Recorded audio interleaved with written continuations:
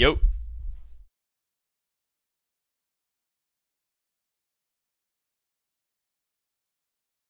Yo. Did I watch Germany World Cup? No, I didn't watch.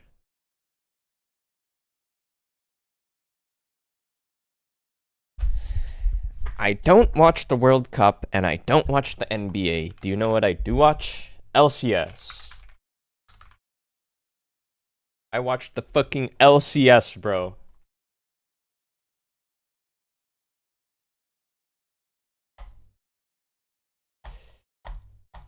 Okay, maybe I'll just play one game of solo queue. Wait, where's my sound?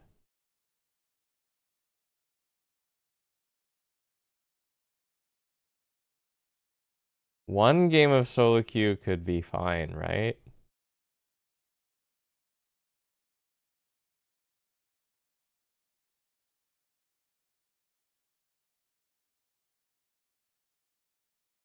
I had a pretty bad gaming experience last night. I want a summer book series. Check out Dungeon Crawler Carl. You into that, man? I just started reading the Game of Thrones. Chat, have you heard of Game of Thrones?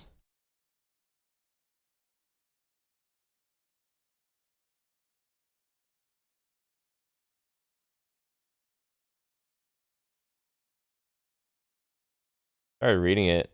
Not too much gaming going on. Surprising lack of gaming in Game of Thrones.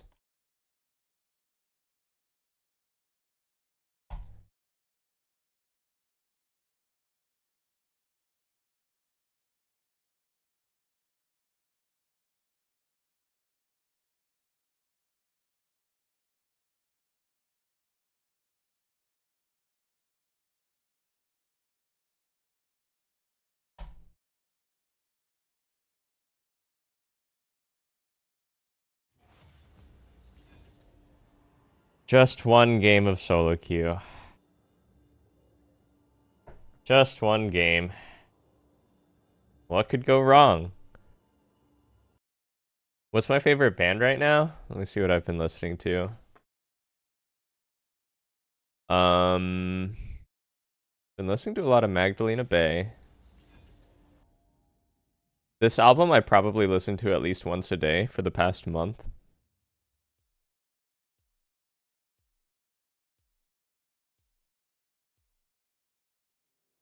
What else? I just made this playlist of stuff I've been listening to.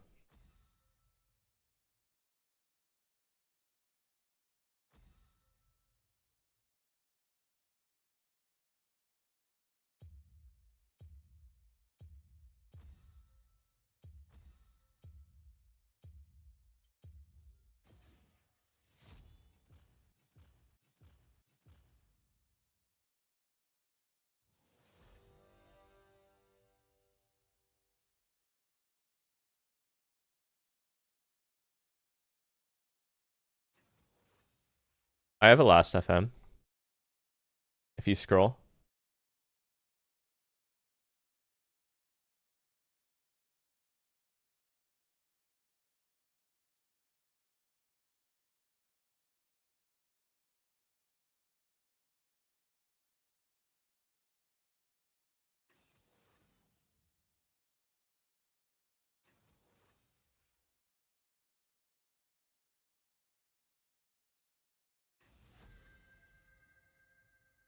Wind shitters. Fear the assassin with no master.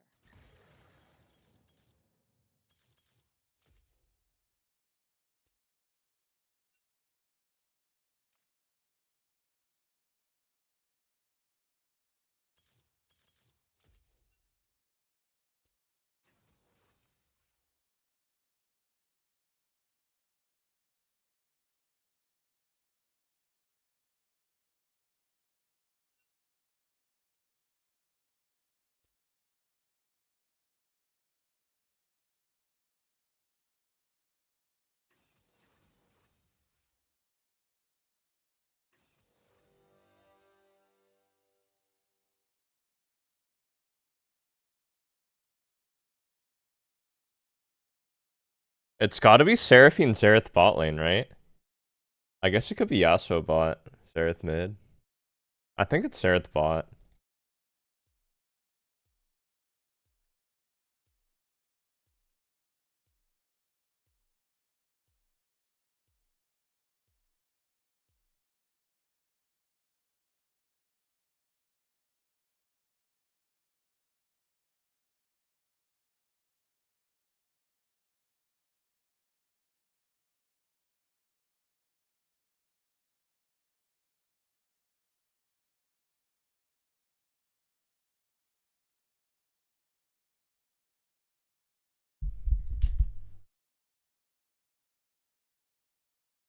Dude, I started listening to like Knocked Loose the other day. I'm kind of into it. Are these guys metal? I feel like I've never gotten a hardcore. I feel like I've never really listened to hardcore or punk before.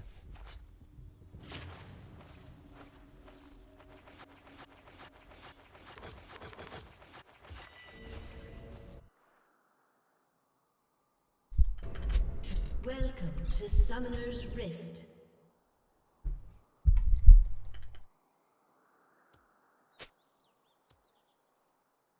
Minions have spawned.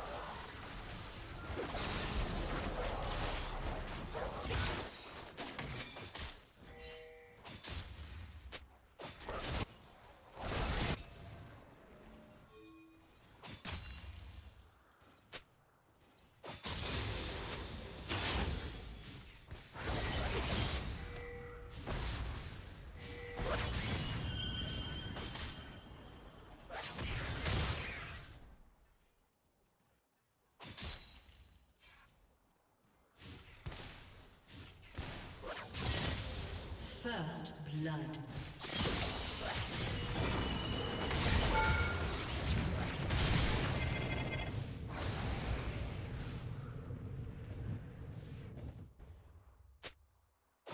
What the fuck? He dodged my Q by Eing through me.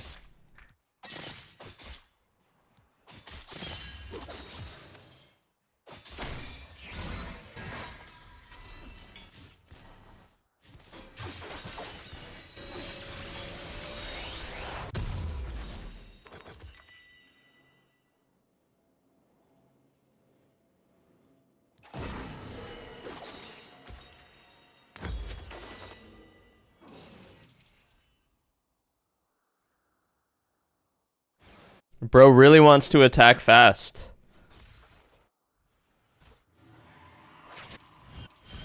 An ally has been slain. An enemy has been slain. Enemy double kill.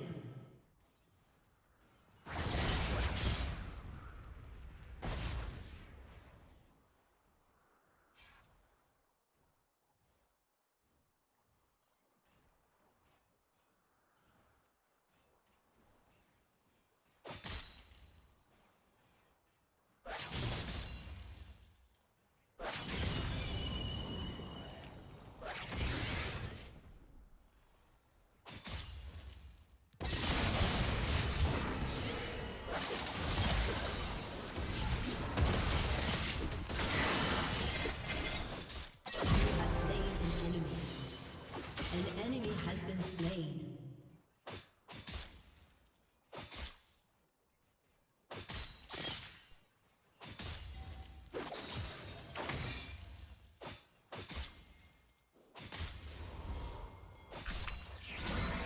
Thank you, Alistar. Oh, don't cancel my base, man. That would be so not cool. Wow, what a nice guy.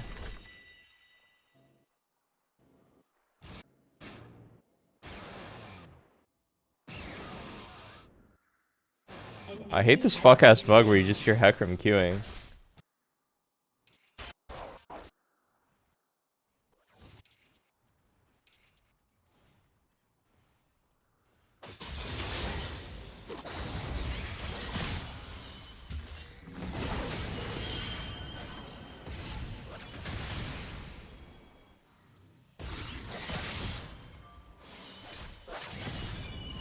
Yasuo's such an annoying champ, bro. I think League was a better game without champs like Yasuo. These fucking ADD crackhead Osu playing 500 APM champs. Maybe that was when it all started to go downhill.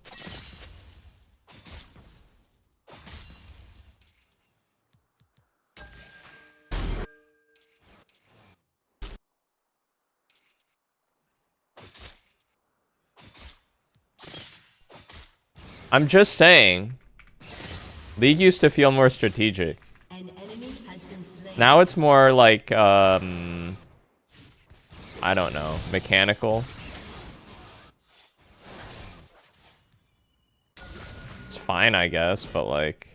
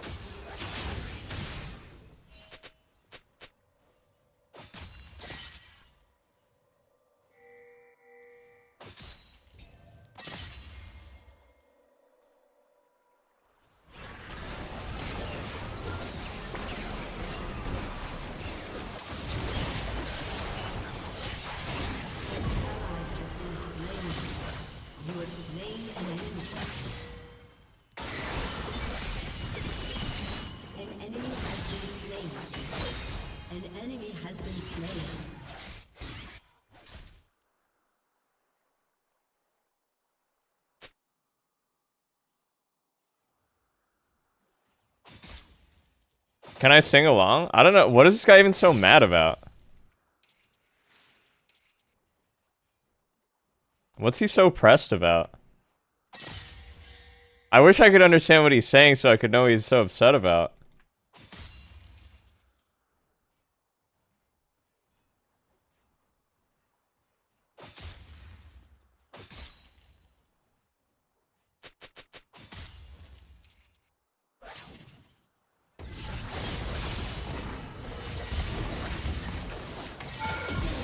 I fucked him. Shut down.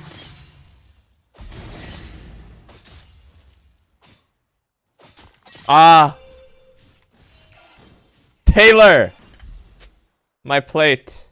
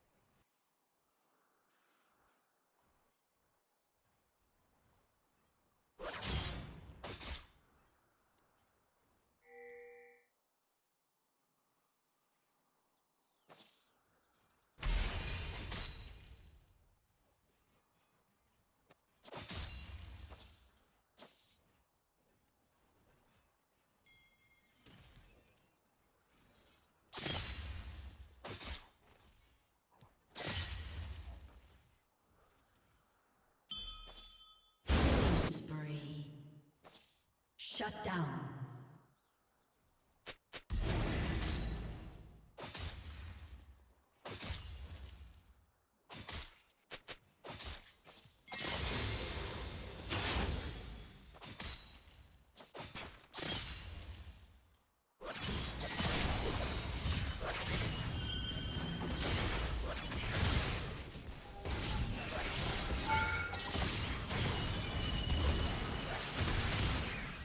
What? Why don't you combo him?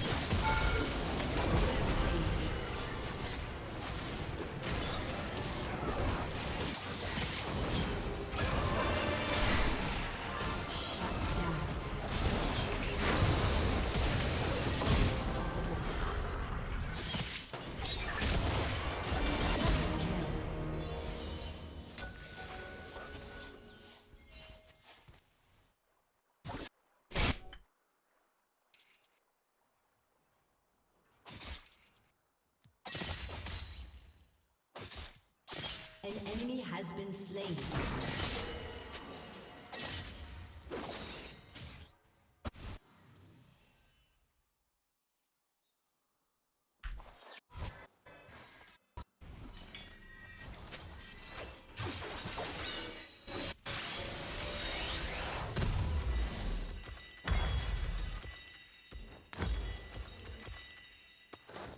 Fuck it. Saw my D-ring. We ball.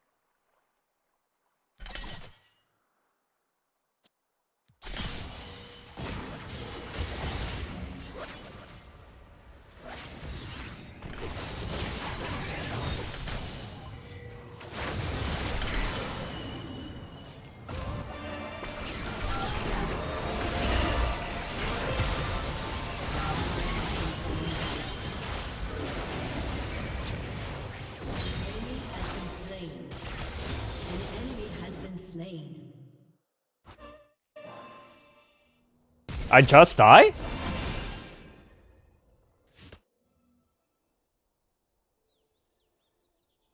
Killing spree.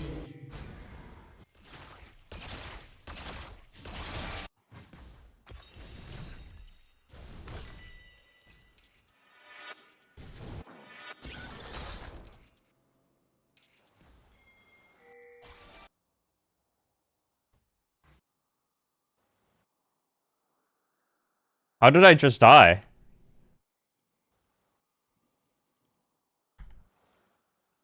Your team has destroyed a turret. Your team has destroyed a turret.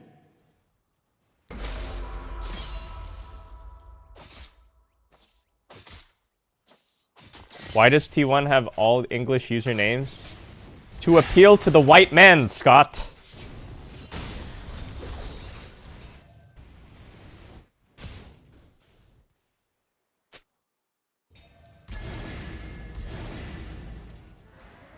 Dude, this Hecarim is riding my nuts. What?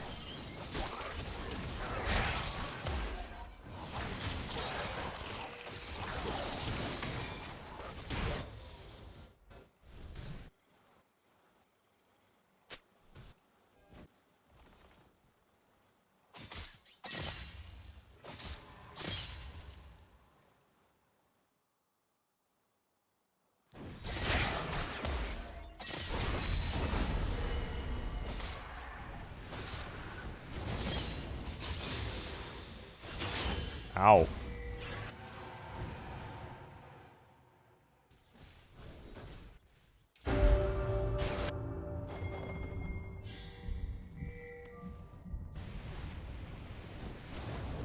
An ally has been slain. Shut down.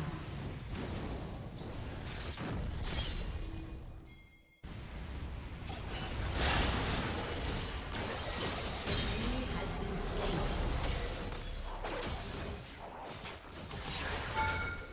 Hey, you fucking resummoned your dog, so I started tanking.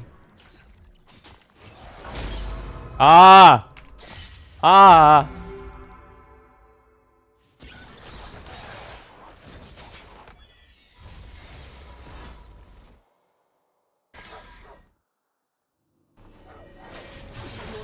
Has destroyed a turret.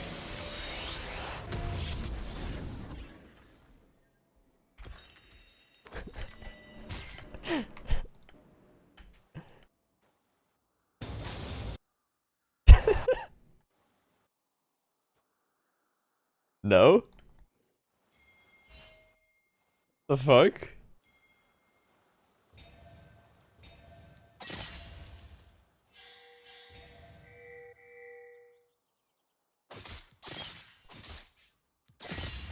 What kind of creative mind even thinks with that, bro?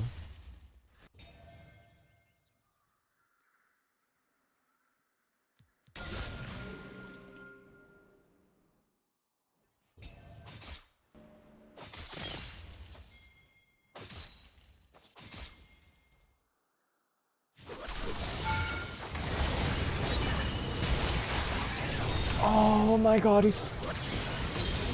Oh, I fucked up. Enemy double kill.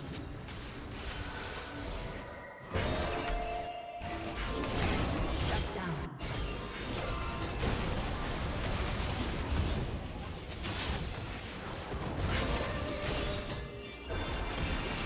Ally has been slain.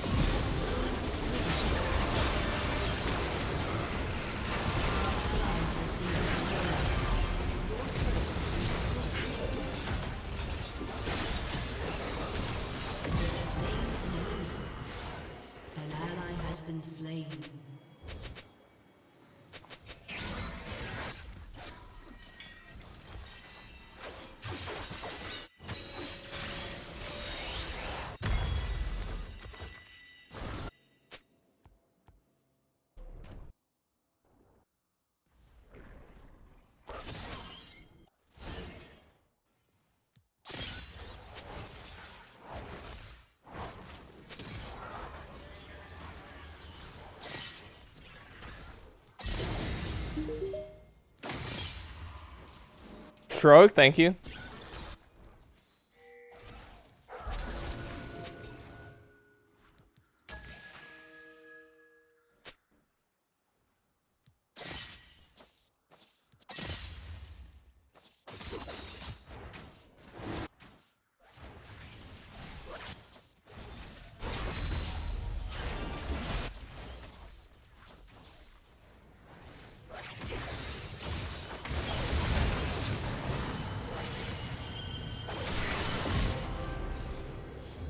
Your turret has been destroyed.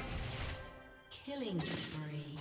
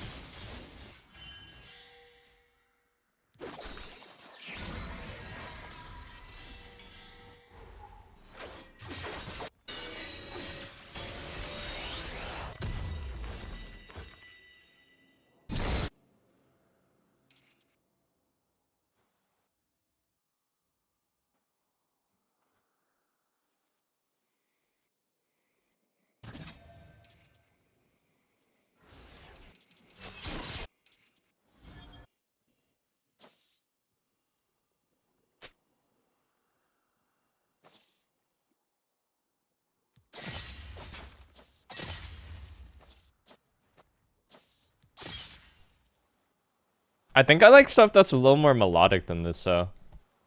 I like the Fall of Troy.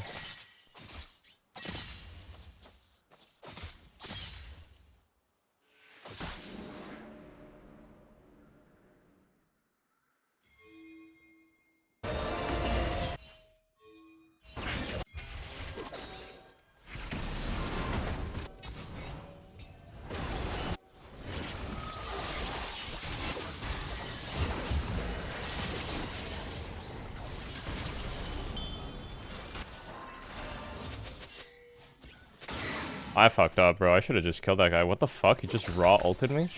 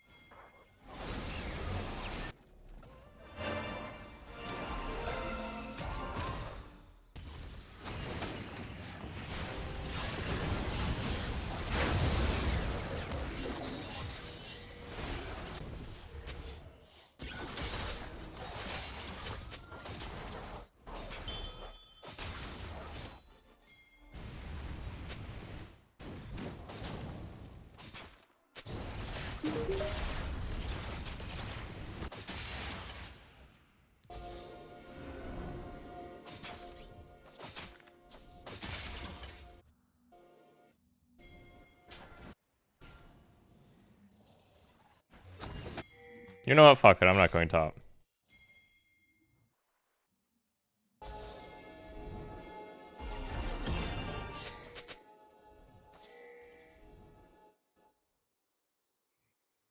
Okay, fine. I'm going top.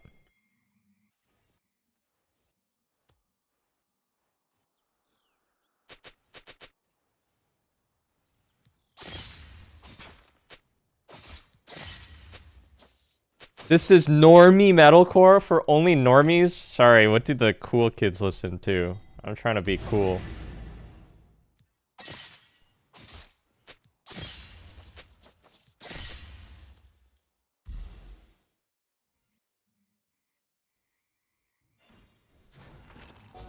Eh? Oh, bad idea.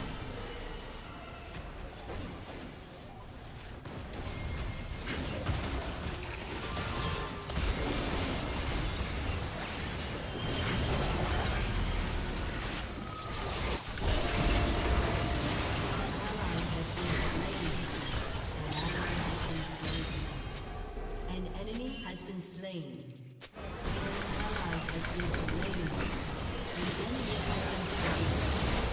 Holy fuck, this guy's tanky.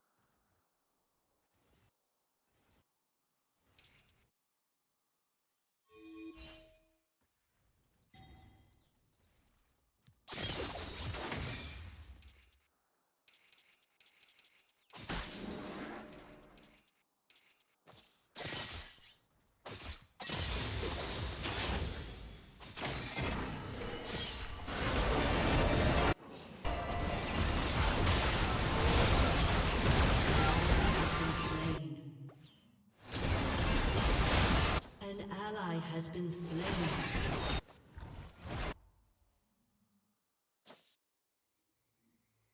Shut down.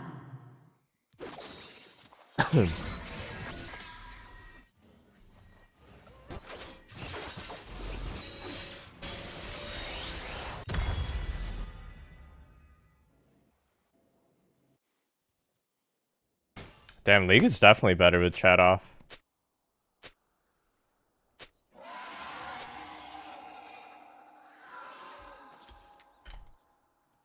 You guys don't say anything useful, they just cry.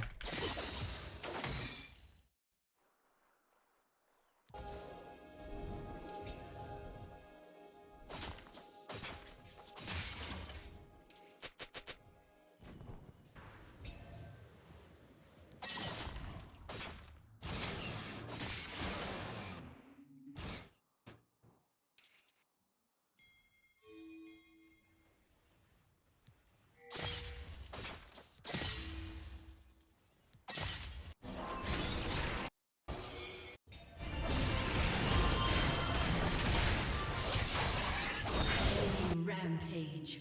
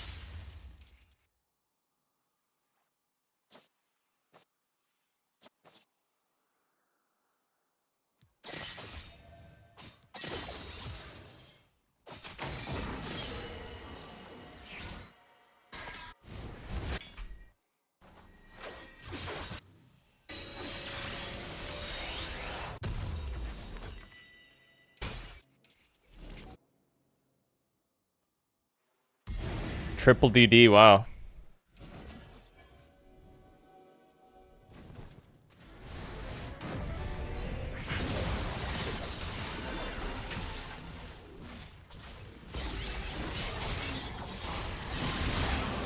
Holy fuck, that Xerath Q dealt 800.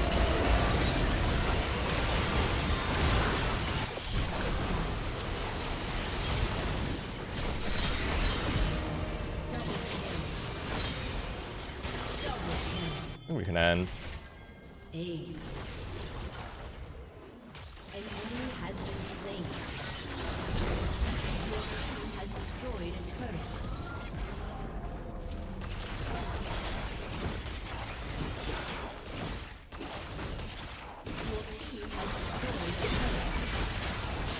Your team has destroyed an inhibitor.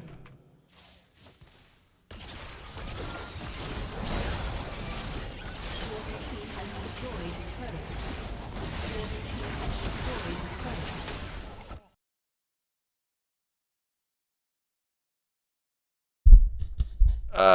GG. So much crying. So much crying. It's exhausting listening to these people cry all game.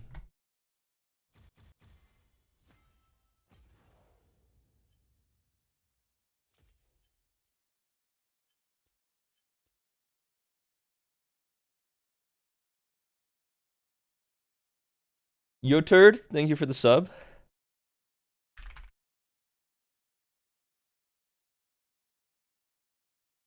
They were not really doing that. Yo, well. it's game time, But yeah? I felt like the way Team Liquid lost was just us playing well in scrims, and the way FlyQuest beat us was like Embedded they're going chaos, thank crazy. you. And we were just like not ready for Wait. for how crazy they were Wait, playing. does it start at 2 today? That's why Oh, it's not My live. Lol. teammates I talked to. Crazy, this guy was dominating the whole season. I think also something that I found in the stats.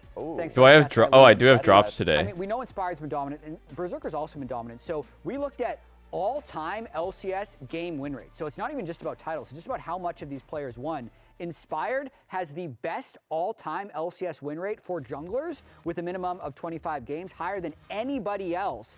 And some pretty cool Best things show jungle up win on rates? as well as it goes All-time best win rate jungler? The odd Oh one. my god. Mateos, famous Raz, your boy co-streamer closer. on My boy Twitch closer. now. He's making history out here. Wait, how is Rush at 53.2% among like the highest win rates? Not just in terms Is that real? Wow, Mossy was up there. Are these like cherry The picked? dominance lately of, the AD carries to play with Inspired, actually. Where am I? I'm not a fucking jungler or a bot laner, dumbass.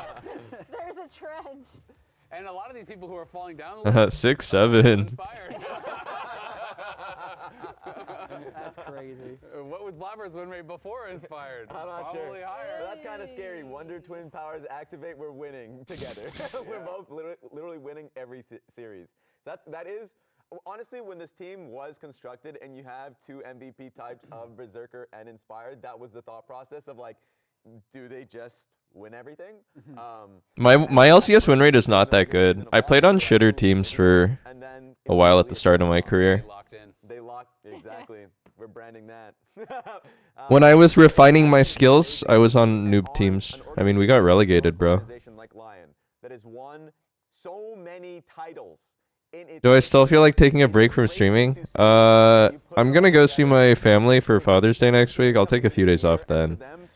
I don't know. Solo queue fucking sucks, so I don't even feel good when I win. How historic it has been for this organization. Every game, I just feel like I'm just like getting through it. You know what I mean? Like I just feel annoyed, and I'm getting through it. Into the region and like didn't have like an amazing year last year, and a lot of it was like, oh, like there are visa problems, this, that. There were so many frustrations. Like usually, my teammates in solo queue make me not want to win the game.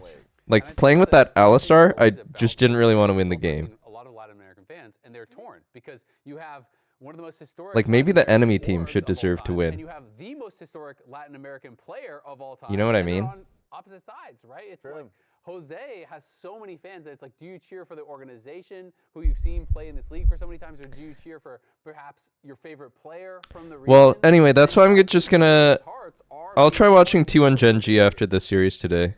That might be too much viewing for one day. I don't know, but I'm gonna try it.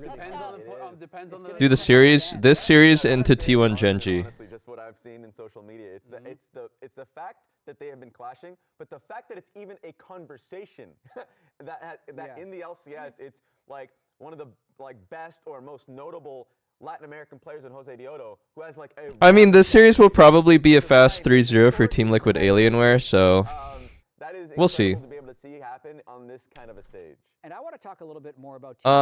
Yeah, I think I possibly do need to. It's weird. I have been playing less solo queue overall anyway. Like, I was looking at my hours streamed for previous years. It's hard to believe I could just sit there and grind out like 50 hours a week of solo queue every week. I genuinely had like back to back like over 200-hour months, and I'm just playing solo queue the whole time. And I've been streaming a lot less recently, I think, or not as much, like 140 hours a month, 150.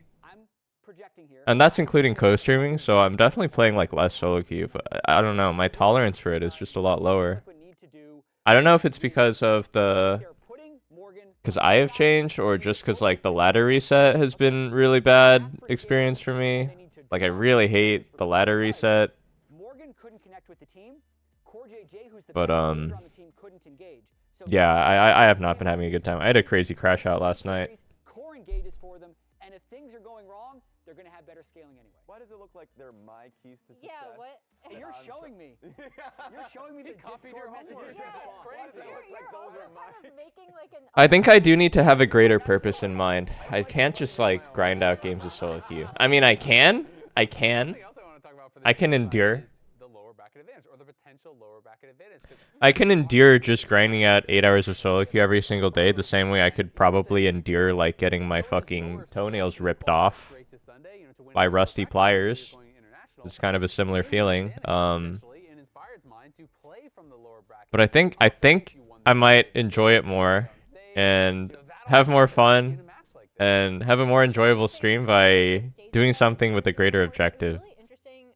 TL released this thing on their Twitter of Spawn and Steve talking to the team beforehand and about like, you're gonna feel this way, you're gonna feel that way, just like rein it in. And then Spawn's pep talk is amazing. So if you haven't watched it, you should go watch it. But I do think there is an advantage to having momentum, especially A man must have a quest. Yes. So dominant. A man must have a quest. All of the effort you were putting in throughout this lower bracket run paid off, and now you're in finals. You say all this now. Why are you staring at me? You say all this now. Then I don't know. Yeah, I don't know. It's been a really weird year. So I said TL 3-2. I think it's gonna be really close. It's been a weird fucking year, dudes. So usually when two teams meet in the upper Been a very bracket, strange it's year. really, really close. I almost always pick the opposite team to win, because I think what happens is the lower bracket really hones the way you want to play. As we've already talked about, TL really figured out, I think, a formula of success that works for them. And I think, again, it's going to be really close. I'm going towards the TL side just because of the improvements. I'm gonna feed my dogs. I'll be right back. Quid's performance has been absolutely amazing. Yeah, I mean, if we look at the last, let's say, 16 days of games, Team Liquid's won 3 best-of-5s. Some of these signs and heads are incredible. Oh yeah, that is a good shirt right there. That's a good shirt. That's a good shirt right there. Team Liquid You are being- looking handsome. Team Liquid being 9-1 and LYON only having the 3 games against Cloud9, I'd be totally with you, Emily, for the things that we've seen and how that leads to victory. But the thing with Inspired, and why I said I was not going to predict against him until he loses, is he simplifies games in high-pressure situations, which for a team like Team Liquid, who's had a hard time pulling things together, makes him give the slight edge to LYON. But like on paper, as we've been saying all year, Team Liquid would be favored, but in reality, LYON has Inspired. I mean, you have the checklist, and it's all the things TL has to do to be able to win, right? And there's 4 of them. Yeah. LYON has to do one thing: listen to Inspire. And I think that's a pretty easy checklist to follow. This guy, as much as I feel like this version of TL would have beaten the version of LYON we saw when they played in the upper bracket, Inspired always seems to have the next evolution, the next plan, the next idea. He always seems to be that one step ahead here in the LCS. Pepper, just trust him leave to do it. again here today. Add a kiss. Okay. When they are like backs against the wall, I don't like their drafts. They seem to play well regardless of that and adapt within games. And then that, where you're like, okay, you hear the voice of Inspired, but who's Inspired's weapon? It's Berserker. Berserker has just been so good in big moments, especially that MF game, where so many of those fights were looking bad, and then it was just ended with shock and awe. And I think that if you have great comms, which they do, sometimes spicy comms because they're willing to hear it and understand each other and the flame that they're sending toward each other. Am I streaming LCS finals? Yeah, bro. What do you mean? What do you mean am I streaming it? I'm literally doing it right now. Look at my screen. What do you mean am I streaming it? Look at my title. That can carry you home. What? Absolutely. We can see we're very close to the beginning of the LCS Am I? Spring Split Grand Finals. We know Where's all my fans in the crowd? How come no one's holding up a Pobe sign? Will he be able to make it 7 of 12, or will Team Liquid be able to Hello? Anybody? lower bracket run? Not one fucking guy? Unstoppable. Jose has had a career split. Core JJ has been an Not one guy? Azale, what are you looking forward to? I mean, it's just going to be an incredible series. All of us, though we have 3 on the side of Lion, all of us are predicting 5 games. I really think it could be anyone's series. It is all up to the players who steps up. You're here for me? This moment's here. It is Online. the LCS That's true. Spring Finals starting now. Oh, they're not showing the fan signs on purpose. Oh, they're doing it on purpose to keep it focused on like the LCS players.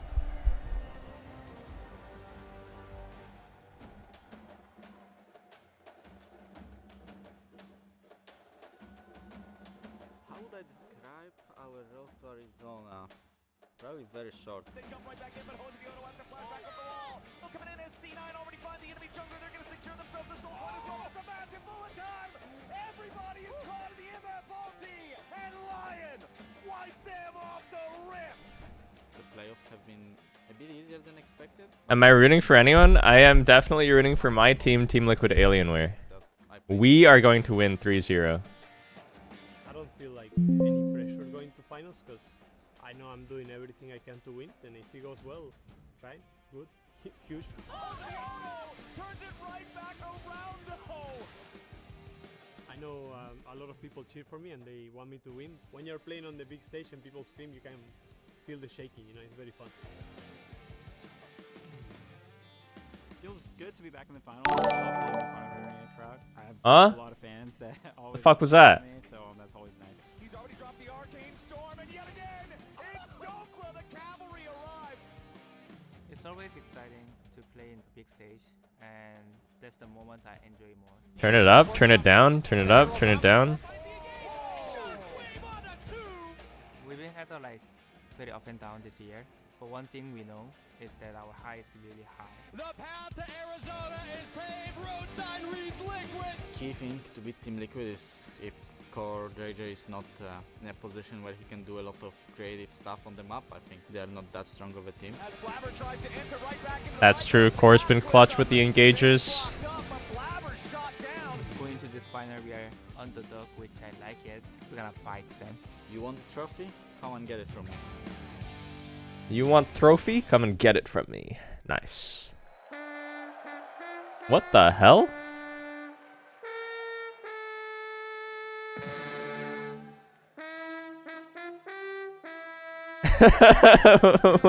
They got a marching rate. Dude, it must be like 110 degrees outside. Imagine the sweat. Hello, ASU! And welcome back to college, where the top class of the LCS are ready to take stage for the final exams. Arena, please join me in welcoming your grand finalists. It's the LCS song, dude. Team Liquid Alienware! Holy shit! In the top lane, Morgan! He ripped that shit in half. Jose Deodo! In the mid lane, Quinn! And AD carry, Yon! And in support, Core JJ!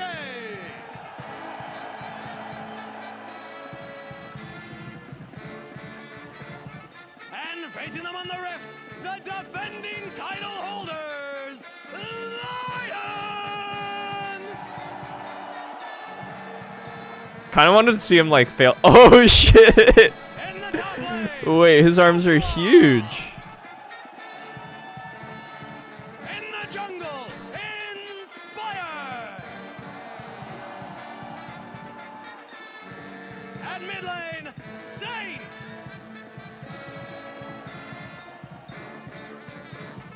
At any carry, Berserker! And in support, IO! Inspired didn't high five anybody? Dude, that's what I'm saying. I don't want your fucking germs all over my hands. Teams entered Arizona this weekend. 2 teams have been chosen to go to MSI. I'll high five you spiritually. Can be crowned your spring split champions. It's final season in Tempe, and there's just one more test for these teams to pass. Give it up one more time for your I would fit. I'm a fist bumper. Team Liquid Alienware and LYON! Hang on, I gotta get my coffee. I'll be right back. Team Liquid, they earned the opportunity to play Lions in the Grand Finals for the title here in the Mullet Arena. Inspired, I think he's winning too much, so I will make sure we will win today. Honestly, I'm not worried about Inspired. I mean, Jose is gonna, you know, take him down. Is there anything that unique? I don't know, we just win.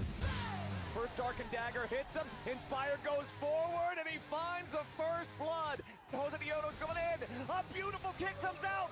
Team Liquid goes in for the round one, but they want even more. The minion wave is going to give him the opportunity to recast the slice and dice. And there it is. Ruthless Predator sets it up. Goodness gracious, how audacious. Dokla still alive. Mazu in some trouble. Blackboard decimating smash bomb. Isles lands the shot. More flanking. Lands the engage there onto Masu. The carry's down. Safe to the back line. And Team Liquid has already lost. Triple kill for Saint on the Yone. Massive fake sealed. Quid just cut them to ribbons. The safety, no flash on the Victor, still not punished. The calling's enough to kill Cryogen. Team Liquid continue forward. Berserker just got 3, and they will earn their spot in the finals to compete for the LCS Spring Split Championship.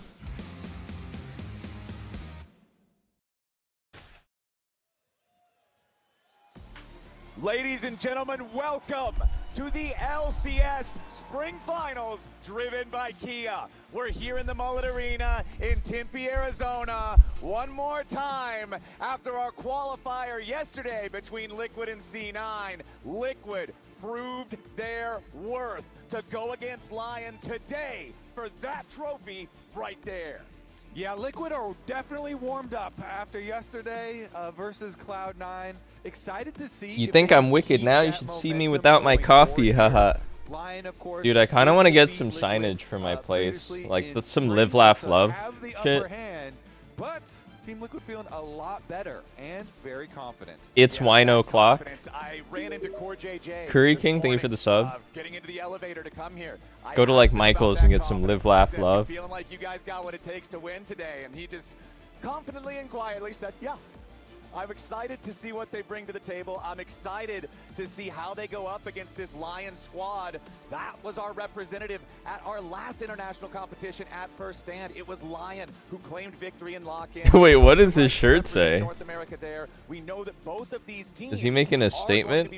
North America at What does it say though? There's a pretty big difference between first seed and second. Very, very different, especially with T1 being in the play-ins now. Yeah, that's probably the biggest difference of all. RGB lighting, neon signage. So not only are you fighting for the trophy, you're fighting for the chance to have that better position once you do go to Korea here in only a few short weeks. But all of that can be talked about in the future, because right now it's all about the best of 5 in front of us today. All right, let's. I do want to decorate my place more. Here.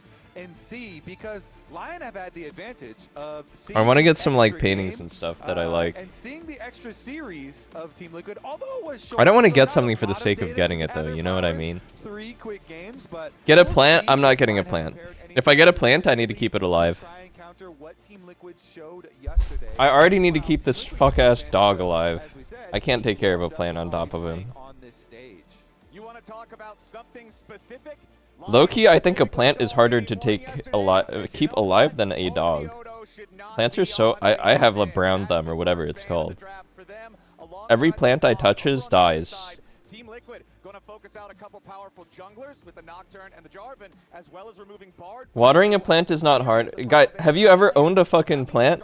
It needs the right amount of sun. It needs a little bit of sun, not too much sun. Direct sunlight, indirect sunlight, water, how much? Oh, did you overwater it? Guess I'll fucking die. Oh, did you underwater me? Guess I'll still fucking die. Team Liquid used yesterday, because you know Team Liquid invested time in prepping that Lee Sin and that Rakan. Yeah. Both of these things, the Rakan and the Lee Sin, used in game number 1 by Team Liquid to great effect. As Dokla is playing to the crowd, Pets do give direct feedback. Like if Atticus is really hungry, he'll just start pawing me. I'll be like, oh yeah, I'll feed you, bro.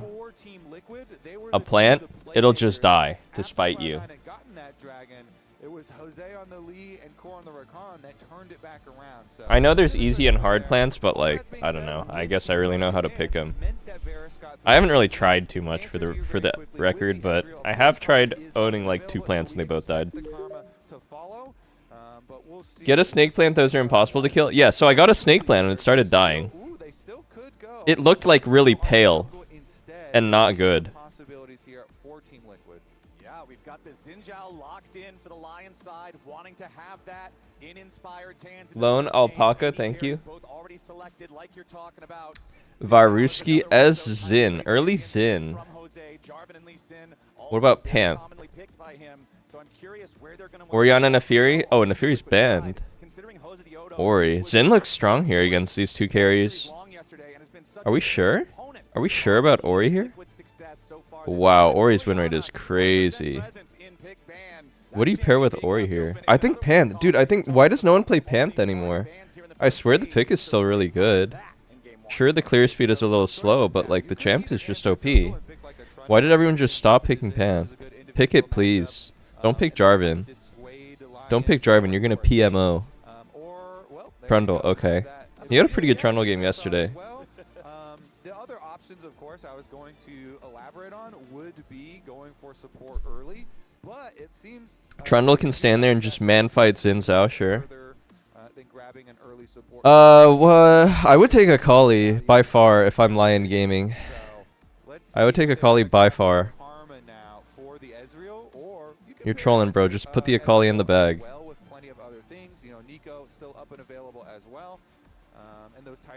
This is a takeaway from Quid as well for the entire series. I think it would have been better for... I swear it would have been better for TL to pick Akali mid. Because it's good for Xin Zhao too. I don't know. Akali kind of surfs all over all these champs, I feel. I mean, I guess Varus can be good versus Akali if the Varus is really good. If the Varus is really good, like you can ulti Akali mid animation of her R or whatever, and then just pump her while she's rooted.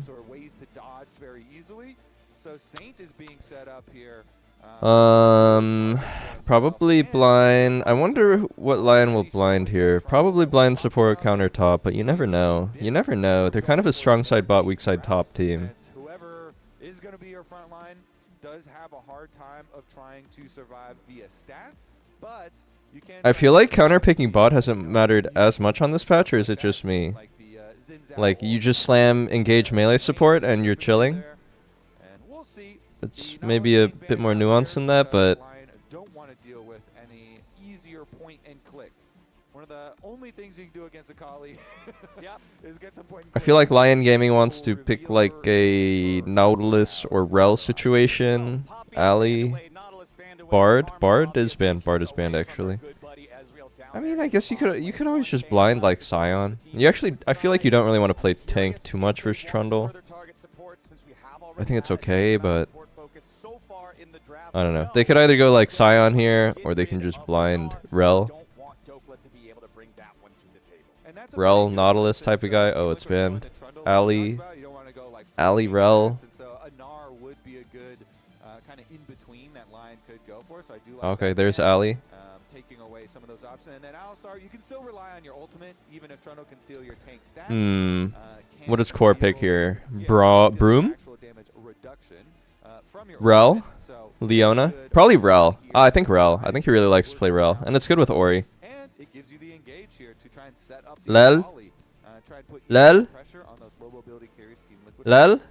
All right, TL, what's the answer going to be to the Alistar? We know that this champion is not particularly a power. Lel Lenecton. Generally early on, you're going to have to Oh, sit Nico. in that lane, but Nico is the exact opposite. Nico can have a lot of pressure in the lane, especially next Nico, to really? like the Varus. I think Rel would have been better here. Able to play this bottom side 2v2 from a position of strength. Rel, you can tie up Xin Akali. I feel like when I play Akali, at least, I'm pretty chill playing against Nico. Her shit is really easy to dodge. Is Akali? Yeah, just an honest crocodile game, probably. I think Renekton's better here again, but okay. I don't know. I feel like they just made a really easy game for Akali. Neither of these picks really stop Akali. And the rest of the draft is kind of weak to Akali. But we'll see. I mean, if you can find the chance to CC her, it's enough. She fights dirty. Yep, she fights dirty. Dokla Zaheen? Anivia, maybe? Dokla likes Anivia. Oh, Chen. Good answer here. Holy shit, it's an Akali 1v9 draft. With the Shen, because it gives Akali a dive. It's actually an Akali 1v9 draft. Into other tanks, into Scion, as long as you can get your Q past. Who's stopping Akali? Who's stopping Akali from going 10-0 this game? It's like the freest Akali game. Plus, the block zone is also very good if Trundle ganks you. Can deal with the bite as well. So Dokla, I feel like the backline is just way too exposed. weak side rolls as well as with I'm really not liking the Scion or the Nico here. I really think they should have went Renekton and Rel. And it's kind of like what you were talking about. IMHO. I feel like Shen Akali can just bypass all these units and just dive back. And I feel that Xin is pretty resilient versus these double ranged carries as well. I feel like Xin is really strong against like the sort of immobile positional carries like Ori and Varus. Because he pops ulti and then the carries like can't get closer, they'll die, and so they need to stand far away and then they deal 0. So I think Lion's draft is better here. Ads? Oh shit, yes, I need to run ads. Important thing to try and get a good individual matchup for jungle matchup into Inspired, so that you can try and put some pressure there. We'll see if the Trundle does try and play off. I would say specifically bottom lane would be a good place for Jose to play off of. If the Trundle can play off of the... How do the drops work? I think you watch for... Let me read it. Go for some invades on Inspired and put Inspired under a little bit of pressure. What'd they say about it? Let's see. Stabilize the Lion shot calling process or take away. Riot will be dropping capsule and emotes on LCS co-stream channels. 30-minute watch time for an emote, 2-hour watch time for a glorious champion capsule. The less effective early sustain item compared to the shield, but scales so much better. Just gives you the extra health, the extra resistances. And looking down here in the bottom side, nobody's going to try to do anything super crazy early. Again, Ariori. Really I just see Ariori. considering Alistar's early I think Touch. Touch is kind of nice for perma tracking her in Shroud. They're getting some harassment down while they're doing Surge would be really nice for safety. I personally don't think Ori can bully the lane hard enough for Ari to be worth it. So I don't love the Ari choice from Quid. This is TL versus Lion in 2026. The series score has favored Lion 3-0 over TL, but the game score 8-4 means that these haven't just been sweeps. These haven't just been stomps favoring Lion. TL has been competitive, but they haven't solved the equation yet. Yeah, exactly. This one has been fairly close, and that's why I think it's important to examine the game score and the individual. Both jungles pathing bot. Top will probably just be a snooze fest. So let's see if they can actually come out ahead this time around. Logfather Chipotle guy, thank you. Yesterday it was quick, but on this. Really worried about the Akali this game. For Berserker and Isles, now that Alistair has access to I the just combo, don't. being level 2, It's so easy for this Akali to just take over the game in this draft. If she gets one kill, I mean, if she takes an inch, she's gonna go a mile. But with the bottom pushing here for Berserker and Isles, feels pretty confident. Yesterday was a down payment on fun. We had to get the 3-0 done so that we could have the 3-2 one way or the other. I really don't like the Nico. I really don't like the Nico. And I hope that these teams Nico's gonna ulti and then what? You can't wombo anybody. I love it. The early call for Silver Scrapes were calling for They're way too safe in the back. 40 seconds into game one. I am, Kobe. We had to I guess you could try to peel with Nico ult this game. I don't know. Wait. Makes his way down into the bottom lane, chasing after Berserker, who tries to get all the way out. Does make enough distance. Okay. They got his flash. Surviving the gank there, but I think Core misplayed here. I think if he E-flashes before he gets headbutted away, flash the headbutt maybe? to try to make it happen. Exactly. Or something? Summoner spells can be Do something different? as I think that was a easily as mischance. defensively used ones. But I do Xin kinda Zhao's like wrapping around bot now. Hang on. the- Xin Zhao's wrapping around bot. Nico no flash. down there. Inspired Does he did know? Look for a wraparound, but because Easily, they thank you. already started their recalls and backed off here for Does the he know? side, no point in investing extra time because you do need to get back in time for your second clear, your respawn for those Krugs. And so he's going to go for the recall, full reset up to the top side here. Both of them with the exact same. I think a problem too with this top matchup is even if Sion gets ahead, which he should in this matchup, Early on with your ruby crystals and long swords. the enemy draft is so good at just bypassing Sion. I think Sion is actually... Well, Sion's always unkillable no matter what, which is really valuable against comps that need to get through Sion, but Shen Akali is a duo that can sort of just bypass Sion and dive backline every time. So no matter how strong Sion is this game, you can just kind of ignore him, I feel like. But he does have a pretty decent lead already. It's really all about if Akali will get Go ahead or big not. doke, LaFlex Leon fighting go big dokes. Dangerous situation for Quid. Yep. When you get access to that Akali June Lover, thank you. definitely have to feel the threat of the all-in. Looking for that. Busio had Nico versus Yo-Yo Akali and used it to mark Akali on flanks in team fights really well. Yeah, it's like they can both be really good. Nico has 4 seconds of CC versus Akali, but her ulti is very telegraphed.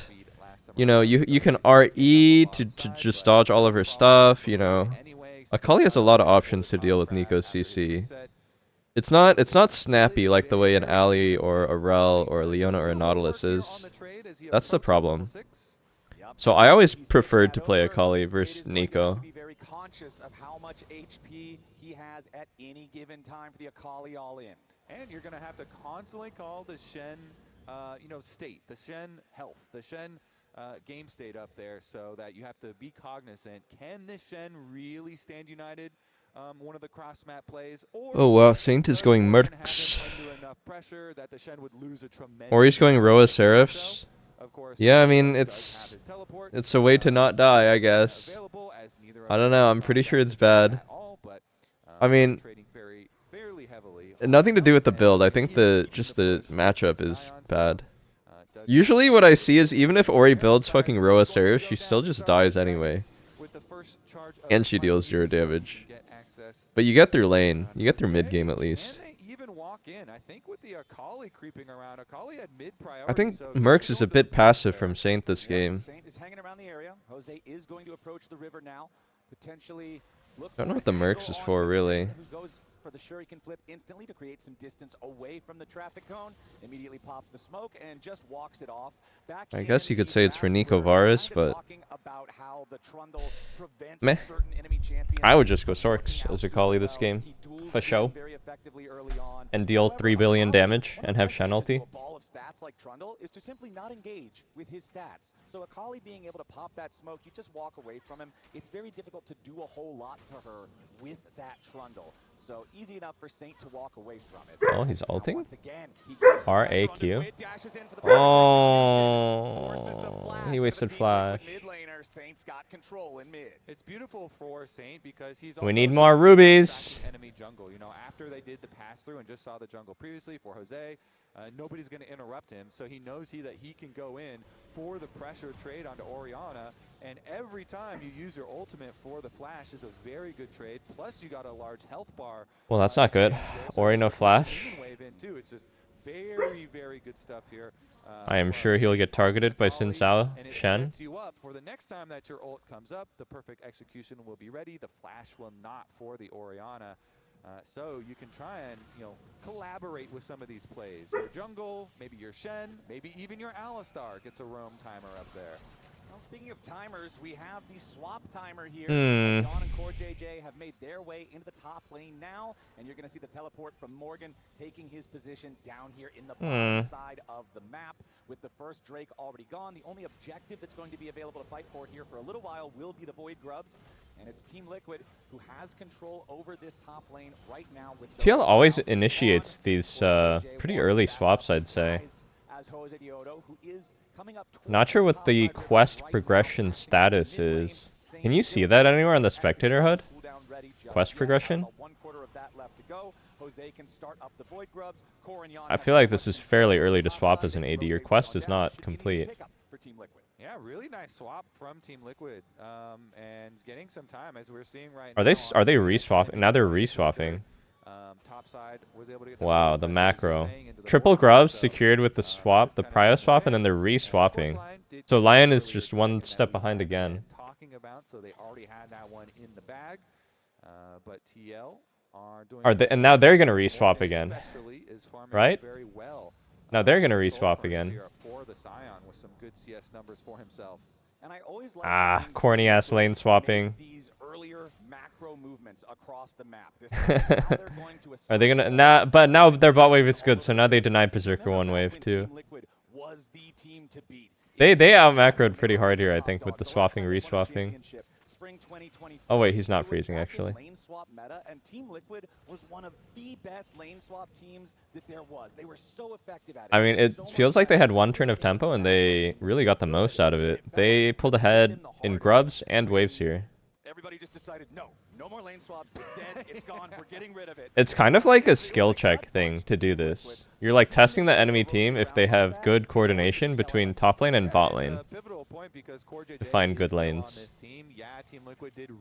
As a mid laner, this sort of game situation was always very upsetting to me while I was playing pro. Like, if you're just watching your team get ran around in circles, swapping and reswapping constantly in side lane, and you're just sitting there mid lane like, what the fuck, guys? Huge veteran of the league, of course, which is in stark comparison to Isles in this series, in this matchup.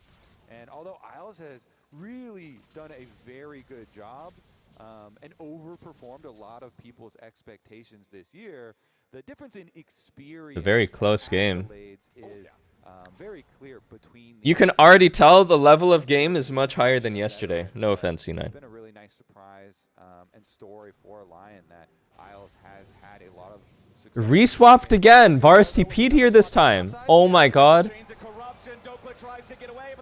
That was a nasty play.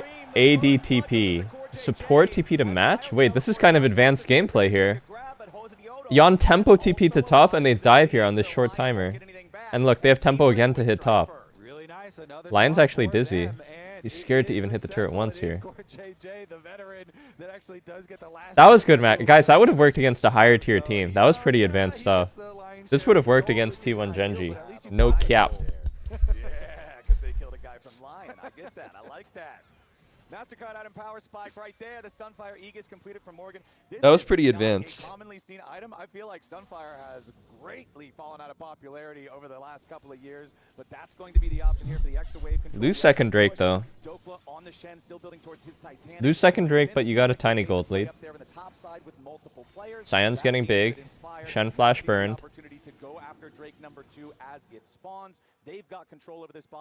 I think when you play against Shen, you kind of need to play in this way where you starve out the Shen. Obviously, it's so hard to play on the other side if Shen can just press R. The problem is that Shen is honestly a pretty resilient weak-sider. So to find a play like that is really huge. Now at this point, if he ulties away from a wave to join with ult or something, then he really falls behind. And you really want Shen to be in like a starved out state. Like a Shen that is even is just like kind of fucked up and OP. But a Shen that's behind should kind of be like the default for Shen. Okay, here there's the channel. Nice flash. Nice ult. Nice flash from Quid. Look, Sion. Look at Shen. Look at Sion. He gets out. Yes, it costs him that summoner spell, but that's Stand United off the table now, and Yon and Core JJ are going to use the opportunity to Sometimes all you have to do is survive. Nice survive by Quid. I think his flash had just come up. From Quid, right as the Shen arrives, you know Shen is going to go for that taunt immediately upon arrival. So he flashes it, creates the distance, he survives again.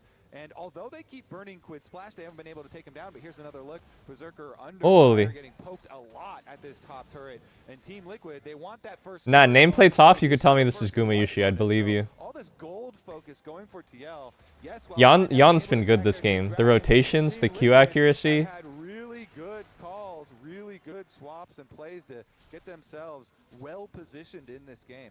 They have got a lot of money right now. Core JJ up 1,000, Morgan up 1,000, Yon up 500. The only gold advantage for the Lion side is Inspired. And remember, when we were looking at what Miles was talking about at the start of the day, I mean, TL kept it very tight and controlled. 0-0-0 Akali is exactly what you want heading into third Drake.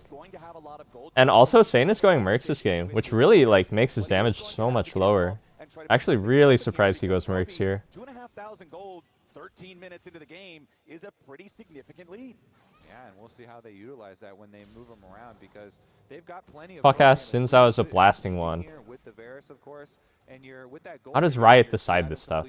Make Xin Zhao AP. Proto belt here for Core JJ makes the Nico an intense. Bro has Titanic Hydra blasting wand. Alistar is usually a really so good goofy. answer, though, and that's why they've drafted it with the headbutt. If you can try and mark that Nico, find Core JJ, who is usually very sneaky and hard to. This actually is Meteos' League of Legends. Then Alistar is usually a very good answer. He's this the bouncer. Like, how do they decide it? This patch, let's give Annie some AD ratios. Okay. Oh shit, Annie's ghostblading at me.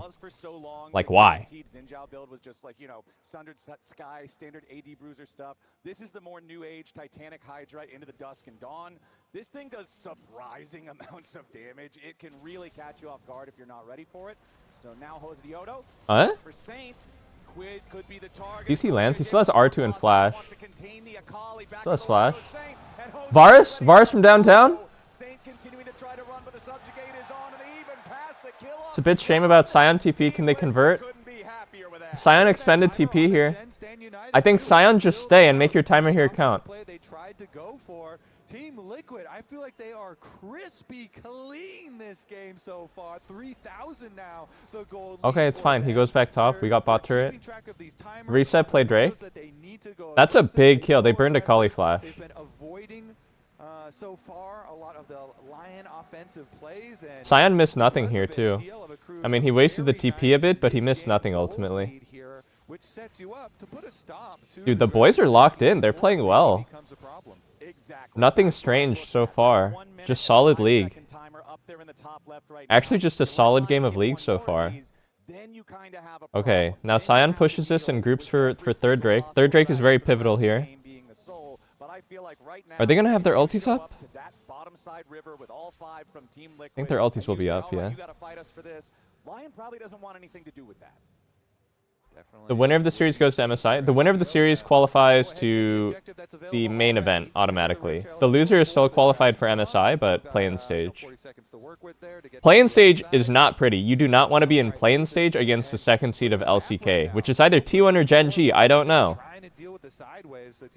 You don't want to be in play-in stage and have to be T1 and GenG for a spot in the event. That would be unfortunate. Akali is about to get up to that bottom side turret. But TL have already made the call. They send Morgan down here. It's fine. I know who won. But I don't know anything about the series. I'm going to watch it after this game. But we'll see if this Akali can find effect in the team. Dude, you guys are so helpful. I said I don't know who won T1 GenG, and you guys immediately started chiming in who would. Thank you. I didn't know. There was no way for me to learn that information. Oriana now does have the flash back and available. They're going to use the Herald mid first for mid priority flowers. It's a good checklist here for Team Liquid. Again, going straight by the numbers. Shen, though, has pushed in topside and getting turret plate, so doing some work up there. Hang on, Sion. Look at Ali. Look at Ali. Ali's in. Ali's in. Ali walked past. Zone the Zin. Zone the Zin. Zin no R. Oh, okay. He died to Akali in the back. Hang on. Hang on. He got the Drake. Damn, Akali found the flank. Yeah, they had to expend so many numbers here to mark Zin from getting close to the pit. The Jose Deodo died. But not bad. Get the Drake. Zin no flash. They used every ulti there. This is very free to just push here. Oh, TP from Akali. Ultless Akali, though. No ulti Akali. No ulti Akali, by the way. Oh? Oh! That's a big kill. Nah, I mean, it feels so bad to recall at TP in and just insta-die. That's 0 econ on the map for a while. That's 0 econ. That's a bad tempo death. Why did he TP in like that when he has no ulti, though? Alone. Okay, let's look at the fight here. TL is trying to keep out Zin, and then Lion recognizes they just need to try and kill Trundle before he finishes Drake. He gets the Drake before he dies. It is what it is. See, Nico can't really peel this. We're going to try and peel here. We use our flash to exit. CoreJJ used everything to try and peel. Yon's been on fire this game. He's nailing so many Qs. What is this Akali doing? What the fuck? What a waste. So you know where he is, and they pull off the shot. Nice. Nice. Good job. Is that E-Rob? Who is that, man? Very effective versus Akali. So they get the damage from CoreJJ. They get the It's that gigantic Quid, face. And then Yon lands the snipe as well for himself. Oh, is that Jinxie? So even though they do drop one person, do the assassination with the double ninja, they still are able to keep their eyes on the prize and keep the gold lead around that 3,000 mark. And speaking of the prize, remember that Quid was the prize player of the offseason, right? When you were looking at everybody going into 2026, everybody was 2 core on the Zin. so many different rumors back and forth. Wow, this Zin is really just ahead. It's farmed. It wasn't quite living up to the hype, this performance, this expectation. But now, since we've got Dude, full clearing is so OP. You know, recently I did like a guess the rank thing with Team Liquid, where like you would ask the guy questions and then he has to tell you, and then you guess what rank he is, and then he tells you the rank after. I was asking questions to a jungler and he was just saying like, yeah, I just like full clear 10 times in a row. I was like, holy shit, this guy's challenger. He told me he was silver at the end. But really, that's just high level jungling. Look at Inspired. He just full cleared 10 times in a row. He's up over a full level. All 3 outer turrets from Lion. Lion have yet to claim a single structure. And they're kind of creeping around on the top side. Both teams thinking about this allocation. It doesn't make sense that you can just full clear your camp so many times and be this ahead. It don't make sense, man. Nice TP from Quid. This looks free. Sion has TP to defend topside as well. Dude, I mean, the macro is insane. The usage of TP and the swaps this game have been crazy. It's like a real tiki-taka style of football, you know what I mean? I don't even know if what I said makes sense, but I don't know. It feels that way to me. You know? There to grab the kill. All the meanwhile, they also get the push in mid, so 2 lanes get pushed out here for TL. Another very good call from them. Good play for them. Yeah, they dropped the top tower, but getting turret play. Now, you guys know about the triangle? For Quid, also quite nice. The triangle system? Quite rich. The entire You pass in a triangle? It's like that. Very healthy leads for themselves. Yeah, 2-0-1 on that Varus. They just keep passing in a fucking triangle. One of these immobile AD carries up against an Akali with a Shen on top, with a Xin Zhao as the enemy jungler. But Yon's done a great job of positioning aggressively enough to have very high farm, to have this super accelerated economy. Tiki Taka is making 10 million small passes to move up the field instead of one big pass. Oh, okay, yeah, that's not what I meant. In this game, in this entire series, actually. Teleports right back out, so they're getting here very quickly. Dragon is only 13 seconds away, so double teleports invested for Team Liquid. They just got fresh. It's triangle strategy. For both Yon and Morgan here. Morgan with the These Varus Qs have been on point the whole game. This guy is making. This is like. This is Poke Varus Deluxe. He looks so OP. Guys, didn't they nerf this, by the way? Didn't they like make a serious concerted effort to nerf Poke Varus out of the meta? They like reworked all of his abilities, or like tuned all his abilities to kill Poke Varus. But it still looks OP. Over there already at the tower, and it's gonna be Quid that they do decide to send over. So don't go out a little bit, but Team Liquid. Hang on, caught. Ulted buddies won. They still have Shen ult, so they don't overcommit, and they're mindful of a Kali flank. That's good. Ali no ult. Chen looks kind of deep in the zone here. He's out. They can continue establishing vision, controlling this area, even though they didn't get a kill. Okay, Team Liquid, Dragon number 2 acquired for themselves. Looking pretty good. Can Lion get a real assassination off on either Quid or Yon? You know, last time around, getting it onto the jungler inside the Dragon pit is one thing, but for a team fight, I mean, Quid is already approaching level 16 very quickly. He just ticked his Rod of Ages over, so he's 15, and look at the I think TL's in such a good position this game. The worry this game was that Akali just takes over mid game and just is 1v9 with Shen ult. But she's in a pretty average spot, I'd say. Doesn't even have Shadow Flame yet. Went Mercs. Can't deal with Sion at all inside, by the way. I think TL's in a very good spot. Let's see here, though. Jose is going for a little bit of a wrap around. Nico is primed to make a pretty big engage here. Wow, Belt, Seekers, and Flash at the ready. But they haven't been able to create quite much for themselves. Who scales better? I think Team Liquid scales better by far. I think if the Xin or Akali is not fed for Lion Gaming, then they do fall off a bit. I mean, it's still close. The game is still clearly within striking distance for them. Pulling Baron here. Does he take any damage from this? Why does he take 0 damage? Wait.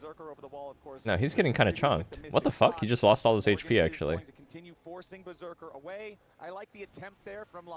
Has red. Ali's in a cheeky spot here. Ali's really trying to find some creative flank here. Jungle prowling around, but doesn't look like he'll find anything here just yet. But no, what I was saying is, it felt like Team Liquid have been the ones making the plays, making the calls, deciding what's going to happen and where, and Lion haven't been able to find any counter punches of their own. Certainly has been the case. See if it continues that way next. DND Shen, it's pretty core, yeah. Lion have some time to lie and wait, look for some of these. Hang on. He didn't see, did he? He sees. This is the most dangerous timing. Akali in side lane with possible Shen ult at the ready. Looks like Team Liquid have it under control. Jose, though, not showing on bottom, but hovering. Dude, doesn't Doran's helm kind of look like Sion's helmet? The Baron available. A play would have to be very quick. They've got teleports ready, though, so they could go for a little something. Can they here. kill? Probably nothing.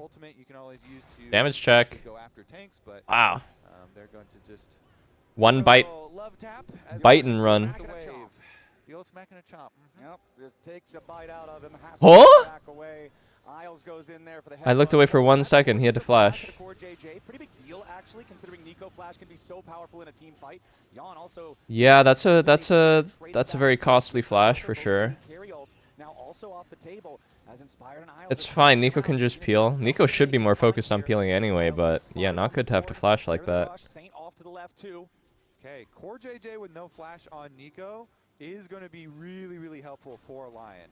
That is a big, big part for the surprise engage that comes from Team Liquid, and Lion at least are keeping. I think this next fight is make or break it for both teams. I think TL will just pull ahead with the lead if they win once time. And if Lion gets the ball rolling, I think Shen and Xin can still 1v9.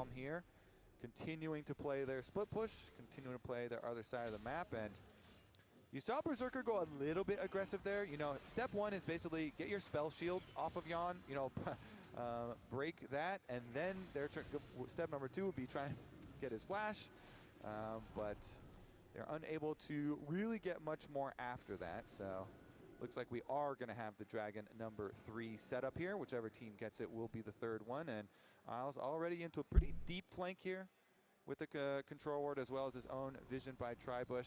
Has some confidence that this is unknown to Team Liquid, but it's not going to be unknown for too long. Let's see, taking away the blast cone at the very least.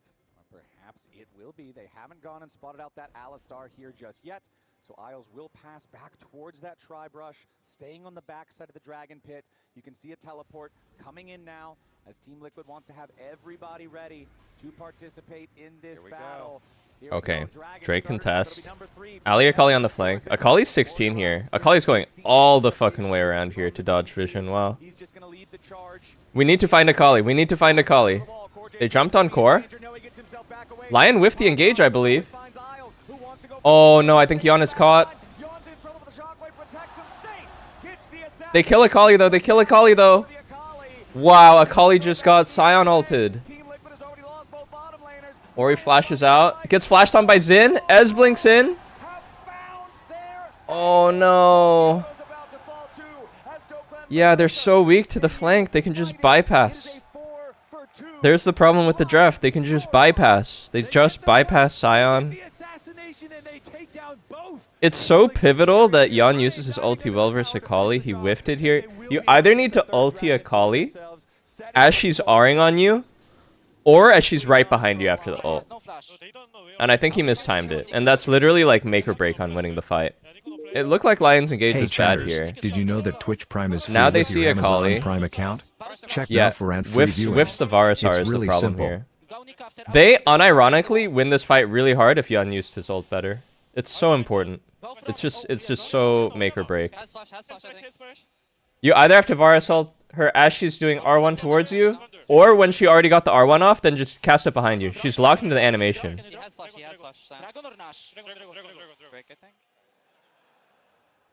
Frustration on the face of Spawn in the Team Liquid coaching room, but you saw as soon as Now suddenly it looks very playable for Lion. Very, very playable. It's those two Dusk Dawn bruisers that I'm talking about topping the damage charts, and when No more scuba. Hang on. They can still scuba. To dive through him, the chains of corruption completely miss, and after that, Varus has no way out. Yeah, Lion are able to get very easy access to the backline, to the Varus and the Orianna here. Nice moves from them. But first, they started by attacking the Nico, the core JJ, as we mentioned, when he had no flash here, and they are targeting and marking that big AoE ultimate, and they force it out with just the Alistar inside of it. It is a huge win for Lion's side. So, you know, good comms and good targeting from them. As we said, got mark that Nico, goes right after him, and then it opens up, so they're able to get a really good flank and pincer movement onto the Varus, and then chaining it into the Orianna. And they don't let up. You see, as soon as they get a little momentum in the team fight there, they're diving under the tower to finish the job, get themselves Dragon number 3. And now it's a little bit more dangerous here for TL, or a lot more dangerous, because neither carry, in addition to dying, they also both don't have flashes now. So have to be very, very careful when they're even farming waves. So I think that, oh boy, hold on, we don't have time to think. Is he just dead? Oh man, this combo's so deadly. Wants to get one back, but there's no way Lion have found the pick on the enemy Orianna, and now with that critical carry down, Baron is up, and Lion control the top side river. Yeah, you have to Is that just Baron? You have no flash here. Low mobility carries, farming side wave, can't even walk through your own jungle because Lion have already infiltrated. They took over the He built full tank and he still just dies. What did I say? What did I say? They have to drop it. They have to drop it. Please don't bleed more deaths here. Please just drop the Baron. Please just give it. Or maybe Gumayushi can steal? Maybe Gumayushi can cook? Varus are used. Okay, problem is Akali ult's coming back up. Oh my god, Akali has ult again. They don't know. They don't know. They don't know. They don't know Akali has ult again. Look at them. Flashes on Varus. Dodges Nico ult completely with RE combo. What did I say? Ay, ay, ay. Ay, ay, ay. Nico cannot peel Akali.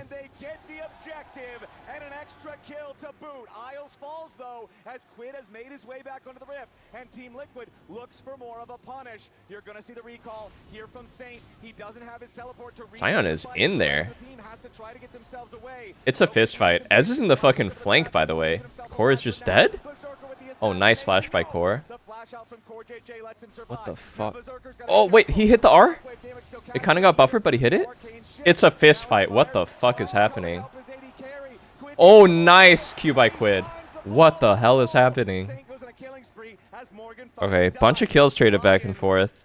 Holy moly, man, what a sequence. Yeah, Team Liquid, they want to chase him down because they want to It's not trending very well for Team Liquid though. It's not looking good. Akali has Zonias and Flash for soul fight. Xin Zhao just hit GA. They need to deal with the Akali. Someone needs to mark this fucking Akali. It's hard, like their champs are not good at it, but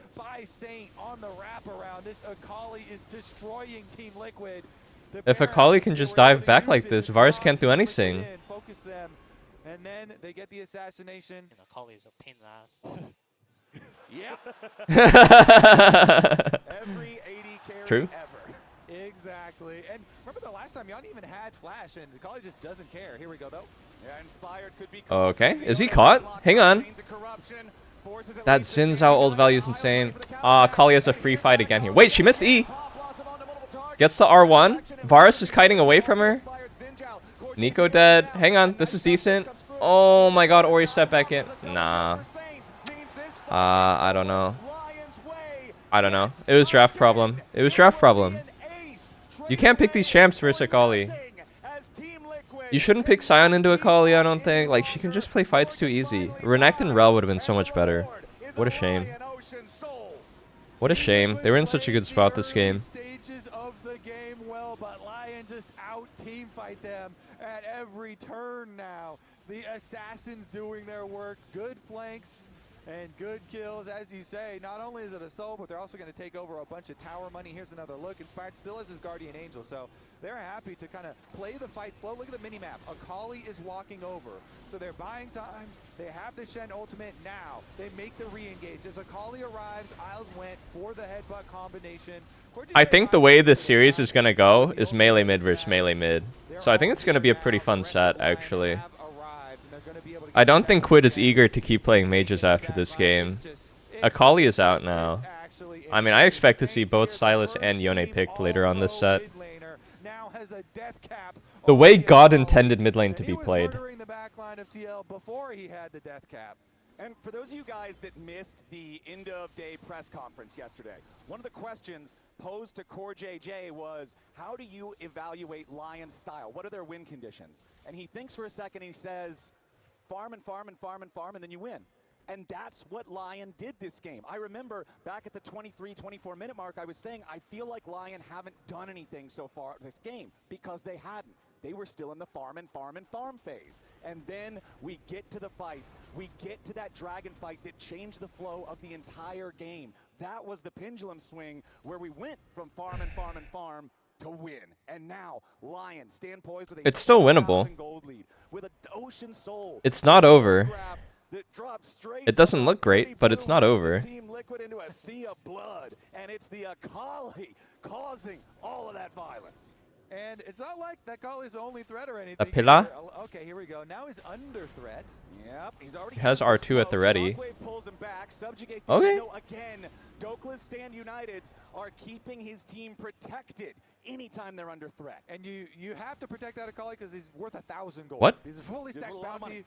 Wait, oh, was that my phone?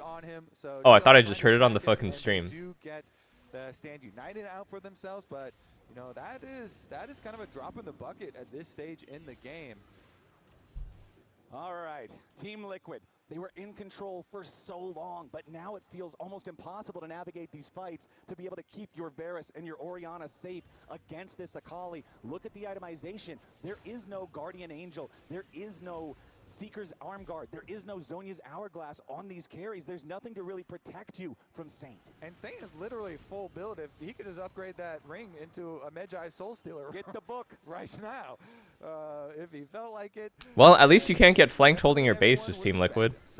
Every fight they lost, Akali is a perfect flank. Easy ways of split pushing. Shen, of course, does not have Stand United, but still has teleport, so no problem for him. And then Saint, of course. I think it might go all the way to Elder.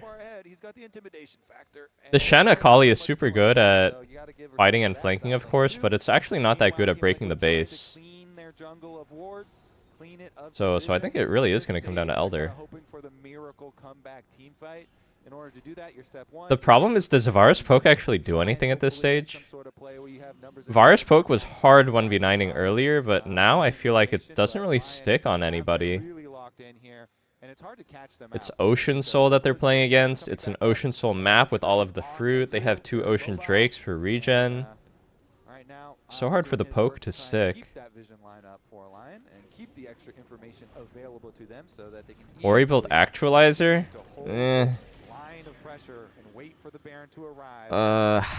I mean, I think it's probably worse than just going Deathcap Void, but like, it's not the worst, I guess. Easy turn here from LYON off of the Baron and right back onto him. You thought he took no damage before Flowers. Well, he's got an Ocean Soul. Okay, let's see if this 5v5 is even playable here. This might be the game right here. Ali has a nice angle here on the flank. Nico's caught. Can they one-shot? They need to one-shot Akali here. They have to one-shot her. They have to one-shot. Guys, you have to one-shot Akali, please. Why didn't Orianna ulti her? She had no Zhonya. You guys have to one-shot her. There's no other way to win. Oh, that was like the one chance. She was Zhonya'd and stuck. She was Zhonya'd and then she was CC'd and stuck. Even if she was in the Shroud, you have to kill her there. Can find a kill, they won't find anything at all. Yeah, LYON are very happy if you trade some cooldowns here and make the fight long. They're just able to get lots of value out of the Ocean Soul. Team Liquid, though, they didn't take much damage at all. So is he stuck? To try and come back and re-engage. Okay, Isles gonna be focused here at the Akali has R. Akali has R. Okay. Akali. She R'd in. Berserker goes forward. Morgan still under a little bit of pressure. Down to about 40% HP now as Inspired jumps in. Finds the knockup with a 3 talent. Is he okay? Goes defensive with a Crescent Guard. He's healing off them. To push forward, but now deciding to pull it off a little bit further. Okay, Drake in 50. Dude, they really need to one-shot. They must one-shot Akali. Damn, is she gonna have Zhonya again? It's coming back up for Elder. Gonna go spend a little bit of money first. Let's see about the setup. Okay, immediately teleporting back out. So Saint going back to base first. God, how is Inspired so perfect? How is he so perfect? He just full cleared fucking 30 times this game and played every fight perfectly. Some sort of miracle happens in this. So fucked up, dude. Some crazy skirmish where the dragon gets low, you can steal it. They still have a very beefy front line, but how did Vulcan win MVP over either of these junglers? I still can't believe it. So he's going to go up to the top side, put that extra pressure. It's going to be answered by Yon, who also has a teleport of his own. All right. Dokla applying that top side pressure as Team Liquid know they can't afford to let this Elder Dragon go. It's probably their last Akali on the flank. Berserker and Look at Akali. Look at Akali on the flank. She's in the bush. Zhonya? Oh my god, he fucked them. Hang on, is Ori out? Oh, I think Orianna's out, but Sion's dead. It looks pretty GG. Saint is actually a demon. He is an absolute demon here on the Akali. Wow, that was pretty nice from Saint. He did E flash. He engaged with E flash there. Honestly, I need to incorporate that into my book of tricks. Holy shit, Varus almost got one tap. Nicely timed. Wow, is he just dead? Oh, barely lives. Nah, I think it's pretty over. Holy fuck, Ez just flashed in. Ah, it's over. GG. Honestly, they played so well. Don't tilt. They played so well the early minutes. I think the draft. I think just blame draft and go next. They didn't have good answer to Akali. I think their 4-5 was really bad versus Akali. If they had better picks, I think they win. Their macro early was so good. Team Liquid. It all came down to that critical dragon fight. Once LYON had their items, once LYON farmed it up, LYON were a problem that Team Liquid couldn't solve. They'll take game 1. I think we should have just taken Akali as well. I mean, Akali is good versus Xin Zhao as well. I don't know why he shied away from taking Akali. He picked Ori, but there was no good synergy with Ori. Another thing I don't understand is if we have Ori, why wouldn't we just take Rel or something like that? Like something that synergizes better with Ori. Ori Nico is not very... It's not it, man. Ori, you want the tanky meatball that's going to go in and just create a big AoE, like Rel. I wish we went Rel. Silly, thank you for 2 months. What support does the best into Akali? Point and click. Nautilus, Leona. Dude, Marksy looks fresh. That's my commissioner. Yeah, I'm having a great time. I'm super excited to have LCS Spring Finals on the road again for the first time since I think 2023. It's been a hot minute since we did Spring Finals on the road. So very, very happy to have such a good crowd to be checking this series out with. The crowd's been fantastic. What are these? Look at the fucking... Is that the Roblox face with Timo? Coming up in the future, is that correct? Yeah, obviously very happy to have this road show. People are always asking when the next one is, and sometimes, you know, we've been a little slow getting it out there. So this time, we finally are actually able to announce it during this finals. Summer Finals, the championship, will actually be in Atlanta at the Gas South Arena on October 3rd and 4th. All right, sounds good. Summer Finals in Atlanta. At the what?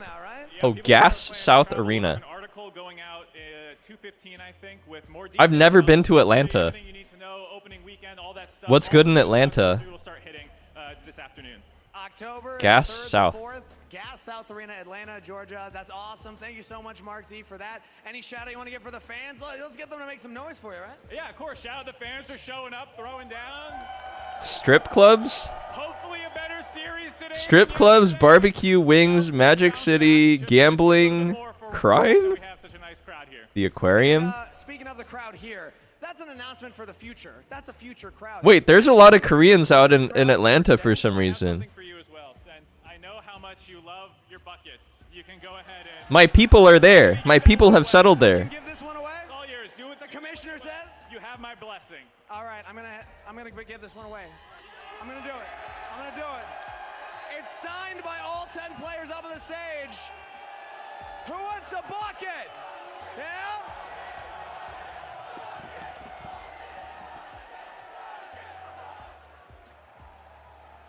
What about over Oh, it's like the song. I got broads in Atlanta. What was that song called again? Panda. to go get snacks? That's all I'm gonna say. What about here on the floor? Anybody on the floor want a bucket? I got broads in Atlanta. Twisting, dope, lean, and the Fanta. Gra. Credit cards and the scammers. Woo! Hitting off licks in the bando. Get. Black Phantom. Woo! White look like a panda. Gra! Going out like I'm Montana. Gra! 100 killers, 100 hammers. Get. Black Phantom. White Panda. Gra! That's it from us in the arena. Back to the lounge. Let's go. What else is good in Atlanta?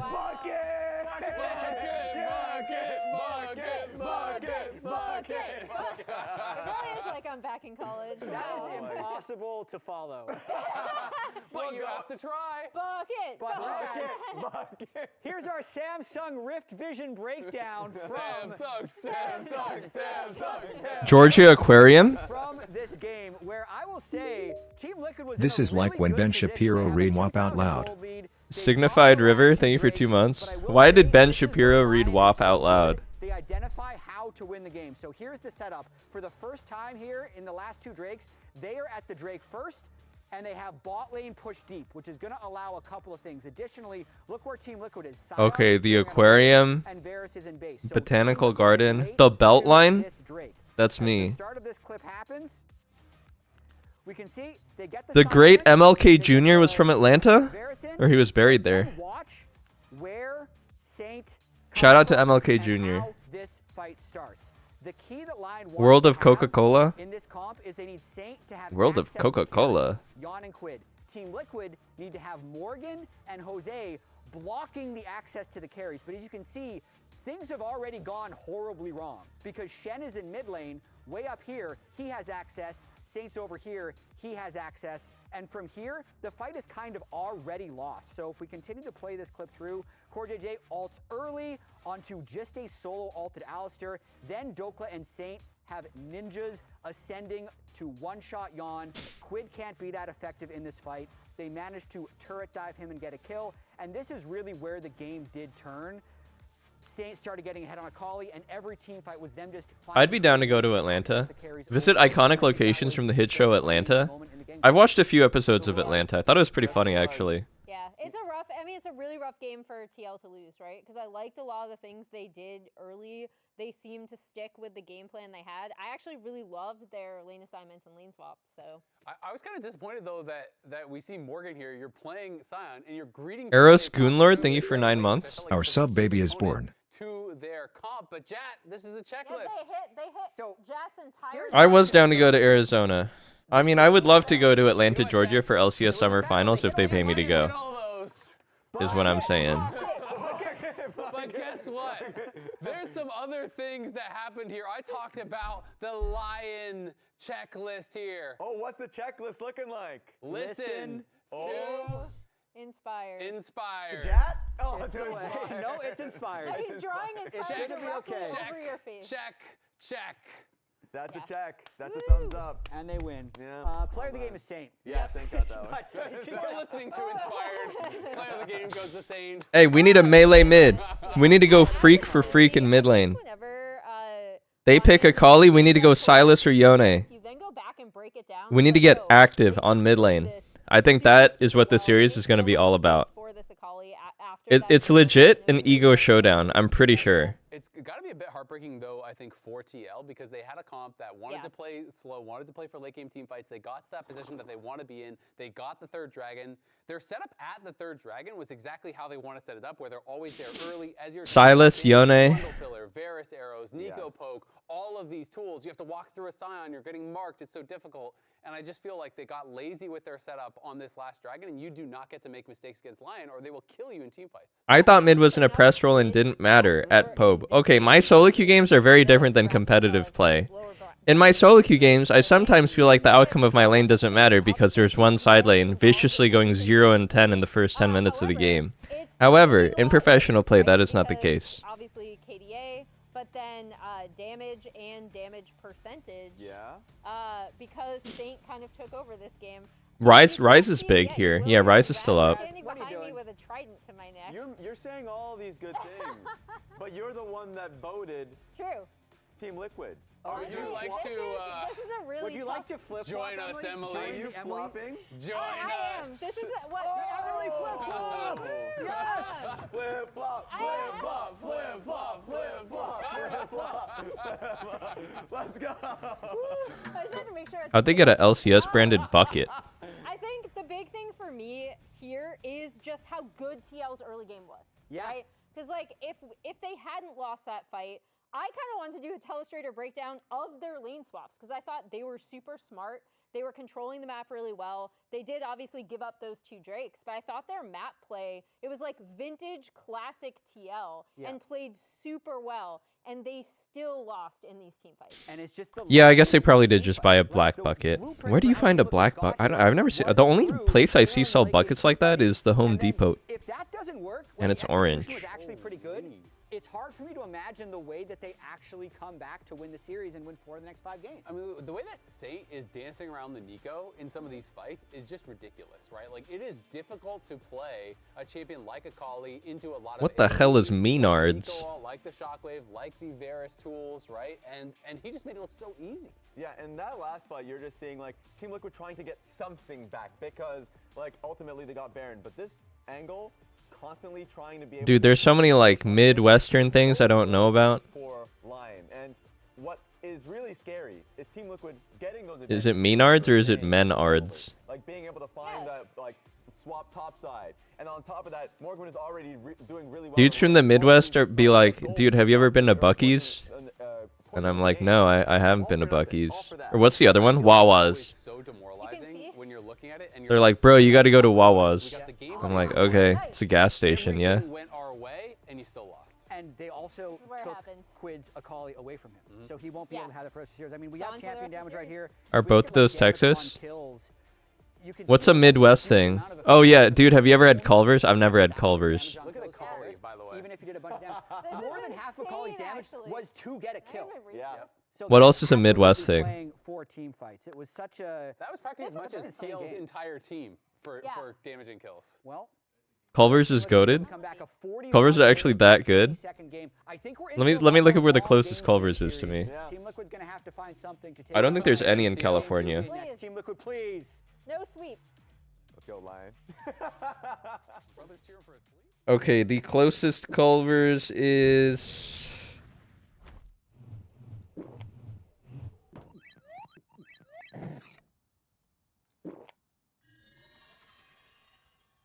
in Arizona, actually, where they are playing LCS Finals right now. Red Bull gives you wings. It looks like they've been expanding westward, but they haven't made it to California yet. They're right on the border, though. 564 miles of range.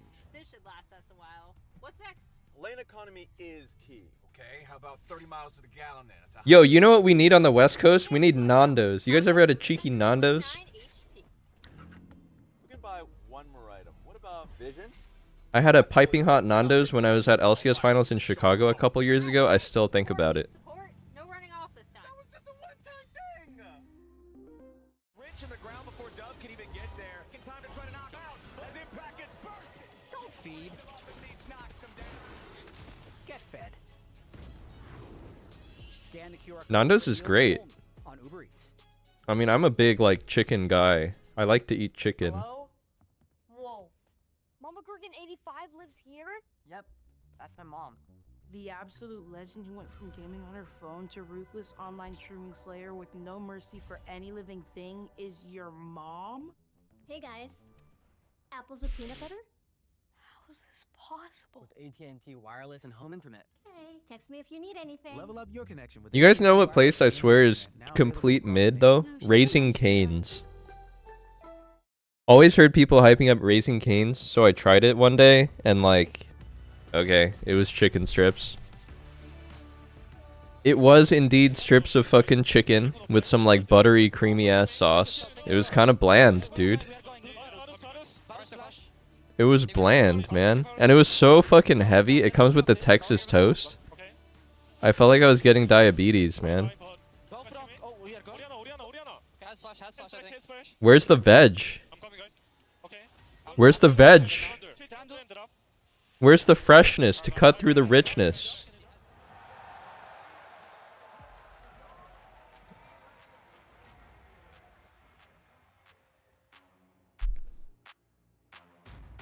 A Caniac combo has more protein than 26 eggs. Let me check this shit up. Raising Cane's nutrition. Do you guys look at the nutrition facts? I'm a big nutrition facts guy. I'm just like curious about it. Okay, a Caniac combo has 90 grams of protein, which is definitely less than 26 eggs.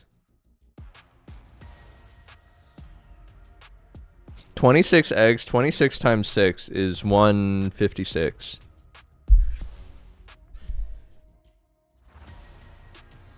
Wait, the kids combo in Louisville is different than the kids combo in Maryland. They're stuffing 190 more calories in Louisville for some reason.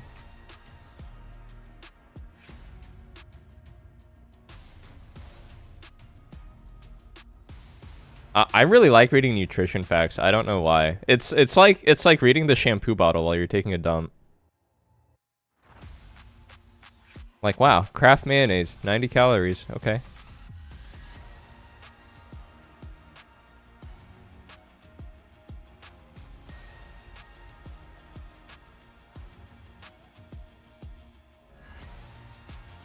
You guys never did that? Like pre-phone? I'm talking pre-phone era. Pre-smartphone era.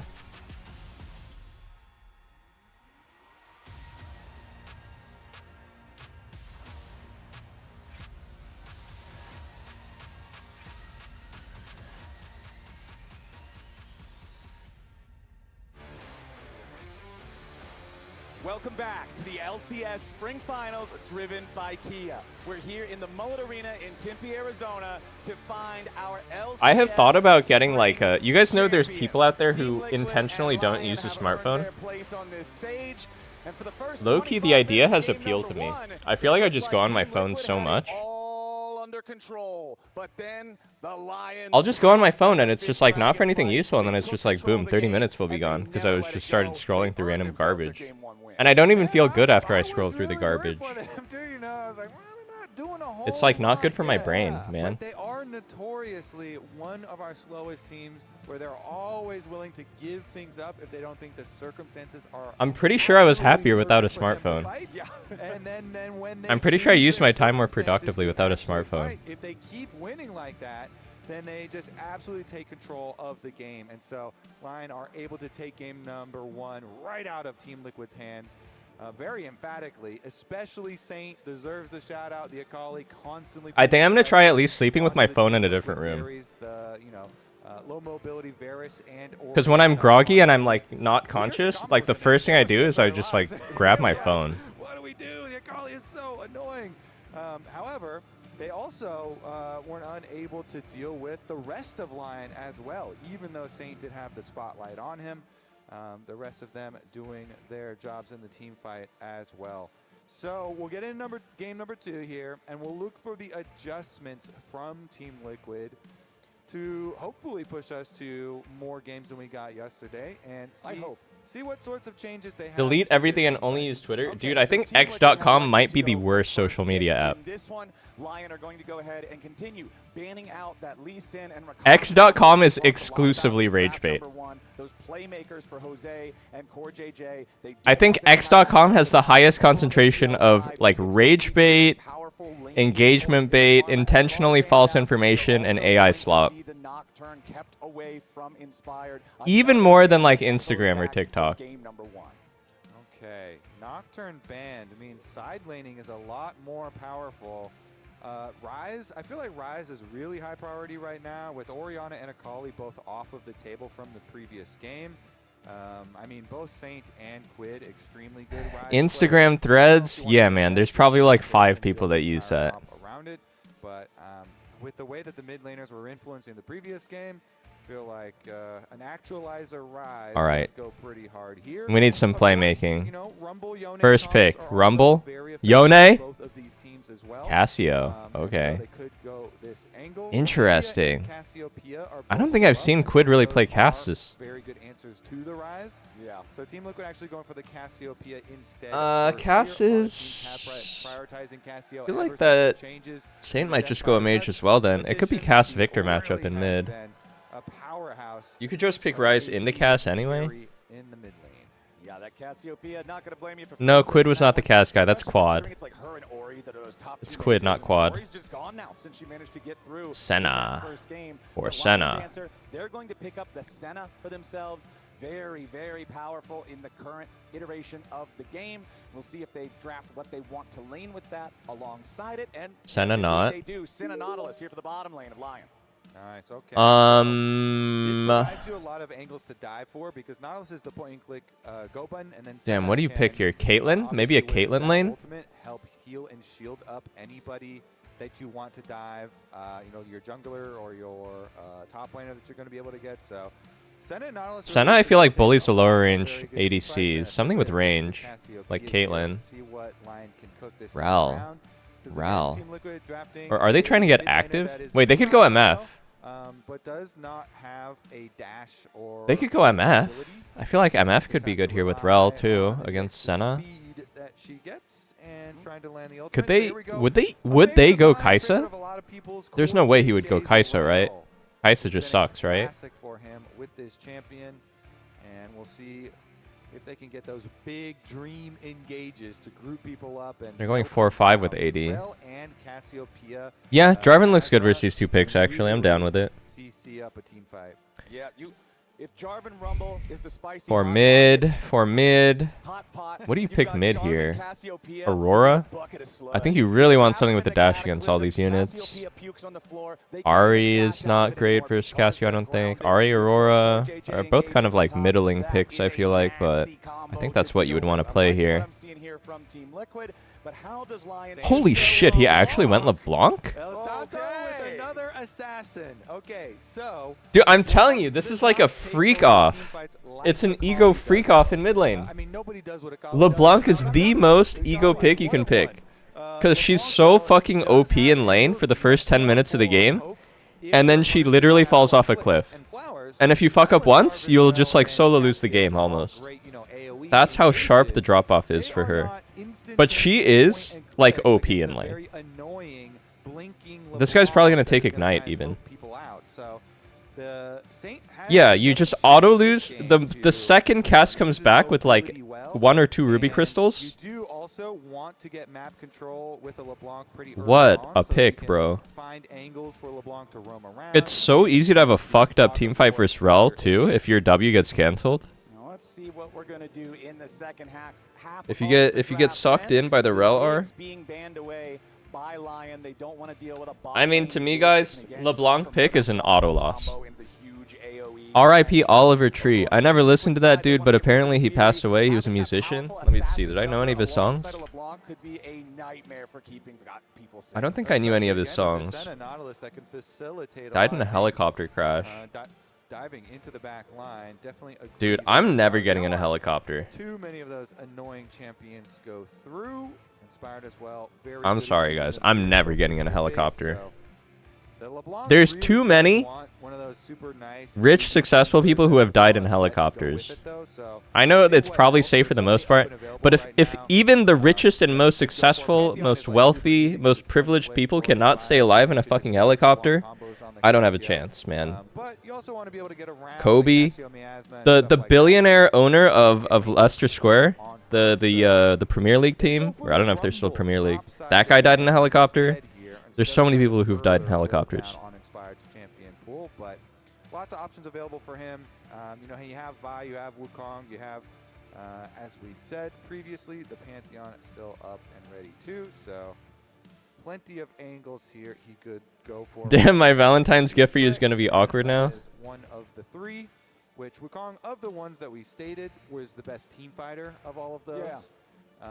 Because of the AoE, and it really does serve Submarine, noticing that Inspired has been I'm against the idea of a submarine as well. that are also very good at team fighting, and he does a very good job at controlling that mid space in a team fight. Auto accidents? Sure, yeah. I mean, obviously driving a car is the most dangerous thing, probably more dangerous than flying a helicopter, but I have the illusion of control in a car.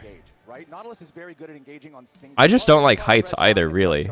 Both just for that one value target, Cyclone being able to disrupt multiple Team Liquid players at once, and TL are going to go ahead and lock in the Corki there for the combo with Rel in the bottom lane against the Senna Nautilus. Okay. Not a lot of fans of the Corki in the audience, it sounded like, but Would I ever go skydiving? Fuck no.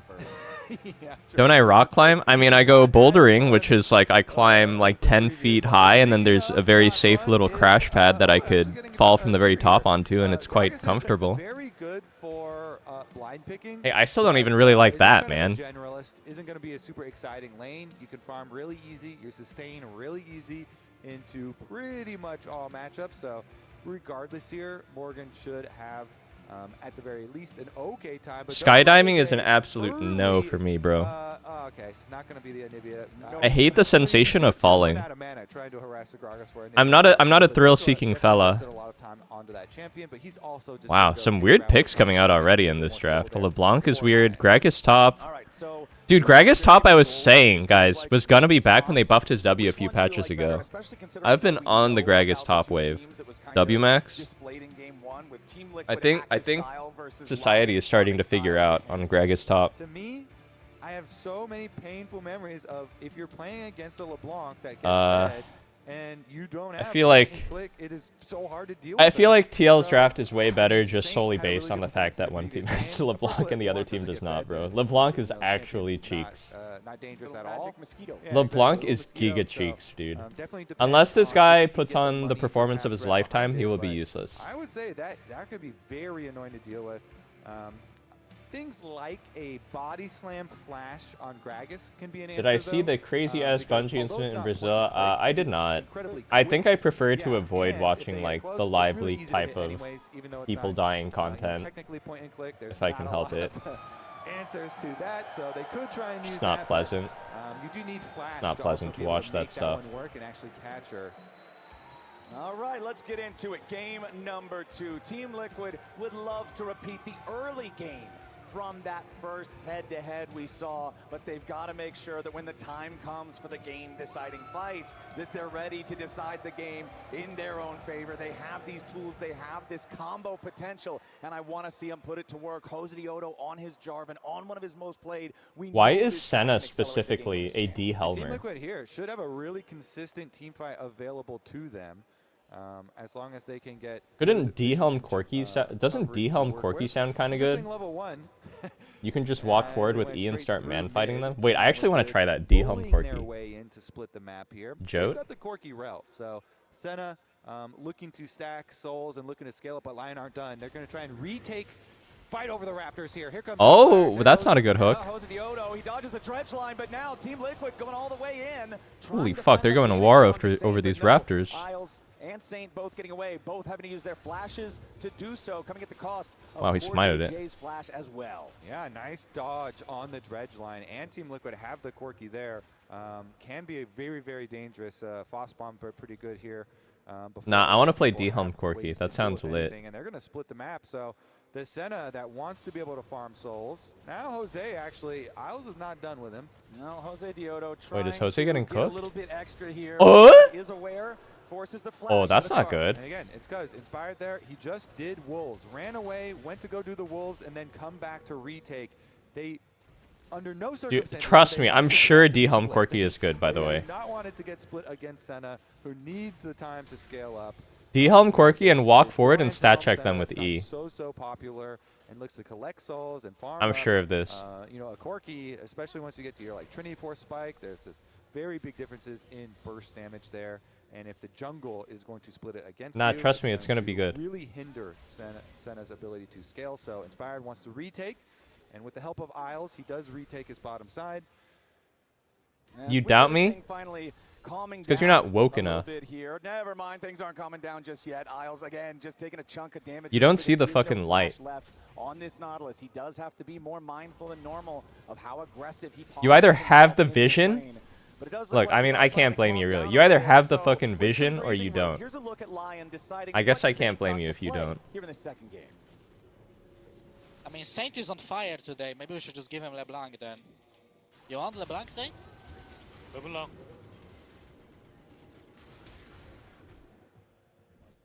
Now How is that the whole clip? What, is he a fucking Pokemon? LeBlanc. That he denies that kill LeBlanc. potentially from going the other way. Doesn't want to give away the first blood there. Saint getting what he called for. He's on fire, so he gets to choose. He gets his LeBlanc, see what he can do with it this game. Meanwhile, as you say, the trading pretty heavy and gonna get the recalls off on bottom side, but no casualties and a couple of flashes though. Mid lane flash, both of them. He down. earned one game of Isles, LeBlanc course, as you privilege. saw on screen, taking Daddy advantage Inspired of said, these okay, you can play LeBlanc one so game after that Jungler Akali has some game. options here, Flowers. You know, flash invested from But the Jose, privileges and may be Isles revoked takes him after this down game. on the bottom side. He doesn't have flash to go with, but you can still try and you know, look for some extra jungle pressure. Wait, Morgan's on the getting lane where owned. both mid laners have What is this their Dokla build? flashes. This looks so annoying to play against. Early on in this game, the early skirmish It's a really aggressive build from Dokla. in that area. He built 2 Null Magic Mantles, which, as we all know, gives Cassante damage. So it's a full damage build coming out of Dokla this game on Cassante. Very uncommon. Roaming up towards mid lane can be a huge determining factor, but Saint himself is taking his extra time. Doesn't see anything, an actual look to make the play on top side, so says, okay, fine, I'll head on back here. to Quid and go pick this up. This is actually a pincer movement. Look at Inspired's coming too. Yeah, they want to see if Oh, good W by Quid. He's in a weird spot here. He's dead. He's dead. He's dead.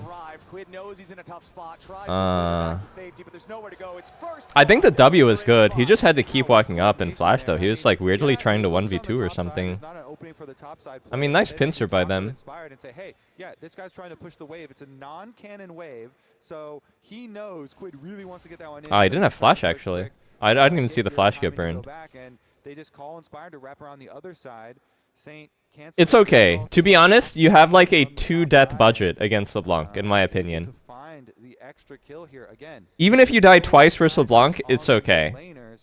If you start to die 3 times versus LeBlanc, you might have a problem. LCS jungler The champ is just so bad that like even if you die once or twice, you're chill. She's gonna fall off anyway. I guess it's not good that Wukong got the kill. You want LeBlanc to be getting the kill. He just flashed. He just flashed accidentally. It's Inspired who's at the top of the mountain. It really feels cool to see names like the odd one up there as well. As Fenskaren talking about the older school dominating jungle. Morgan, you have no mana. Inspired has really just this blood built a dark seal. Yes, he has done so well being over here. Mid lane under attack again, but you know, Jose just trying to come hover here because LeBlanc constantly going in. Very, very annoying to deal with. Again, without point and click on the side here at 4TL, this could get out of hand. And with the nice little pincer they had on mid lane to... Dude, has Morgana ever played Gragas before? Where is his mana? This champ is such a fucking mana whore, the Gragas. I think his build is seriously weird. Don't you go Grasp in this matchup? Has he ever played Gragas before? Isn't this a Grasp Gragas matchup? Typically you go Grasp versus tanks. Oh shit! Oh, they couldn't one-shot it! Oh no, are they cooked? Are they cooked? Oh. Also, Cassante is here. They collapse on TL, and TL collapse in front of them as that's 2 dead. Damn, what the fuck? Cassante is here. Are they just better? No, no, no, no, no. Don't lose hope. Team Liquid, listen to me. Don't lose hope. They couldn't one-shot this? It was a nice engage, actually. Q flash W into J4 EQ, and I think Yon had to Valk forward. They were just missing a bit of damage. Yon had to just nut up and Valk forward. To be honest, the situation is lost anyway because Cassante had tempo to be here. Kind of ridiculous that Cassante is here, actually. Slinks on in, and Saint is laughing his way to an extra kill here. It's going to be another good game for him on a very mobile assassin. And Spawn's reaction, well, I guess... Nah, what the fuck is Morgan building? Every time I look at his inventory, it gets worse. It's actually first game Gragas. What is he building? I'm sorry, is he just rushing belt? No mana? Get out of there, and it opened up a very big counterattack opportunity from the rest of LYON to punish, and they did better prep. You know, they're the ones who had... I don't understand the build. You can't proc Surge versus Cassante. You're never going to deal 25% of his HP or whatever. And you're just going to go Post haste. You will expeditiously without Lost Chapter or Tier on the Gragas. They're not done yet.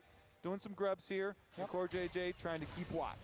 Yeah, Core JJ trying to keep Saint at bay as the grubs, they're only started, but not even a single one finished by Jose Diodo before LYON brings in enough firepower to force TL back. Now Inspired can step... Duran rushed Sunfire's cape? I mean, that sounds fine. Looks like TL's just going to go ahead and give up on it. So Inspired... Because then you don't have to like use your Q really, you're just using W and E. And you can just stand next to them and clear the wave or whatever, but... I mean, he has no mana. He has no mana. He has no mana. You literally can't use your Q if you don't build mana on Gragas, because the Q costs like 100 mana. Suspicious. Oh man, Quid is in a fucked up spot this game. Damn, I mean, he's getting cooked. It's fine. This is the threshold. This is the threshold of allowance that you get versus LeBlanc. If it gets worse than this, she might actually 1v9. Liquid played. He has But this is done a within lot range for this here. team as This far is as within playing acceptable the bounds for side, playing versus flipping LeBlanc. ganks, doing things like getting the extra little teleport advantage for objective plays can also be very, very impactful. It's how these top laners can really have an impact. And since Morgan had gone you know what's gonna so happen back is he's gonna realize like, oh shit, I think I need mana, and then he's gonna build some mana.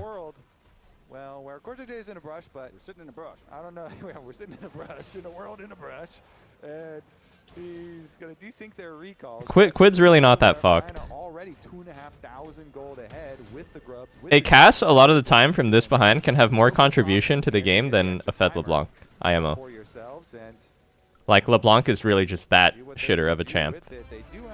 Unless he's the GOAT. Unless he's actually the GOAT. Early Dark Seal with 4 stacks onto it, as we do get the static shiv, which is very nice for Senna. Obviously deals with your minion wave a lot easier there for your stacking. For your minion wave control, at the very least. Step number 1, right? Towards that power scaling fantasy for the Senna. Get the static shiv online, makes the soul collecting that much. Holy fuck, he's accelerated though. He has Ludens already. I feel like the conversation around this guy is always, yeah, his decision making later on in the game is so impactful. He finds ways, he finds angles, he finds opportunities to get involved and change things in a way that other top laners don't always see. The weakness that he has, the criticism that people has of him, is often that his laning is not up to the same Dude, level fuck it. as Don't some buy of his mana other at this point. opponents. Maybe he But doesn't in need it. this game, I mean, maybe I'm wrong. 3 waves almost. Maybe I'm wrong. Maybe society is wrong. Maybe Gragas doesn't need mana. To roam down to the dragon, Dokla's having an awesome first 11 minutes. Exactly. He's able to earn the extra If there's anyone that likes skipping mana item, it's me. I love to skip the mana item. Of course, the actual fight and the play there was the large portion of it. But man, are we in for another long one, Flowers? Because right now, Lion have it really under control, and Team Liquid gonna have to. Dokla has a death? He was proxying in this game. Proxy and execute. The opposite position this time around. It's gonna have to be them that come up with a huge combo. Did kind of highlight it in Champ Select. You know, you're talking about. You liked the sludge bucket. The sludge bucket, as you said, with the Jarvan and the Cassio. Trying to You guys ever think about when we die, our KDA will be 0-1-0? But CoreJJ on his rel is I mean, I hope so at least. getting into some pockets of fog of war. At least for me, it will be 0-1-0. And having a large impact. Unfortunately for them, all the members of Lion do have flashes. Okay, Isles actually going in for the initiation here. Dodges out on the Shattering Strike as well. Yeah, not the full engage that they're going to commit. Just trying to see if they can get any panic, any scares out of Team Liquid. But CoreJJ, calm enough, doesn't really get a whole lot. You guys hunt? I mean, that counts as CS, I'm pretty sure. The Lion still has total control over this bottom side river. The LeBlanc is still so scary with the Luden's Echo already completed. That Dark Seal for the extra early kick that you were talking about. It just means that if you're trying to approach these guys and you don't have enough information, you're really running the risk of getting one tap somewhere. So Lion just earned themselves and essentially Let them have Drake. It's okay. Cass needs time. We auto-win. We auto-win 5 minutes from now. 10 minutes from now. Like this, you really think inspired teams, it's exactly how they want to play. Yeah, they're in the pocket. They're exactly where they want to be. Of course, they're also 3-0 up with 3 objectives to their name and a lot of gold, and Senna scaling away. But TL, you would have to think they're under attack again. CoreJJ does What the hell? The heal to get out of there. But that's going to be the end of that. You could see Isles wanting to get in there with the dredge line to Spider-Man close enough, maybe follow it up with some CC to try to slow Core down, but no, he was just simply too far away. Oh man, Dokla has a lot of damage here. He is even less afraid of this Cloth Armor, Null Magic Mantle, Doran's Helm, Kainic Rookern. Earlier on in the game. Obviously, he has that all amping his damage. So far, but again, that was just an execute while he was proxy farming early to not have to deal with that early laning against the Gragas. I will say, I'm so curious if this guy has proc Storm Raider Surge once. How is he ever going to deal 25% of Dokla's HP bar? Maybe he'll get some value later versus Squishies, but I swear he probably hasn't procced it once yet this game. And if the LeBlanc does make a mistake, then that champion, that champion, if you make mistakes on it, then you can throw away leads fairly quickly and become ineffective. But I wouldn't predict that to happen in this case necessarily, because as we've gone over, you don't have a lot of tools to easily punish that champion in particular. Game situation does not look easy So, we will for line TL. wait, as Team Liquid will here, rotating, you know, back over to the mid lane, keep him farming away. LeBlanc hasn't snowballed anymore. I think you take the next team fight as TL. But side lane's gonna get a little. Just go 5v5. Can really win 5v5. Really. Outer towers up, and even with that being the case, they're gonna get a little difficult. You know, Dokla, as you mentioned, he's got the Canic Rookern. That's great versus either AP solo laner. So shield. I like the play they looked for earlier, which was kind of just like a snappy, unexpected engage into slapping cast W on them. I think that's a pretty good way to play with cast. In the territory of the LeBlanc, just pushing in top. Eh? Dokla's under attack. Hey, what? Wah wah wah wah. Did he just? I see Cassante near Did he just EQ Cassante? Kind of low HP. I'm not 100% feeling it. What if they And almost got ulted into turret, so had to flash. Oh shit! Whoa, whoa, whoa, whoa! We're diving Dokla. I mean, I know he's full damage build, but I think you would probably you would need another player. You would need all 5 to deal with yeah, don't do that. Dokla stays just fine there. Let's not dive that guy. As back over in mid lane, Berserker continues just farming up here on the Senna, up to 37 souls, working on that second item. And like you mentioned, it's not just the Canic Rookern for Dokla against the Gragas, but being able to itemize with a single item, with a single damage resistance type against both opponents you might have, it just feels so good for a side laner. Yeah, stick in the side, either side, no problem for him. And you know, Morgan trying to sustain up there versus either of them was having a rough time. Dokla using his shield time here, takes away the ward. Big Doke's doing a lot for the team this game. And it's holy shit! Holy shit! Yep. Gragas is going Lichbane. This is some solo queue shit, bro. Before he goes on the hunt for the horses. He's also already got the food. You know, This is Sloppy Walrus in my ranked game, going Lichbane, and he has Electrocute Ignite. Every objective, you know, while it is they've gotten all the objectives, topside ones as well as the. Does his Gragas have movement like that though? In addition to all these early kills that they got around the LeBlanc. Oh, is this Baus build? Baus goes last chapter. Baus starts Mana Crystal. All of them. Yep, 100% KP. And that has really been the pivot point. I mean, we got the comms listening. I really like that they did the comms listen in from the draft. And they're like, all right, Saint, you're on fire. You know, it's like, I'm feeling the LeBlanc. All right. You've earned that right after your Akali performance, sir. Still at 2,500 gold lead here. 30 seconds until the next Drake spawns. Not the easiest fight for Team Liquid to try to take, but I feel like if they want to be able to take this fight, if they want to stop the Dragon Stack and the Soul Point for Lion, they need to be there first. They don't want to have to face check into the strong LeBlanc. They don't want to risk having somebody get picked off by the Nautilus. You've got to be there first and make them check into your big combo if you want to have a chance to overcome this gold deficit. Yeah, and TL, they're thinking, all right, we just got to think about item completion points. Third Drake. TL wants to fight this. Gragas is moving down all the way. Opening top here to group for Drake. Buying your item completion points here with your 2 item power spikes, which they have not been able to get anybody to. Cassante TPing in with the shield. This 5v5 looks so cursed. Who's killing Cassante? This guy looks so fucking strong. Oh my god, and they have Battle Herald on the side of LYON. I don't think you fight this, Team Liquid. How can you win this fight? How can you play this fight? Oh wait, good chunk by Morgan. Jarvan's caught, no flash. Oh no, this game is cooked.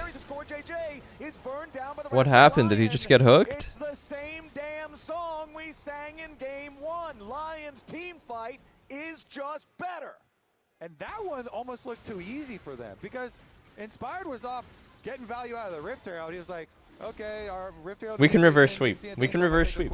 We can reverse sweep. Yep. And Dokla decides, you know what? That's too far, buddy. So guess what? You are dead. Very reverse sweepable. Inspired's even coming back from the very reversible. He gets a little flank.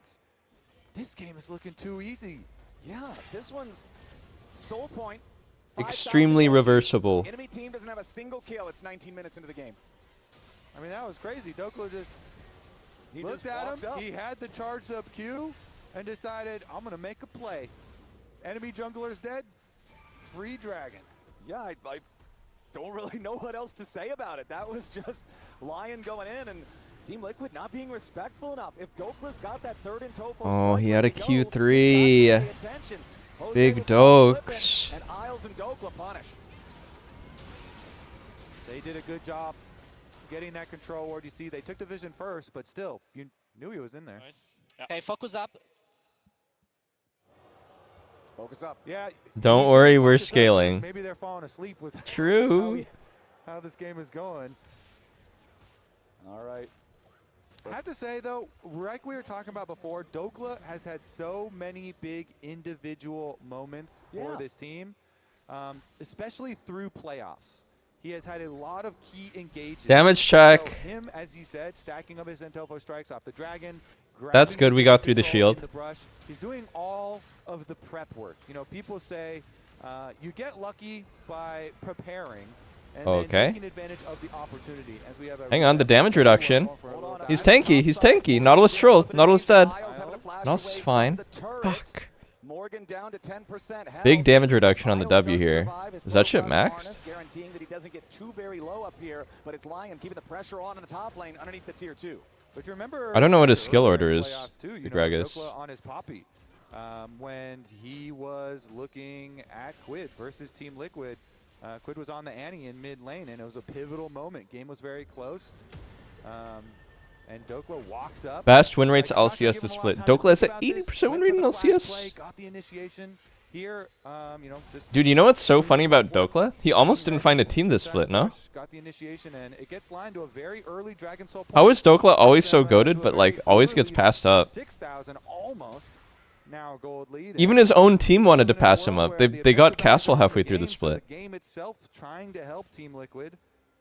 They're going to need all the help they can get. 2.5 minutes on the clock until what will be the soul. Because he's not Korean? Fuck it, bro. Dokla, you're Korean in my book, man. Considered the strongest type, but especially when you have somebody like Cassante, someone who has all of this. Dokla, you're an honorary Korean. In all-out form, it can be deceptively powerful, and any soul is a good soul when you're already this far ahead of your opponents. It just makes it completely impossible for Team Liquid to find an angle to get back into the game. Dokla, You're invited to the next family gathering, Dokla. Try to keep this structure safe. It's still Team Liquid without a single turret take so far in this game. Yes, there's 4 Team Liquid players up here, but Isles has already escaped with the dredge. My niece is turning 1, which is like a really big deal in Korean culture. You're invited, Dokla.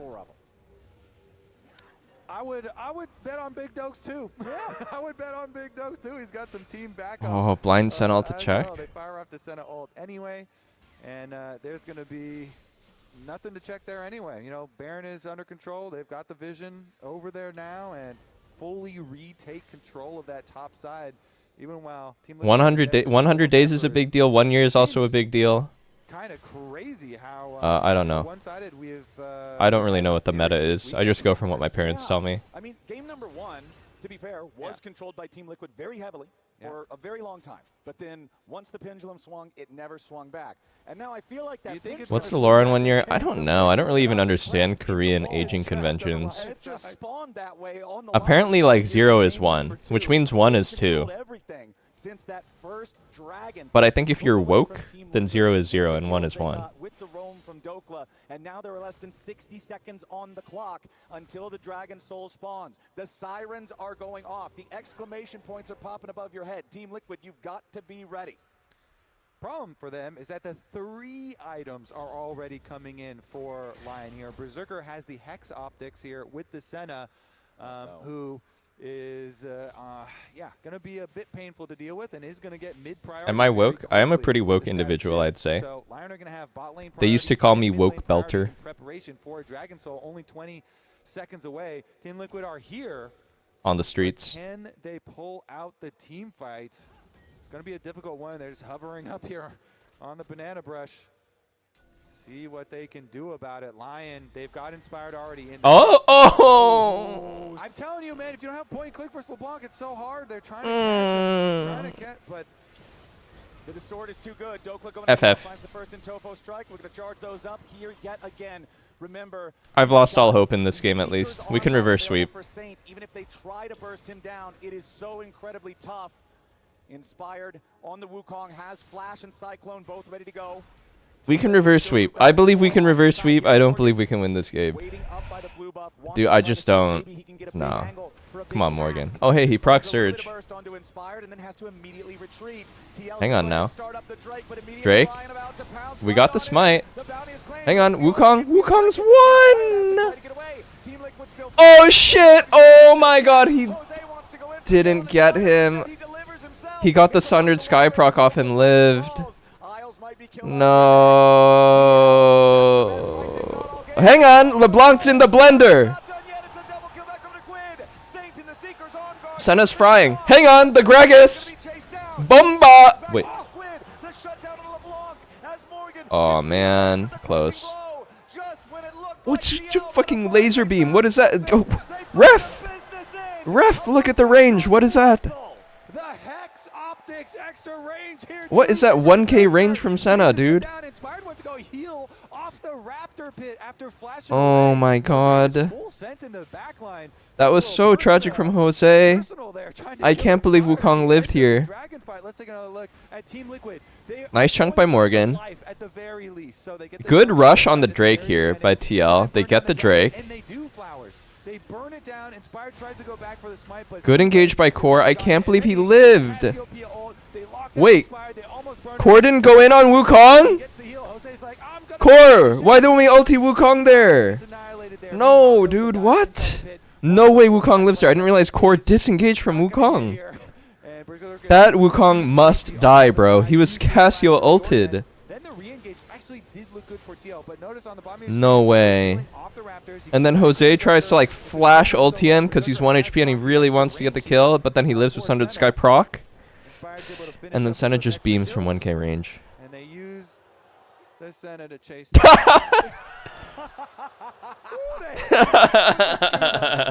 did it yesterday for reference for people. This is deep sea warfare, my friend. The coach rooms are out of control. He got counter scuba'd.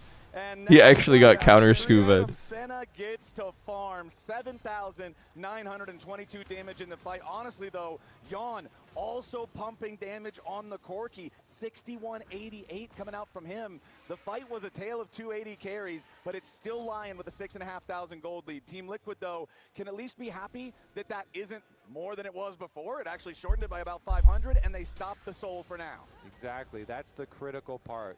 That little glimmer of hope that all of the Team Liquid fans are holding on to right now. They denied the Dragon Soul, at least for now. 2 minutes in the future, we're going to have another test, Flowers. Can Team Liquid do it? I mean, it's still winnable. Honestly, it's still winnable. Honestly, Team Liquid can still win. I'm not even coping right now. We need Bomba. We need some fucking playmaking from this Gragas, dude. I don't know, man. I don't think like Morgan is a Gragas player. He's just a solid player. You know what I mean? You have to be a little sick in the head to play Gragas top. I think Morgan just tries to play solid. Like, you need to be Bausian. You need to have that gene in your blood. You gotta go for fucking plays, dude. Such a big difference with Inspired having it fully completed and ready. Yeah, you have to be like a Doran. Trying to look for the angle to get back into it still. Trying to bide their time. You gotta be like a Zeus. No swag. Wait, he belted out. What the fuck? How does he just belt out of there? But he gets himself away at least. Does it without the flash as well. Inspired committing the Cyclone to that one. Trying to get the kill. Dokla decides not to go all out for it. Morgan manages to escape. Still 7,000 gold lead for the Lion side. Morgan happy to have. Dude, he's just deadass going death cap, no? This build is crazy. No mana.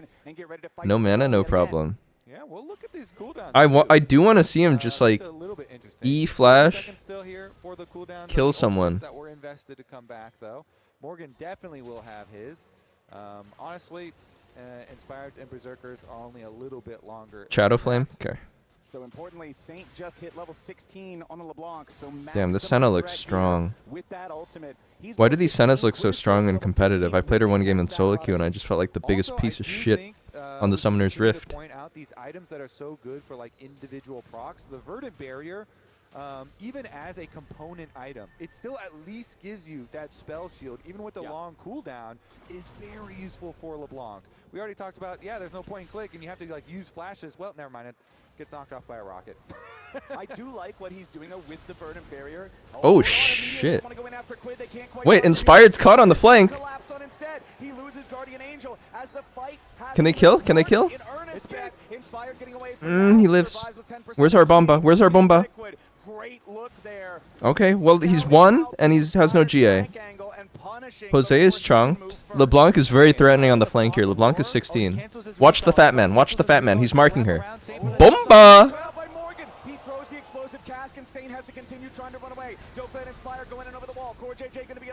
In the pit, it's a smite fight for soul. Big R flash from Quid! This fucking monkey lives again? How does he keep living?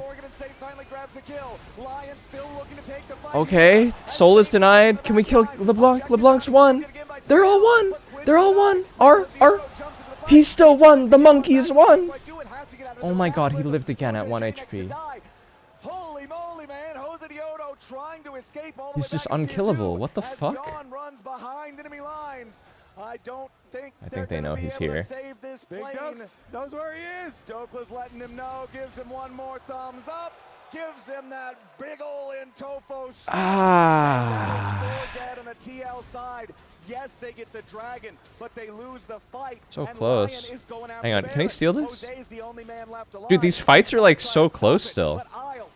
They're down so much, but these fights are so close still. It's kind of crazy. I feel like if they played a little better, they could win. There's no way they let him walk up and get in there. No way. No way. No way. No way. No way. No way. No way. No way. What the fuck? Hang on, Dokla's down. Dokla down.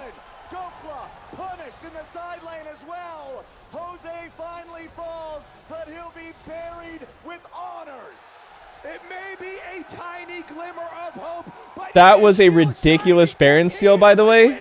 They know he's there. He just... How does that steal even... My mind is blown. To even go for that steal, I feel like is low-key kind of dumb. You're burning your GA no matter what. It's a complete flip and you lose your GA no matter what, but he got it. They tried to stop him. They tried to pace the DPS, but Jose gets in. Oh man, yeah. Sometimes you just have to send it though. Like that was just a send it play. If you're thinking with your fucking thinking part of your brain, you don't go for that. You wouldn't go for that. You're like, oh, I'm gonna lose my GA no matter what, and it's a flip, so I'm not gonna go for it. But sometimes the thinking man loses out. He is a man of action. Are you gonna steal that shit? Maybe. Sometimes to succeed in a game of League and life itself, you cannot let fear control your actions. You have to be a man of action. You have to move forward. When the odds are stacked against you, you have to charge on bravely and move forward. He went for it. He loses his GA no matter what. They see him. He doesn't care. Ridiculous. How does he even get that? It just got nuked from 1500. They both smited at 1500. Split second damage. Holy. Spawn got to be happy for the first time this game on that one. Hey, if they pull this comeback off, you know the spirits will be high. That will fully regenerate all the motivation and the vibes on the team. If you're able to make okay, fine. You guys win. If Team Liquid actually wins the series, I'll do the scuba dance. Tough stuff, man. Jose Diodo locking in when oh, is he caught here? Proc the Storm Raiders. Stop him as Berserker's Dawning Shadow interrupted the recall to buy enough time for that, but Morgan can get himself away, at least for now. I don't think Lion wants to over. LeBlanc's falling off, by the way. thanks to the Baron buff. that LeBlanc Jose has Soul fallen off a got cliff the at this quick point. recall to get out of there, and they're pushing back for some What the money. fuck? He has so many dashes. Lion, maybe looking for an opportunity here for a fight. Teleporter Morgan! Morgan, that's an AP Grog. Wait, good Cassio R. Nautilus, Nautilus, Nautilus. Hang on now. Team Liquid team fighting is really Now that was truly Balsian. Right there with the Zonias from Morgan, he teleports in. That was a Balsian play. He TP'd in the middle of 5 of them. They pounce and he has Zonia. He bought Zonia on this recall. Was it to bait them? Was it an accident? I don't know. Uses the Lion engage against them with his Cassiopeia ult. They burn down the counter kill. And then they got baited in and Cassio got a good ulti as a result. They're working their way back into it. That was slither by slither. That was Quid having the timing, stopping that engage. Beautiful stuff there. Sarah God damn, Wukong is so rich. He has a full Serpent's Fang this game. He's got his empowered boots, of course. He's doing plenty of damage to anybody that steps in range. And now it's 15 seconds. It's time to hold the Dragon Soul. Oh, TL's playing well, man. They're playing well to be keeping this game together with this deficit. Team Liquid again, they've got control of the banana brush here. The Senna is beaming, dude. It's like a real laser beam. Quid's a bit chonked, almost has TP. Coming back to the team now. Yep, Morgan does not have his flash. Flash is available on everybody else in the TL. Gragas is very good at marking the LeBlanc on the side. Okay, hook whiffs. Cassante's in. They're gonna finish Drake while Jarvan's out of the pit. He gets it again! Wow! Rel engage. We gotta go Wukong first. Gotta peel the Wukong. Peel, peel, peel. Nice, nice. He's GA'd. Oh, Cassio stacked on the root. Change to LeBlanc. Cassio flashes out. Finish Wukong. Finish Wukong. Morgan alive on the side. B, B, B, B, B, B, B. Damn, LeBlanc is one. It's a 3-for-1 trade. It's the third. Oh, what a close fight again. The Dragon claimed by TL. The fight. Close fight, close fight. We got Wukong Flash and GA and the kill though. Hang on, what the fuck? Senna. Oh my god, Senna just slowly advanced and killed Corki. The staggered death is not good by Corki. Dude, this Senna has like 1k range. When the Hex Optics is active and RFC is active, it's actually like a 1k range auto attack. With an inhibitor here, they are pushing hard. Yeah, this is very scary for TL. It's still These smites are keeping it together. Wait, are they? They're actually going for the end? Holy shit, he got one tap. GA proc. Oh, EQ gets interrupted. He's dead, but he bought enough time. Quid is up now. They can hold on to the base here. They can hold on to the base here. Damn, he had to die to save the game. They hold here. Morgan is up too. Wait, they're not? They're not holding it together? Senna is just killing everyone. What the fuck? It's just over? No!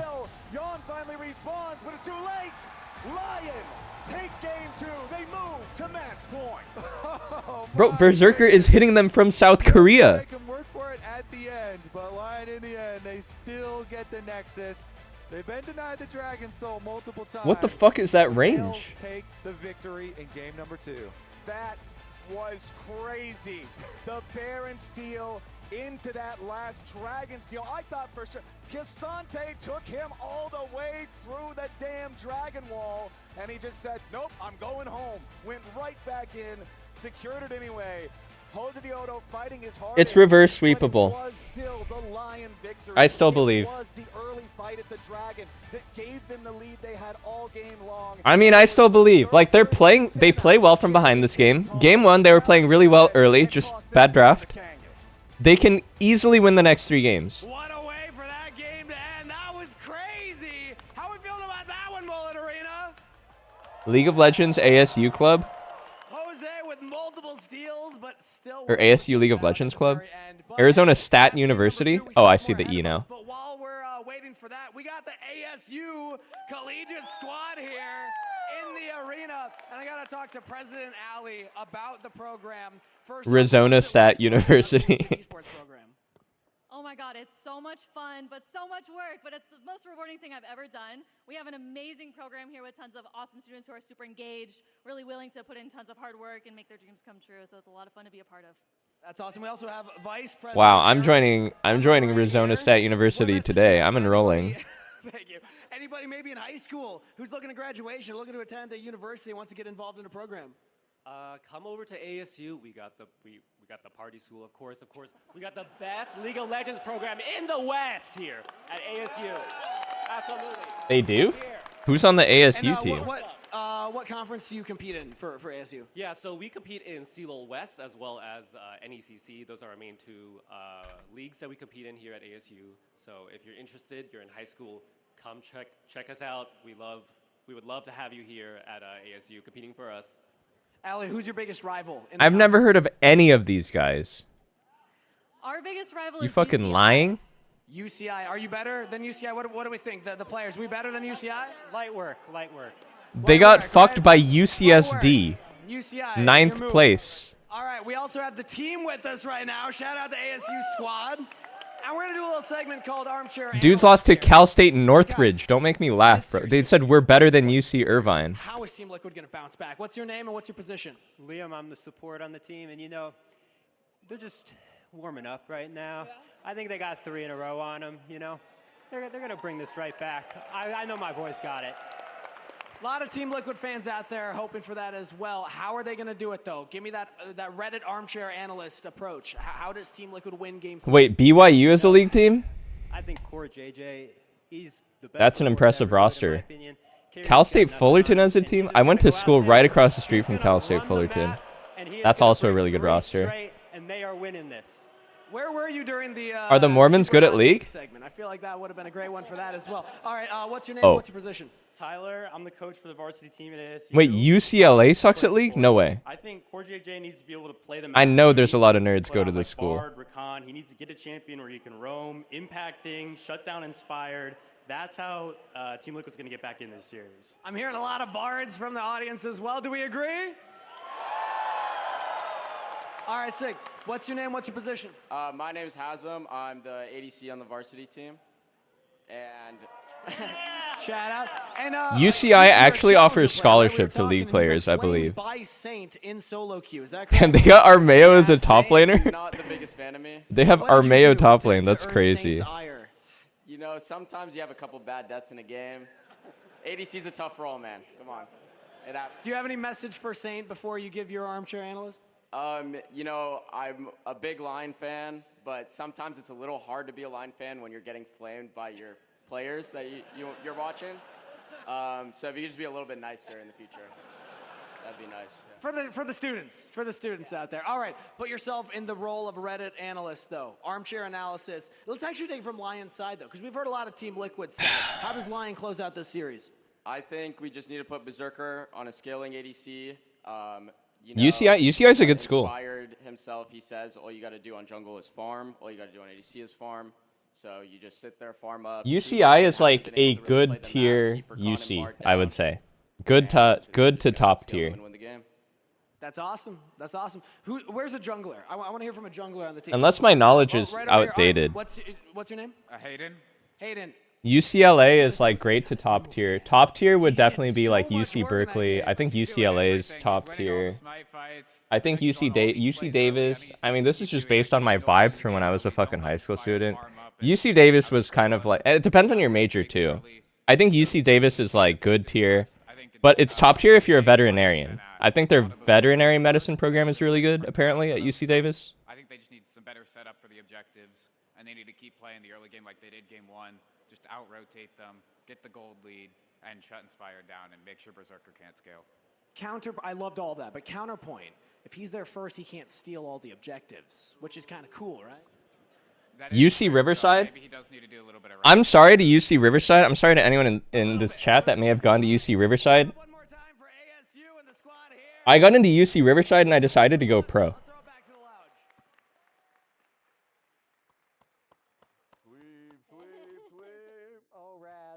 It's true. You ready? That's how much I didn't want to go to UC Riverside. That's a 3-0. I got a few back in my days. I'm a good batter. That's looking tough, but enough of Raz. We got to break down this week's Pagoda moment with some team fighting from Riverside was my Giga safety school, and it was the only fucking school I got into. I was actually stun locked after my college admissions. I was actually stun locked after my college admissions. I couldn't believe I didn't get in anywhere that I wanted to go. You can see Berserker as well is moving over from the bot It actually changed the course of my life. If I got into a school I wanted to go to, I may have never gone pro. I never would have became a streamer. I would not be here standing in front of you guys streaming. Available. There is obviously the flash stun available here. There's a lot of CC, so Inspired is gonna try to move I thought I had good grades. Guys, I thought I was gonna get into some good schools. My GPA, it was like 4.3. So he steps forward. Q flash immediately in. I got a lot of Bs, but they were like Bs in AP honors classes. My GPA was like 4.3. But low-key, that wasn't even good at my school. Or I mean, I guess it was second decile. So I was top 20% at my school. My SAT score, I got a 2340, which was pretty top tier. I think my extracurriculars sucked because all I did was play League.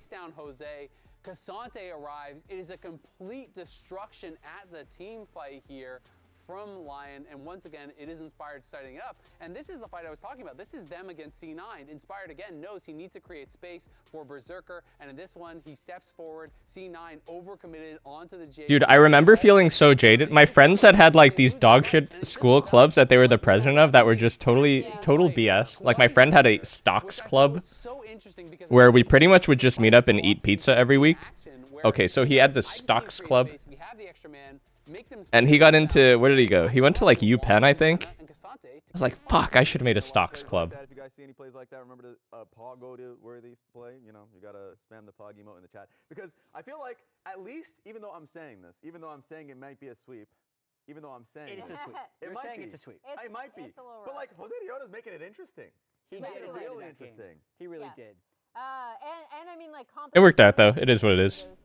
Yes. I think we talked so much about going into this series about how much TL like relies on Quid, right? They trust him enough to first pick Akali. I actually really loved hearing earlier. Was it UPenn? It was the Ivy. What was the one that Trump went to? Playing LeBlanc, because I think Saint's been having a great series. So let's listen in on that in case you didn't hear it. I mean, Saint is on fire today. Maybe we should just give him LeBlanc then. You want LeBlanc, Saint? Yeah, Wharton. You want LeBlanc? LeBlanc. I mean, he had a great early game. Inspired had a good game. Player of the game, though, is... What was my top 3 choices for college? In so many of these fights. I don't even remember. Where did I really want to go? Looks like the casters were also I really wanted to go to Stanford or UC Berkeley. Good team fighters that they're creating so much space for him as well. Exactly, and that's kind of like where I was. I could see both sides. I think I applied everywhere. I mean, Harvard was like a Hail Mary. Allowed him to do that by absorbing all of these spells, by creating. MIT was a Hail Mary. That is the strength, the beauty of Lion team fighting is they have faith that anyone can carry. They just have to set them up for success. Yeah, fight after fight, you're seeing something new. Like I think Dokla has been finding really good angles on his Cassante to be able to create fights as well. And there are. I was gonna study computer science. Is trying to do the exact same thing, but you're a damage-heavy Gragas that cannot create space for long. So I think everybody on Lion's side has really been contributing. And returning to the big picture, as you're surrounded by TL detritus a pretty big over picture. there. Yeah, I agree with you on the picture. Looking back at it though, my essays were probably so bad. 7th North American title. Out of 12. You're supposed to express like individuality and like self-understanding and personal growth. But like, dude, I was like 17 years old and I didn't know fucking anything. I was just like different rosters, and I just stupid. I was not self-actualized as a person whatsoever. I would just study the things that they told me to study. For his teammates incredibly well. He elevates his teammates around him, split after split, team after team. That's why I felt like there was so much doubt this offseason that he would be able to do something similar, right? Because FlyQuest roster was seen as such a super team with how much like it was built around him, like and of course mid and top. But I feel like he is able to uplift, and of course the team has a great environment to be able to do the same thing. So like real credit to him and the team to be able to like yes, even if you're at a bad moment in the beginning of the year, to really rise to the occasion. Yeah, well, this one might not be for us. You got to take a break, but don't miss any LCS action when you get your favorite foods delivered on Uber Eats for less gold. We are going to break. Game 3 is up next. It might be a 6-0 weekend. No! Lion are dominating. Come on, Team TL. Liquid, please.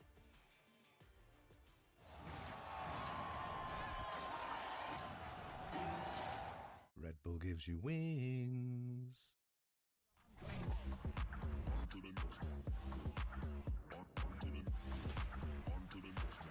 Was school fun for you guys though? I feel like going to school just to learn stuff would be fun. The human body was built to move. Immediate resounding no from the chat. Okay. Posture for 12 hours a day. It's time your chair evolved. This is Secret Lab Titan Evo. Okay, but would you say you're the type of person that likes to learn new things?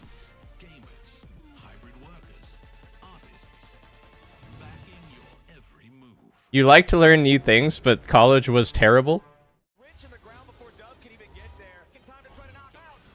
What if you could just like take the classes you wanted to take though? Like purely the classes you were interested in. Scan the QR code for deals only on Uber Eats.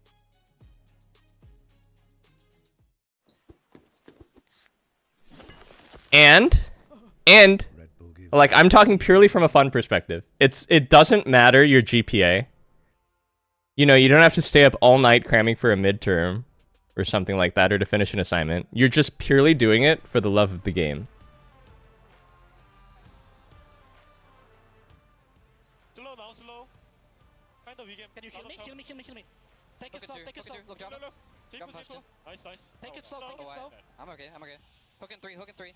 Cassio, I'm still looking. Cassio has ult. Cassio has ult flash. Cassio, no. We can look. Cassio has flash. Up in. Up. I think bad, right? Yeah, but take it slow, take it slow. It's okay. Then I can carry. No flash on Gragas. Tank from maybe. Nice.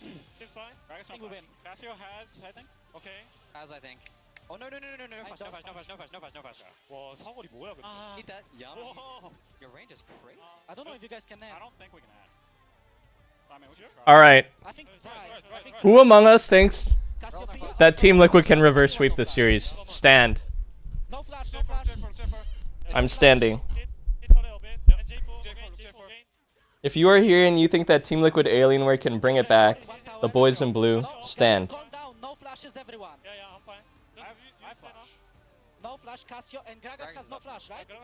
Shut up, Inspired. Okay, no flash, everyone. Take it slow. Senna is hitting the tower. Kill him. Okay. Hit the tower slowly. I'll mock Cassio. No Just keep flash. hitting the Nexus. I think keep hitting the Nexus, you can finish. Hit the Nexus, yeah. We're fine.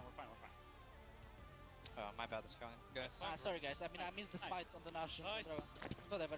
When it looked like TL might have finally found something, they find the business end. A berserker. That's the first time I've ever heard Inspired say sorry, my bad.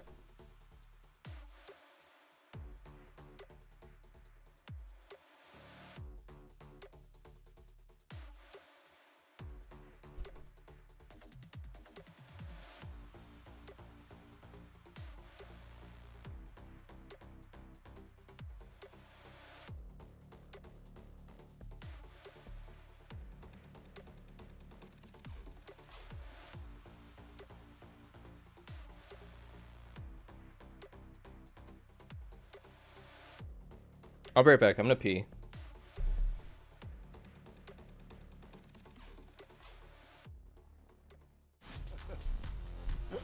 Welcome back, everybody, to the LCS Spring Finals, driven by Kia. We're here in Tempe, Arizona, in the Mullet Arena for what might be the last game of the split. Don't say it! I don't want it to say it, be. I would Flowers. love to get to a game number 5, but so far today, Kobe, Lion has been superior. They were behind in game 1 until they scaled and took over. In game number 2, they were ahead from the very first fight. And even though Team Liquid had a couple of crazy plays, Jose had a couple of crazy smites, it wasn't enough to hold the line, and Lion had found themselves now at match point.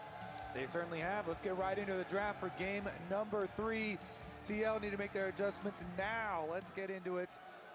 In the last game, as you say, they had some steals to keep themselves alive, some little glimmers of hope, but still extinguished by Lion in the end. And if you end up losing the game anyways, then people will just look back at it. If it ends up being a 3-0, they're not going to remember, oh yeah, you stole some dragons. Oh yeah, you got us a little, excited at the end there. So going to actually have to put that win on the scoreboard. So far, Lion don't have to change their target bans because they keep on winning. So assume they're going to keep them the same. Well, they do a little adjustment here. They haven't quite yet banned the Rakan. So here's the interesting thing. Team Liquid last time, they chose first pick. This time around, they're going for the last pick instead. It's the Vi banned out by TL. Lion's going to continue banning away the Lee Sin, but that Rakan that's been banned alongside it so far is missing. It's Nefiri prioritized second instead. Now, Lion, of course, still have that third ban, but they also have the opportunity. Maybe you just steal Rakan away? We will see. Also, what is their planned counter pick? Okay, what do we need? Maybe it's gonna We go need with the Quid Morgan. on a Maybe playmaker. is a different role. Why am I seeing Quid on 2 mage games in finals? In the end, it's not going to go to Quid's Yone. Is he cowed? We are not losing to a Quid Yone. A lot of teams. Is he somehow cowed by Lion Gaming? Have some confidence, bro. Play Silas. Play Yone. Okay, Yone's banned. Play Silas. None of that's going to matter unless you can step up here. Team Liquid, how do they want to go about this? Okay, so the Rise is banned out, the Jace is banned out.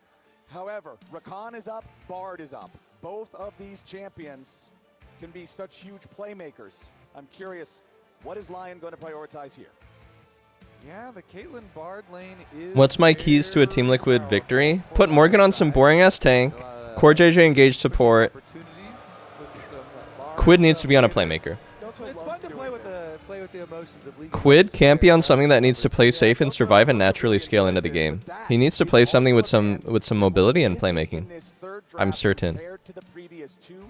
I mean, the options are not great actually for mid. Rise is out, Akali's out. There's really only like Silas, which is not a very high tier pick. Turning out the information for the enemy team. What do we pick Chungle here? Oh, they want to go. They really like Xayah versus. Looks like we are going to go right to the old Xayah Rakan. Here. The Xayah Deadass Xayah Rakan. Core JJ. Rakan goes through the bands and they immediately. Enemy will go what? Leona thing or Nautilus? Nautilus is out. Leona? Has a world championship skin on Rakan. He is extremely good at it still to this day. People don't really play Leona much anymore, but I think it's good versus Rakan. Engages from him. And it's not just his Rakan. Yana also has been our best Xayah player. Oh, or you can go Ashe Sarah actually, yeah. Wow, Ashe Sarah is still open. Yeah, I think it's Ashe Sarah. Oh, Lulu Yunara actually. Okay, they must like the matchup.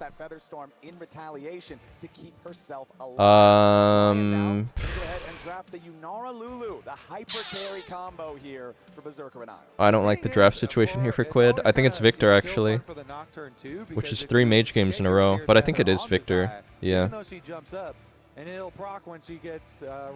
Ben Annie? I don't know. We'll see though. Yunara Lulu has definitely not had a tremendous amount of success. We'll see though. Annie, you care about Galio? Is he gonna play Galio? In the hands of Quid, so see if they can pull it off again. Reliable wave clear there in the mid lane. Locks right. Is that Locks dance? I haven't seen that. I think that's what his dance is. This guy's got all the moves learned as we head into the second half of and the Silas. Silas is the first one banned away by Team Liquid. Okay. Victor is a bit vulnerable versus Nocturne, of course, but and the Silas combination has been devastating. Yon does not want to get hit with that again. But he didn't have too many options. He was playing Xayah last time he got hit with that. Yeah, that's not good. Satan Inspired won the entire game. So That right there is a trauma ban. That's what we're going to call that ban, Flowers. I think you're okay giving Annie, actually. It's okay to give Annie. It's okay to ban it. Just lost to in solo queue, but that is one of the bans. You know, this isn't quite solo queue. This is a little further back than your What is he going to last pick if game you ban on Annie, ladder, though? but Is he going to go like Orange Ari? going to be banned out now Aurora? by I think better to Lion just as ban well. Annie. Don't wanna deal I don't know. Annie seems kind of meh these days, though. there in the top lane. Certainly And not, Ari. and they won't have to this time around. TF is an option. TF is an option for Lion. TF looks okay versus champs, actually. No Ornn answer. It's a very common answer into it. Syndra's okay for a mage option, yeah. These players may not have Syndra ready yet, though. Oh, what am I saying? I mean, No, let's see what they're working. a lot of these new gen mids don't really have a Syndra. Saint champion, the Ari, also Like, does Saint have a Syndra? That's a crazy bard poster, bro. I wasn't gonna touch on that, but yeah, you can't help but notice. Huh? Nope, no, it just kind of jumps out at you. And Best are going to be our final ban alongside the Take jungle. I don't know what it is. Panth? Sedge? Sedge? As Team Liquid, we still need to see what is the Yeah, top fuck it. laner, Pick Nunu. what I'm is the down. jungler. You know you're going for last pick. That's what you chose. So Nungle? expect the jungle to be the pick. Hell yeah. Save the top laner. This is where it all turns around. And they're not. No, it's Oh. still another Griffin champion. The dragon. Get a camera on Griffin Okay. right now. You know what? I'm down with Shyvana, Did too. he party too hard last night? Maybe we don't want a camera on him. But there's the rumble I was talking about. Let's see if they end up going through with it. I think Nasus may have been good, too. Tremendous Good amount wither of value. CC to actually keep people on a rumble ultimate. No. But that has not stopped them before. And Big Dokes has been a very successful rumble player. Rumble. Utilizes it quite well, especially even in weak side. What do you take jungle here? I mean, what do you take mid lane here? That's Saint. Quite well, even without attention. TF. The Shyvana, though. Aurora. To the Shyvana. This, another one of these No matter what, I think your lane is kind of hard. are very You could go Galio. Yeah. and you cannot I think this makes sense for Shyvana that we'll dive in. Too much attention to your lanes when you're playing Shyvana. You have to keep your farm up. You have to keep stacking, and you need to keep your power level very high. I wonder how Saint will build. Two ways to build against Victor. You can go Hollow Radiance if you think you're going to get some okay MR value in the game, or you can just go Belt, which is slightly harder, but Primary engage like Rakan, because Shyvana can do then you're not full MR. follow-up. Rakan is a little bit quicker. Gets the setup. Yorick. Shyvana ult can come on through. Okay, so we got the Galio locked in for The Lion. Yorick That is prevents their interesting. opponents from taking that as a counter I mean, pick Yorick for is the really Rumble. good versus both these champs inside, but I feel like Nocturne can just kill Yorick really easily. Very good at doing. But over on the other side, the last pick, the choice in draft for Team Liquid is to put Morgan on the Yorick and have that split push threat. This is one of the most Okay, I think heavily Saint will go skewed Belt towards this game. split pushing champions in the entire game. Yeah, and also I'm not sure how the Galio pick is going to pan out. On one hand, it makes sense. Shyvana will dive in. You can counter R. It's not very good versus Zyricon, though. I actually hate playing Galio versus Zyricon. If you can, obviously try and grab an extra camp here or there if the opportunity arises for a good invade angle. But we will see here, because Nocturne plus Galio, I mean, that's a good dive combination right there. You get the Galio coming down on top, and that is some CC to hold people in place for a Rumble ult. So very long range. Low-key feel like their weapons would be so much cooler if they were functional. Like, imagine actually being able to shoot a fucking bolt Might have some trouble in the side lanes. out the crossbow. The Nocturne Galio can put that pressure on the low mobility carry. Because if you cannot, we have seen the damage output. Thoughts on Yorick? I think I rate Yorick as a high variance champ. I think you need to play the macro very well. One guy in chat said this was his comfort pick on Bro. I'm inclined to believe one guy in Twitch chat, sure. I don't know much about it myself, but I believe one guy. Team Liquid looked so strong yesterday, Green Galio. sweeping Cloud9 in that preliminary match here before the finals to earn their place against Lion. Silver And Yorick. now they've got to find success. I can't help but feel like he's just going to be so easy to kill with Nocturne ult later.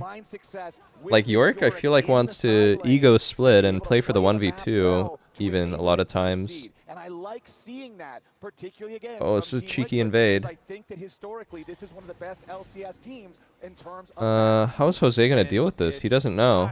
In question at all if Inspired is one of the best junglers we have had in North America. We've been showing stats both in-game and on the analyst desk all day long about how successful Inspired has been, and Inspired doing that invade, as you saw, on the red buff. So he was able to go in through the top side of the Él map, no sabe. and then I believe circumvent this defensive Raptor ward. Yeah. How do you say invade Okay, so that thing in sees you Spanish out to the edge. in Yeah, League? perfect. Like he Thank you, invaded. observers.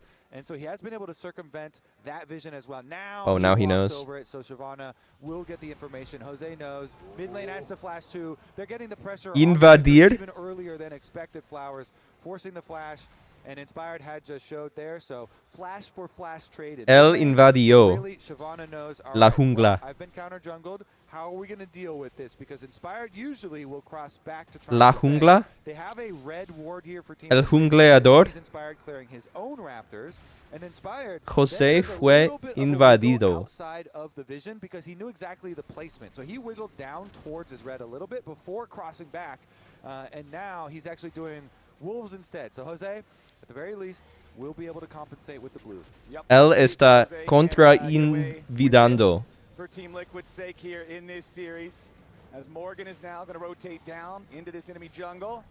Inspired secures his wolves, though, just moves on to his Gromp. Jose is going to be able to move out in time without any threat. You mentioned Got the it was flash blue. for flash Drop back the in mid Gromp. lane, and I think Lion is more than happy with that, considering Victor is so vulnerable without that defensive summoner spell. Core JJ taking a couple hits here, as he did have to man this battle station all on his own for a moment, as Jan recalled himself. But now that we don't really have any action after our initial invade, let's go ahead and listen in to Lion hyping each other up now that they're at match point. Nice job this game, guys. Let's keep doing what we are doing. Win in peace, lose in peace, just play in peace. If we win, it's players gap. If we lose, it's coach gap. You know how it goes. My nonchalant goat, I love Dokla. that from Dokla. A very monk mentality as Quid What? takes a ton of damage What? there from What? John's punch. There's no way out. What? First What? blood What? Inspired, and the tower can't get one back. Lion are off to the races. 3.5 minutes in. Oh, man. Oh, Quid was busy listening to the voice comms and he got distracted. Inspired's like, oh, great. I will follow up on this play. This has been a horrific series from Quid, For the man. Victor. They get it as well. It's just been As horrific. Shellshield on the way out from him as well, and right back to it. Lion, they're going to win in peace. They're going to lose in peace. Looks more like they're going to win in peace. But here we go. Saint canceled his recall and is like, well, Quid is walking up. He did this because Quid, as he was clearing the minion wave, had been walking and positioning like he was going to come check it. So Saint says that is illegal. Indeed, Nice it play by is, and they Saint. Tanks the right amount, steps out of the W at the right time, sequences abilities well. there from Saint, recognizing the positioning, the movement from the Victor here. He knows he has no flash. He says, hey, It's okay. It's okay. It's okay. and they do. First blood into the Nocturne Flowers. That is very scary because that affects all laners on the map. Yep. It further funds money for an early Hex plate for him, which will reduce the ult cooldown to even earlier in the game, and definitely can't snowball. Yeah, you saw as soon as Jan used the Blade Collar, Berserker and Isles knew they could continue chasing, trying to get a very advantageous trade. Second Blade Collar there. Quid looks shaken to me. I mean, I don't want to psychoanalyze him just based off his gaming, but like, he seems a bit like weak mental almost, where I think if he like has a bad game or, you know, he's not finding his footing, he kind of just loses confidence, makes mistakes, is like unfocused. Completely running away from you. But we also started off with the non-ideal situation in the Like, I think there's two types of players who tilt. I think there's like the angry, emotional tilters, which is like more toxic and more visible. But then there's also like the I lose my confidence and, you know, kind of unfocused sort of tilt. Luckily for Jose, he's been able to clear his entire jungle. Yeah, like you get and nervous, wrap kind together of. The rest of it just in time, so does remain at parity for now. Still with the first blood that gives a lot of extra gold to Inspired, so that's less. Which than one was ideal. I? I'm definitely a silent tilter. At least as far as the farm goes, is doing okay in the aftermath of the invade. You guys think I'm the type to fucking crash out like Inspired when I'm tilted? That can be a big moment for Nocturne. Inspired's going to come for Me? this river priority as well. See what Jose can do, because Core JJ is going to back him up. Look at as well. Here comes Stirfex, thank you. Jan gonna come for the Hang on, this is the crab. Galio ulti's big here. Forces him to back out. Grab a Dokla's here again! It's Dokla diff! Oh my god. How does their top always have fucking prio? He's in bot river again? It looks a lot like it looked in game number 2. He's in bot river again? Securing bot crab, securing first Drake, has TP to go back top, burns Xayah flash, burns Rakan's heal, and still TP's back top and barely misses anything. They did survive. That's the important part. Again, even though they don't get the dragon, even though that looks It's the same as last game. He was randomly here as Cassante. multiple players there. Yeah, and key again. Dokla had earned the extra teleport advantage, as you stated. He comes down to the play. Morgan had to use his teleport to go back to lane, and so they get the advantage. I mean, Morgan did get 2 plates. It's okay. They're focused in. We scale. But Rumble made a lot happen for his team right here, man. Pretty happy probably to get that first blood and that dragon. He really made a lot happen for his team here. Xayah no flash now versus Nocturnal. It completely flips bot lane, which was already struggling. Just pushing Yon and Core JJ away with the power of this Yunara Lulu. There is a pretty significant CS gap in the bottom lane, Kobe, as Berserker. Oh my god. Like, dude, this is because of Rumble. That's not a 2v2 kill, by the way. That's not a 2v2 kill. I don't care. I don't care what chatters have to say. That's not a 2v2 kill. This kill happens because of Dokla. If anything, this was a solo kill by top lane. It's not a 2v2 kill, I'm sorry. Rumble came from top, fucking ulted Xayah, made her flash, made Rakan heal, and chunked both. Dokla solo killed them. Dokla killed them 1v2. Again, Berserker was very successful on Cloud 9, so that also helps a lot with that all-time win rate. But again, you were just talking about the Yunara. Now the Yunara gets the kill on top of the CS lead. And all of a sudden, if you're repeating, don't worry, guys, we scale. It has Team Liquid can still win. Core JJ, the man with the Rakan skin. So scary, man. Yon and Core already down about 3 waves worth of minions. Damn, he dies here to Yunara 6? He's full. What happened? Double glitter lance. Dude, this is just a kill, by the way? What the actual fuck? Elixir of Force? Nah, is our Yorick dead too? We picked Yorick into Nocturne. We picked Yorick into Nocturne. He can just press R on us. Tier 1 turret, just mining gold day in, day out. 2,000 gold lead for LYON 9 minutes into the game. I don't know. I think the wheels are falling off the car a bit. Do you believe me? No. Okay, we'll see. Berserker's over 1,000 gold ahead. Yeah. LYON here out to a very nice, healthy Oh? lead there. Going for a play for Core. What the fuck? Really wanted to stop these +1 base recalls. cancel. He Good for does tempo. succeed in doing so. But at the cost of the quickness. That's a lot of power that'll be missing until that ulti comes off of cooldown. At least for them, there's not really anything that you're going to be forced to immediately fight for in that duration. Also, you know, as you answer this poll in chat, look at these wards, super deep wards all over the top side. So while their recalls were stopped, they're going to see any I mean, they approach. scale. Observers, so they're going to see any approach. The thing about They Shyvana scale. is they're going to see Shyvana finish Raptors and move The over gold here gap on the is not wall. actually really that bad. They're gonna be, it's a little bit easier to. Oh wait, it actually is kind of that bad. I thought Yunara had finished quests and Xayah haven't. I'm just looking for every possible cope angle here. I mean, Yorick is going to become a splitting demon. He wins side lane versus both of these guys. Galio is going Hollow Radiance, not that efficient. The MR is only efficient versus Victor. Very accelerated on this champion. Victor will scale. Xayah Rakan. Rakan will find some picks. Problem is he's 900 gold behind.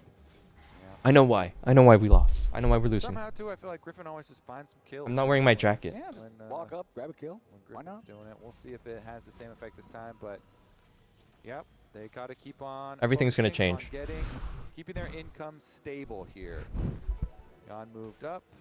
Try and get some extra pressure on the tower, but Big Dog's under a little bit of danger. Yeah, he does manage to get himself out of the Dark Procession. It is nice when you have the extra attack speed from being overheated, because remember that Yorick's cage Hang on. only has Rick? instant base health like a Warden Yo, versus Rick? having actual HP like a unit. So as long as you can just hit it a couple of times, you'll knock the thing down and get yourself away before he can really rack up the damage with the ghouls. We have a lot of pressure here around the top side from Lion. There are 25 seconds left on the clock until that next Drake spawns. So we are going to see Isles Drake and 2. Inspired start moving over towards the mid lane. Quid does have his flashback on the Victor to evade any sort of Dude, threat we that gotta may drop come this his shit. way. No, look at the absolute state of this Let's see the Yunara. results of our poll here. Will Jose Diodo? Ooh.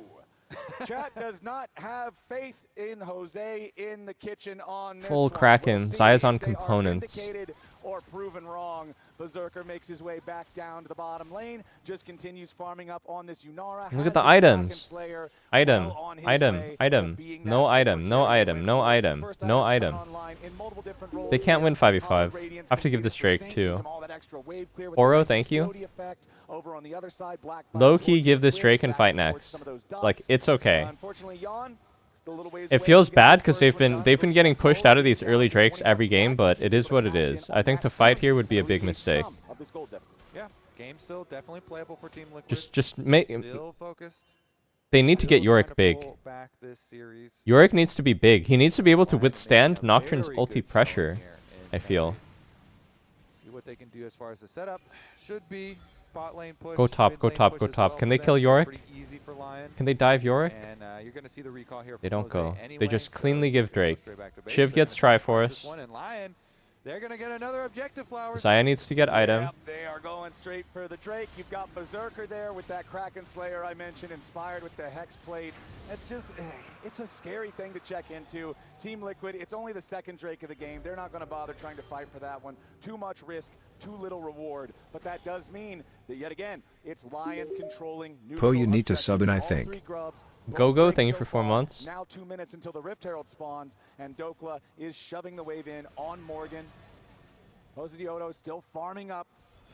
So when do we see Shyvana show up? So, Dude, if I was in this match and I get to play my AP Kog'Maw mid, so he's got Train Force. And imagine instead of Victor, we have AP Kog'Maw mid when Shyvana with does Ignite. want to show up, the enemy team has a Lulu. And Lulu makes Tell me I wouldn't fighting carry. as Shyvana very, very problematic, very difficult, as does a Galio. Tell me Inspired would not ulti onto me, kill me, and then I trade back with Ignite and Kog'Maw passive with Shadow Flame. Answer, but we're going to have a pivotal moment fairly soon here, as everybody is going to try, as you say, and play off of some of their first item power spikes. Galio is just Moving in, here. What the Team fuck? Liquid Galio will is make a Swifties. decision What the here fuck? For the Dragon. They're getting there very early. Resets are coming That's in a for fast Lion, Galio. Yeah, that Dragon's still a ways away. 4 minutes until the next one spawns, but the Rift Herald here in 55 seconds. That Dude, I just topside feel river bad is about completely this dark, Yorick though. pick, Nobody man. really I just invested don't think it was a early Yorick towards that angle. objective. And like any jungler but Nocturne. Does he know something I don't? I feel like Nocturne is just so good at killing Yorick. They know that they have battling control wards here in this tri-brush. They'd love to be able to clear out the Team Liquid vision. There's your Arc of Judgment over the wall. Shows that Like he Berserker breaks is the here passive too, really and that means fast. Team He can Liquid spell can't shield really the poop afford throw. to keep playing this game of The fear is chicken really over effective the versus ward Yorick. rush. The ward battle. You heal off the ghoulies when you AoE cleave. Really feeling those ones. We're getting back. I don't know. How do you play split? How do you play split versus Nocturne? They are. Does Swift March give Galio Slurs? Yeah. Coming up. We'll see though. Yep. Okay, Big Dogs is on the move. Whoa. Dokla here on his Leandry's power Mikhail spike. from Lulu is pretty advanced, I think. Yeah, to play around Shyvana's fear. They're thinking It's about a fear, possible right, on play. her ult? He did cancel his recall there initially. Very interesting, Mikhail's. That does sound good though, actually. The fear is so strong. To the bigger, badder dragon form. But Inspired still has that gold lead here on the Nocturne. The only individual gold lead on the Team Liquid side right now is Morgan. It's not really on the for Yorick Recon in the Charm, side no, I lane. don't think. I think it's more so for His own Shyvana's 30 fear. force completed. Going to try to allow Dokla to step up a little bit here. Jose Diodo standing on a control ward, so he knows he's not seen. Morgan throws the goes poop. forward, finds a little bit of damage onto Big Hang on. Dogs, but here The comes boys are here to counter gank, Nocturne. though. Inspired wants to go after the Yorick, and Morgan is Dude, not I mean, long he's for just this so world. fucking easy to Lion kill, to man. everybody. They already killed Morgan. Core JJ is going to be next. Flash is trying to stay alive. The Arc of Ruin barely misses him. as Team Liquid, you could see Jose was thinking about trying to make a move on the Dokla, but it's LYON who strike first. They grab the kill on the enemy top laner, and they earn themselves control over the Herald pit. Yeah, you could tell, you know, Team Liquid, they were feeling the play coming. They even invested the TP again from Rumble. Rumble still has R. But LYON just with the full commit, using the globals, are able to make it happen. It's so unplayable, man. Aftermath here, they're going to be able to get the Rift Herald as well. Dokla uses his teleport I mean, to get right it's just a back in. disaster So for LYON Yorick too. grab the kills, and they're It's gonna like the keep these worst objectives possible coming as situation when he should just TP to bot here. He's not TPing bot either. I mean, you're never gonna TP to group as this Yorick. You should just TP to split and farm max and tempo max. Pulls a TP, whatever. I mean, I don't know. I think they're fucked, dude. Yorick is one of the worst champs from behind. If you can't pressure split, then you're just useless. IMO. I mean, let's see here. Can't he flash the tether here? Let's see. Flash to the left, maybe? Break the fear tether by flashing to the left and maybe it's play? I don't know. I don't know. I guess it's cooked either way. Morgan, you're letting her down! She's freaking out! This is a tale of two series for Team Liquid Girl in the audience. She was having the time of her life yesterday. I remember that fan cam react. Yeah. Today, it is a much scarier prospect here. She's actually going, oh my god. 2,000 gold in this one. The Rift Herald at least still on the map, but it's continued pressure from LYON here in the mid lane. Fiend Hunter bolts completed for Berserker. This is when Yara can start to one-shot people. However, he has to try to get away now. While Grove and McHale's both had to be committed as Yon stepped forward. Caught him with the blade collar, forced that Fuck, they didn't even use any sums there. That looked good, but they didn't even use any sums. Right there. That could have been a big pick for TL. Yeah, good peel there for Isles, or from Isles. Oh my god, Inspired so fed again. How is he so perfect?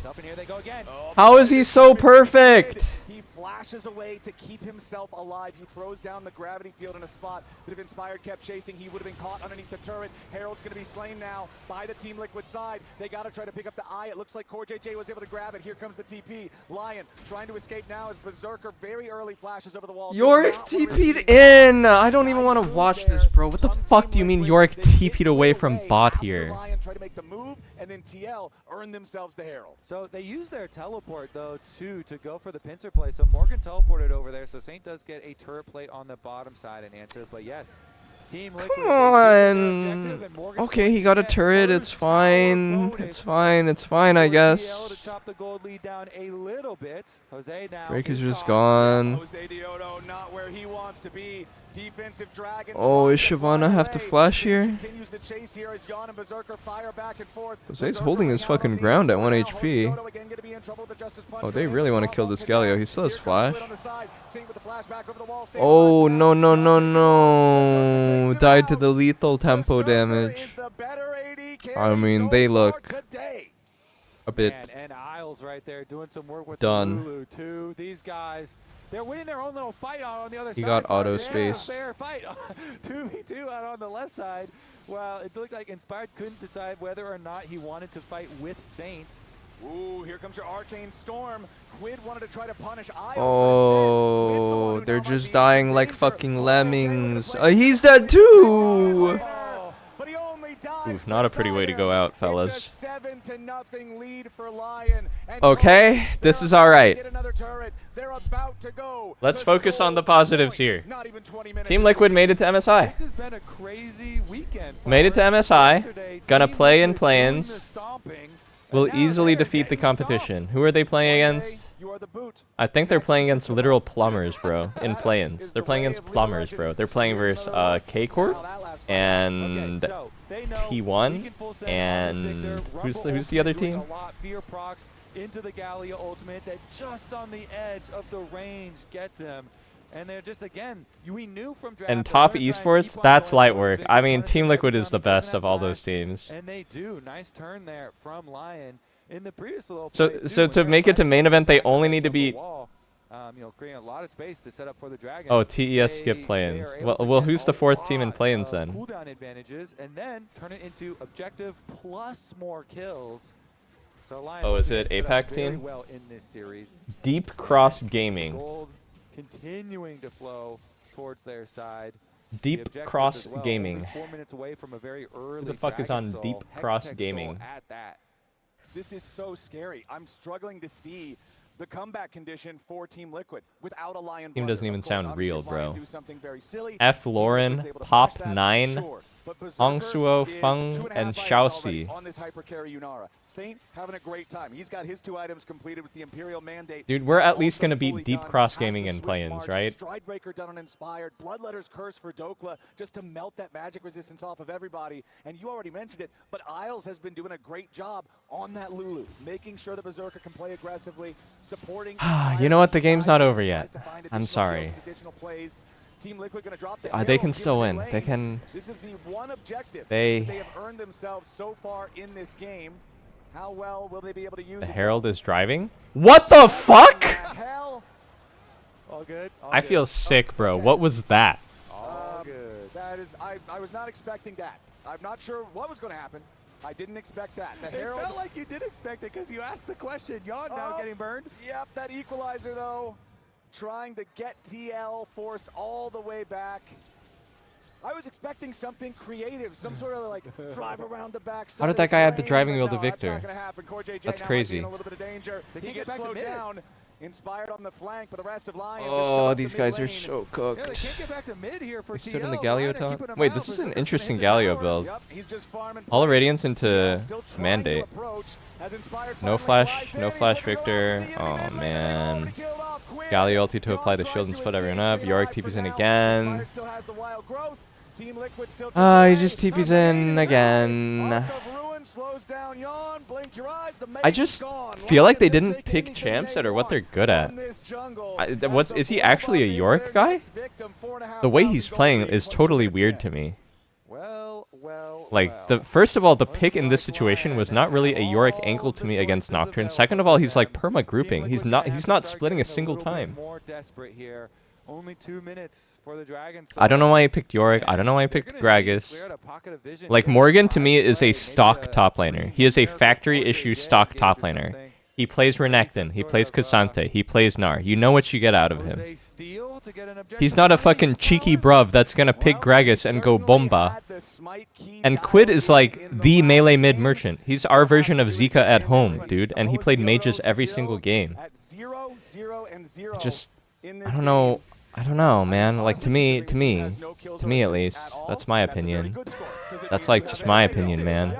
That is the tragedy of this is that objectively 0-0-0 is the best score on the team right now for TL. That is the state of the game. Low action score though. Morgan is 12 games, 41% win rate in career on Yorick. To be fair, that's probably a good win rate for Morgan in the LCK. You can't blame him for having a low win rate, playing on Bro, getting spit roasted by T1 GenG and HLE every game. You really can't blame him for that. 41% is probably really high compared to Bro's average win rate. Yeah, definitely would be super powerful, obviously, for them. All right, I have been liking, by the way, the new mandate when people have been building on Galio. You know, because does effectively work on 3 of your abilities, including your ultimate. And the damage amp quite nice for your team as well. And let's adjust the goalposts a bit more. Let's try to get 1 kill. What we were talking about from Champs. Let's try to get 1 kill, constantly putting pressure on or at least a streak. So the dream for Team Liquid is alive. Can they do it again? In the previous game, they stopped multiple Dragon Souls that were in Lion's grasp. However, this Saint potted up. Okay, I feel like they just don't have the firepower here. It's been a pretty brutal game. They need a good recon flash engage into. They need to like get a stacked engage on Lulu so she can't cleanse the peel with Mikhail's. So they need. Okay, let's see. Decent locket. He got the smite off. Rakana's flash. Wait, this looks okay. This looks okay. Rakana's R flash. Oh my god, really nice Lulu ult from Isles. Wow. That was perfect timing on the Lulu ult. Holy fuck. And the dream dies right in front of TL. They may have stopped the soul, but Lion shoot him straight through the We got Drake. That's a win in my Seven book. Flowers. They're going to get the kills, and guess what? That means Baron as well for Lion. Even though they don't. I mean, it's pretty obvious what Core is going for there, but I think it's still really nice timing. To be able to Lulu ult to cancel Recon Flash W with R on is nice timing. Nicely gets that one, 1380 something. Core wants to engage RW on the stack so that Lulu can't peel, but he can't get in though. There's no way he can get actually inside the pit. Doesn't have his ult. There's no flash, no dragon form. Dokla's just gonna try to burn him down as the oh heroic man, survives. That's a rampage for kind of a Dokla. brutal way to go out. Lion. That's a death. They're actually getting pummeled. And now Lion have a 7,500 gold lead. They've got Baron for the next 3 minutes, and they got a 5v4 for the next 30 seconds. Yeah, it's definitely looking good for Lion's chances here. They were the lock-in winners. Damn, how bad was C9? This year for LCS, and they have locked in for finals in spring as well. TL hard stomped C9 3-0 yesterday. Well, okay, but I'm saying though, like the picks were totally different. The picks were totally different for Team Liquid yesterday. Quid played Akali and Yone yesterday. This game, I think after the first game where he looked pretty like lost on the mage, like just lock into picking melee playmakers the rest of the... I don't know if his pool is limited or what. I think they should have picked Akali game 1 for him. Game 2 they definitely could have got... I think Yone was banned, but they first picked Cassio, like, and they're banning out Ryze, which is their card. I don't even think you're going to get there. Hold on. Quid's taken down to 10% Oh? HP. Hook the auto firing back. Berserker is low. NT. Oh, man. And Dokla hits him with the airstrike. Oh, it is not pretty. Down next as Core JJ tries to run. Dokla still in hot pursuit. The long-range power of it the is not pretty. Finishing off the kill onto Quid. Jose dies with him. Kobe, 15-0? Yeah, you can hold on to the smite count though. Smite steals. What? How about that? 1. It's like 15 without the 5. I don't know if that's as good. I mean, we can say it again here for Lion though. They had first team All-Pro mid laner Saint, first team All-Pro bot laner Berserker, and although Inspired did lose the first the team win con All-Pro here to Jose is the Deodo, solo queue win you con. know the caliber of this player. You hope they get so cocky because they're so unbelievably ahead and the game is so over that they actually start throwing a bit for fun. Like they get too excited and they start having too much fun and then they throw all their shutdowns. And that happens like twice. Then you can win. Here really has been the pinnacle of the LCS, and they're showing it here in spring finals yet again. Looking very good as they approach another victory. Oh, the equalizer. Yawn is already nearly dead. Oh my god, Dokla is just cooking them. Down to 100 HP. Yawn's gonna go all the way back to the fountain. How does Dokla look like fucking Prime Zeus in this series, man? Same thing over in mid. Saints ready to crash that wave, and with Inspired and Berserker. Every single time he showed up bot was such high impact. Yeah, and I think there's Every fight he's such high impact. Flowers, the destruction of the Team Liquid base will I think it's hard to like go for, he's going for like raw rumble ults every time. It's not like he's going off of something. He's just like landing really good natty ults. Beating 13,000 gold lead 29 minutes in. 15 kills to 0. It is so hard to close out a deathless He did fuck game bin of last League of year. Legends. Just the natural way you play a fight. Generally, you gotta lose 6 somebody. titles won out of 11 But possible again, we gotta go titles back. on 3 different teams. Inspired, 11 possible titles he could have won playing in North America. Of those, he has won. He's so perfect. If he wins here, which is looking incredibly likely, that That means he smile, goes that to damned 7 smile. out of 12. That's like 56, It's like the game just works like clockwork for him. He full clears 10 times in a row. And every single time when he's done with his full clear, there's a successful play ready to just like press Nocturne ult and get a free kill. How does the game happen so perfectly for him? Like he full clears, he presses R, that's the 7th camp, and then he's just up every game. Juggernaut that eventually was able to challenge GenG at internationals very closely, pushing to 5 games. Regardless though, Inspired, obviously lots of accolades, lots of awards, very successful, and this Lion team already being put together and finding so much success, winning both lock-in and spring. Every title that has been available to them since their creation this year, and now We're on the board. Here's the start of a glorious comeback. Finally make their way on the board. 30 minutes into the game, TL will find their first kill, but it comes at the cost of that. Morgan takes this one kill, and with it, he will split the entire enemy nexus. It's okay. Every comeback starts with one kill at a time. Okay, I respect your optimism, man. Let's. We were 15-0. Now we're 15-1. Step one done. This is the start of the reverse sweep. And now that the Hexol is down, Guys, if the New York Knicks can come back from down 30 points or whatever, Nexus won't hold out that long. But if the New York Knicks could do it, so can Team Liquid. Get a flip, and with Jose's ability to steal objectives, they are hoping they can get an Elder flip, an Elder steal or something, and work some 29? here. Team Liquid's only down 14. Well, you're gonna have to work those That's half the gap. against a Unara that now has Infinity Edge, that has Mercurial Scimitar. You've still got the Mikhails on Isles from earlier. It is so hard to do anything to Berserker on this Unara that is just scaled. Team Liquid doesn't have Jalen Brunson. They have something better. Jon at least has his 3-item core. They have right? us, He's got his Infinity Edge up the at fans, least, but it feels rooting like for their before every fight even success. starts, just the threat of damage from In times of hardship in a game like this, you really think about the fans. completely out of the fight. Certainly is. Lion have done such an excellent job this game, and now with 2 inhibitors down, makes it very difficult for Team Liquid to retain map control while still being able to check for this Baron. They're going to try and do it though. So Do you taking really? Control of the vision leading over to the Baron is their first step. Guys, don't you think I've been in this Trying spot to before? work their way into their own jungle here, retake some control, and then hope for a pathway for another. You know what Jose kept me miracle. going in moments like Gotta this? be what it is. Dokla down there in that bottom lane. Remember, that is the only lane with an Unlucky inhibitor still game, what can you do? standing on the TL side. Just fucking Dokla win will next apply game, pressure man. there. It's He fine. has his I mean, they can teleport still win at team MSI. They can still win at MSI. If and when he's needed, I don't even know if they will need They can him. still do well at He's so MSI. strong at this point. He will have his Seeker's Arm Guard as well. Guardian Angel up on Inspired. Zonya's available for And Saint. maybe, just maybe, So many defensive tools for with a everybody little on bit of Lion. movie It's hard to magic, pick Jose can anyone. steal this Baron. As the blast cone Come on, being Jose. protected, being guarded Come by on, Saint. Jose. They don't want to allow Jose, the man with the magic Give smite it. key, to get in there. And that's Baron. You're fucked if you give it, secured you're for fucked if you try to Inspired steal and it. Lion.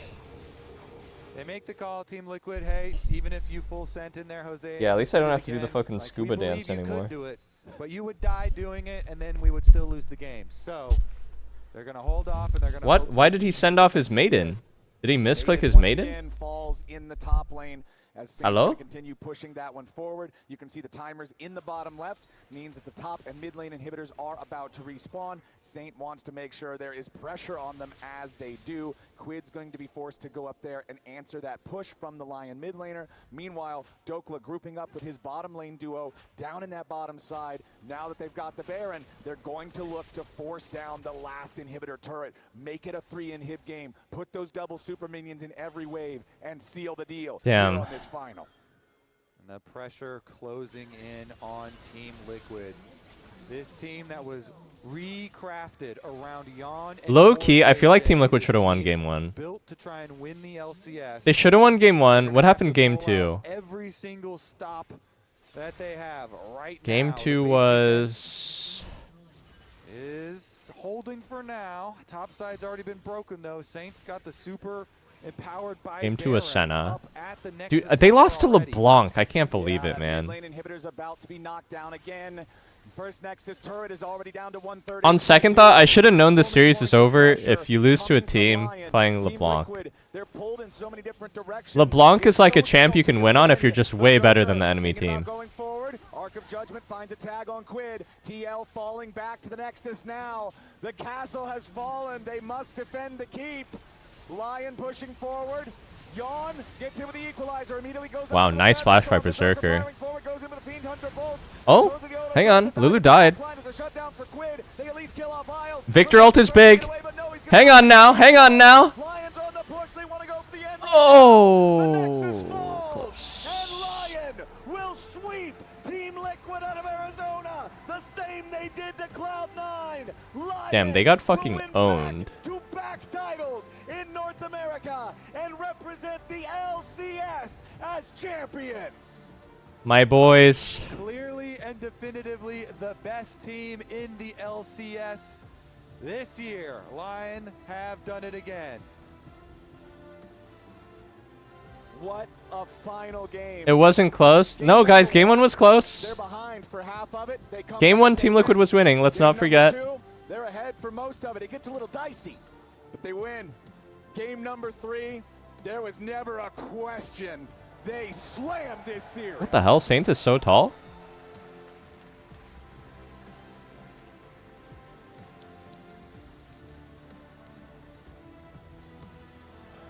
Well deserved. Performance after performance from Saints.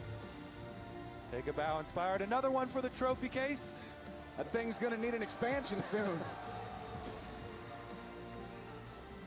Inspired is the CEO of North America. And Big Dokes. Every time the pressure is on, Big Dokes is not a man to back down from the challenge. And Isles, man, really Wait, showing his don't teams need to bring a sub to international? has been making so many impressive plays and doing so much. Lion sub is probably gonna be Castle. Who's Team Liquid sub? Shine as the mechanical master that we have seen him be so many times.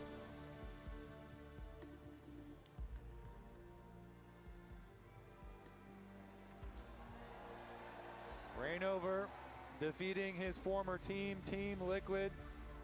Must feel good. Rigby as well. Well deserved for the entire squad. And now, Put me in, coach. trophy lift complete. We're gonna toss things to Kangas, who's on stage with our spring champions. Thank you so Okay, I'll be right back. I'm gonna grab my sandwich. I'm gonna boot up T1 GenG. You know what? 3-0 means I can watch all of T1 GenG comfortably. Yeah. You said going into the upper bracket in general, you'd never been in the upper bracket. So now that you've ran through the upper bracket, how you feeling? Is it easier than you thought? Honestly, today I was not sure like what Team Liquid's form looks like, and I mean I made a comment yesterday about I thought Cloud9 just looked weak and we weren't really as good as I thought. But after today, you know, I'm full of confidence again. I think we didn't play our best game today, and it was still got it done with no problems at all. So happy to be here. Don't even think you played your best game. Okay, so you think that the ceiling is still higher for Lion going into MSI because you're going to be the first seed representing LCS. I mean, I think there were a lot of small things that happened today. That the games went a little bit longer than they had to. But I mean, more than ever, a win is a win on this day. So super happy about that.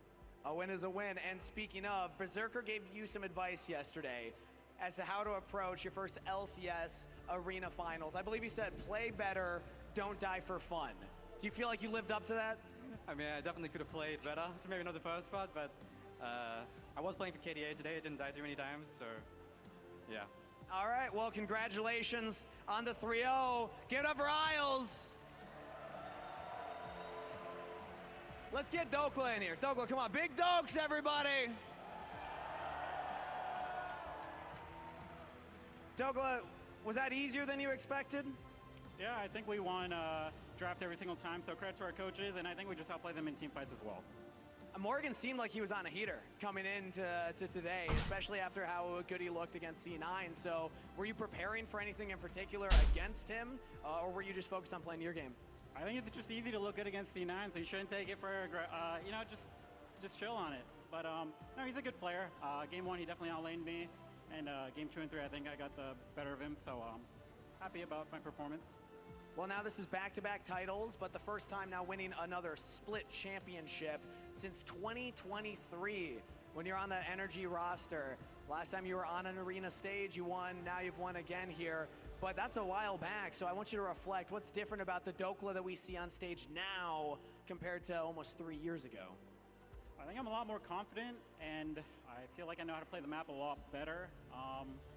And yeah, this split was just a journey as well, from just, you know, playing really bad in the beginning to 6-man into just winning the split at the end of it. So didn't expect it wasn't a smooth ride, I will say. Well, one thing that definitely has changed since that last time is how much the fans have connected to you, and specifically what you've been doing on your socials. So we got the Nihao Dokla. Have you been practicing your Korean ahead of MSI? Yeah, 안녕하세요, Dokla-합니다. Yeah, it'll be coming up. Happy to go as the first seed. We also get to go to EWC, so that's nice. Yeah, just really happy with how our team played, and glad we could win. All right, one other thing, every NA fan always loves to pay attention very closely to how we do against EU at international events. Do you have any message for the EU players?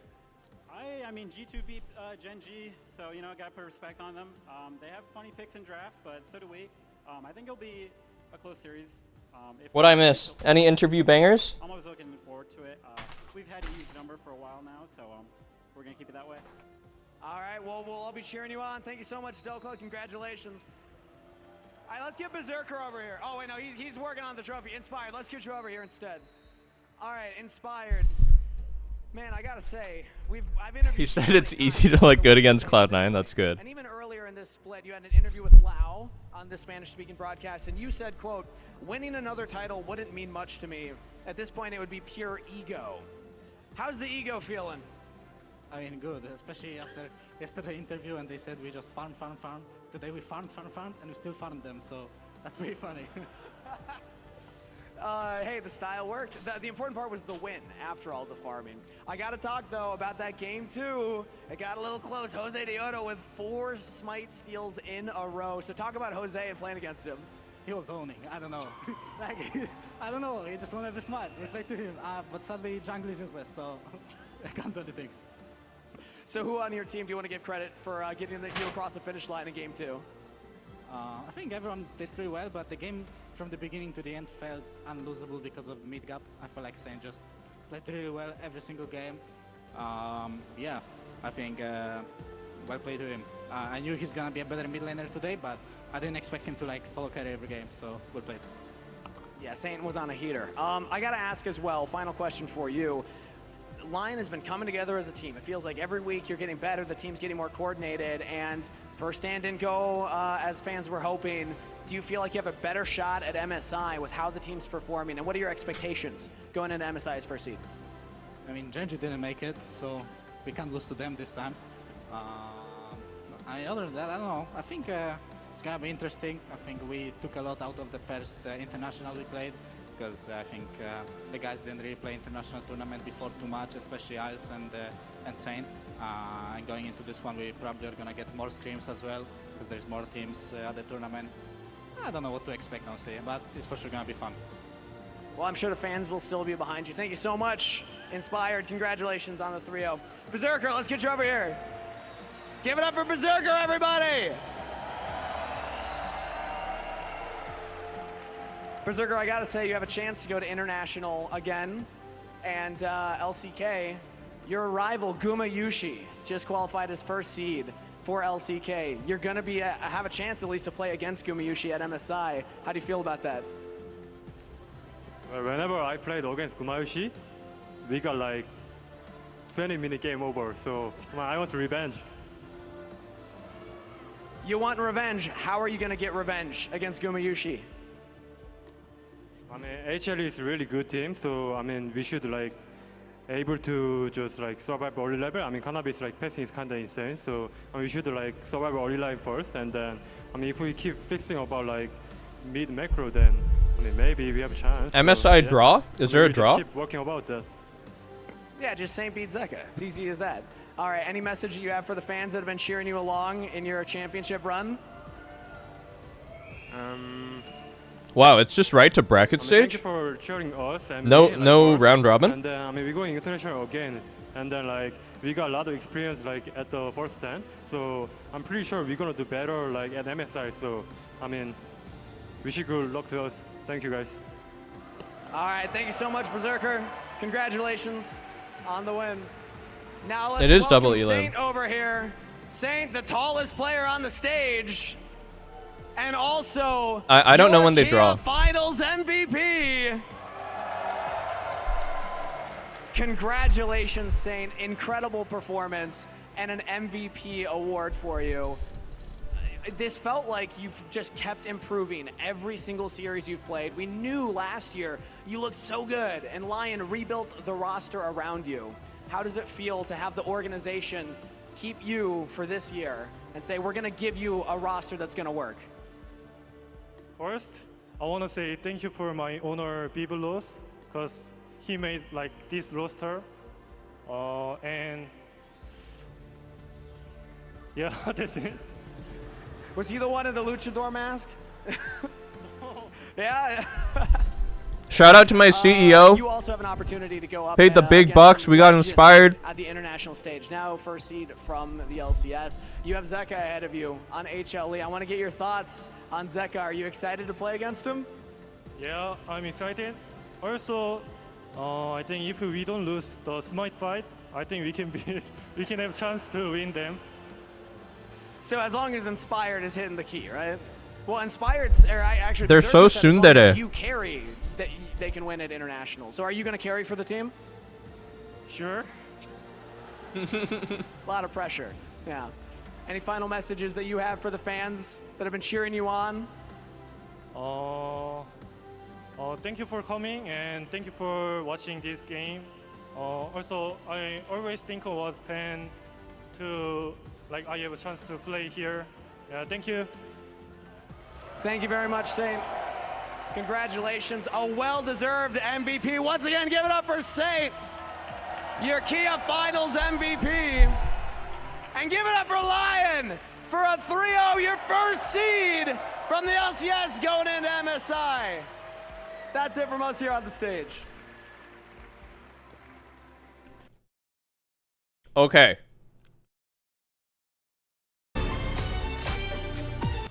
I'm gonna watch T1 versus GenG now.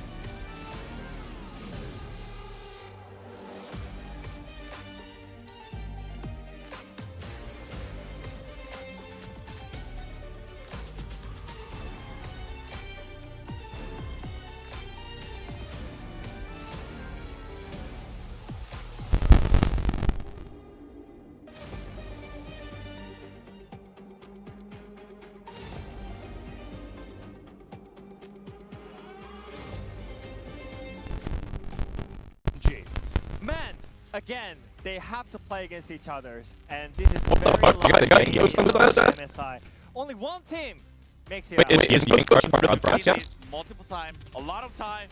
We're at the final round. It's crazy. And you know, I think those housing up as hard as 2-1 against GenG. That was the game, man. It's crazy. Chill, bro. It didn't start yet. Chill, bro. The camera was breaking because of Jankos' excitement, but we're all just as excited as we take a look at the journey on how we got here. It all kicked off Hello? with D+ beating the Hello? Giga Chads, and then it was KT with the reverse sweep. Then Hanwha Life Esports, the #1 seed, assuming as such as the #1 seed from the LCK to MSI, and a 3-1 victory against T1. GenG took care of business against KT, and that sets us up for another It sounded red like versus gold RFK matchup. Jr. Someone dropping the Ezreal combo. No, I was saying Camille Jankos is on the 6-0 broadcast. because Is they it like a didn't permanent thing? actually play the Ziggs Camille. First time that these two storied AD carries are playing in a best-of-5. And I'd love to see, like what I explained, I would love to see some heavy bot lane matchups here where we can see maybe the Enchanter matchups even with the Ashe, with the Caitlyn, with the... 그리고 우승. 세 번째 MSI 트로피에 도전할 수 있는 티켓은 단 한 장입니다. 수없이 정상에서 격돌했던 숙명의 라이벌이 이제는 물러설 수 없는 대결을 앞두고 있습니다. 수원이는 주변에서 너무 잘한다라는 그런 소리도 많이 들었기 때문에 톱10이 높은 선수라고 좀 기억하고 있습니다.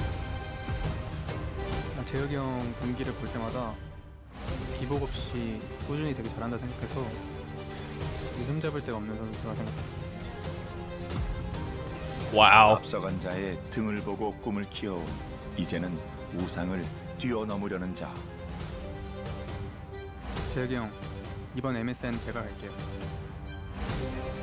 뒤따라오는 추격자에게 절대 추월을 허락하지 않는 자. 수원아, 높은 무대로 올라가는 길은 결코 쉽지 않을 거야. 로드 투 MSI 2시드 결정. Do I need the subtitles? I'd say I'd understand about like 75%. There would be some sentences I don't know. There's some words I don't know.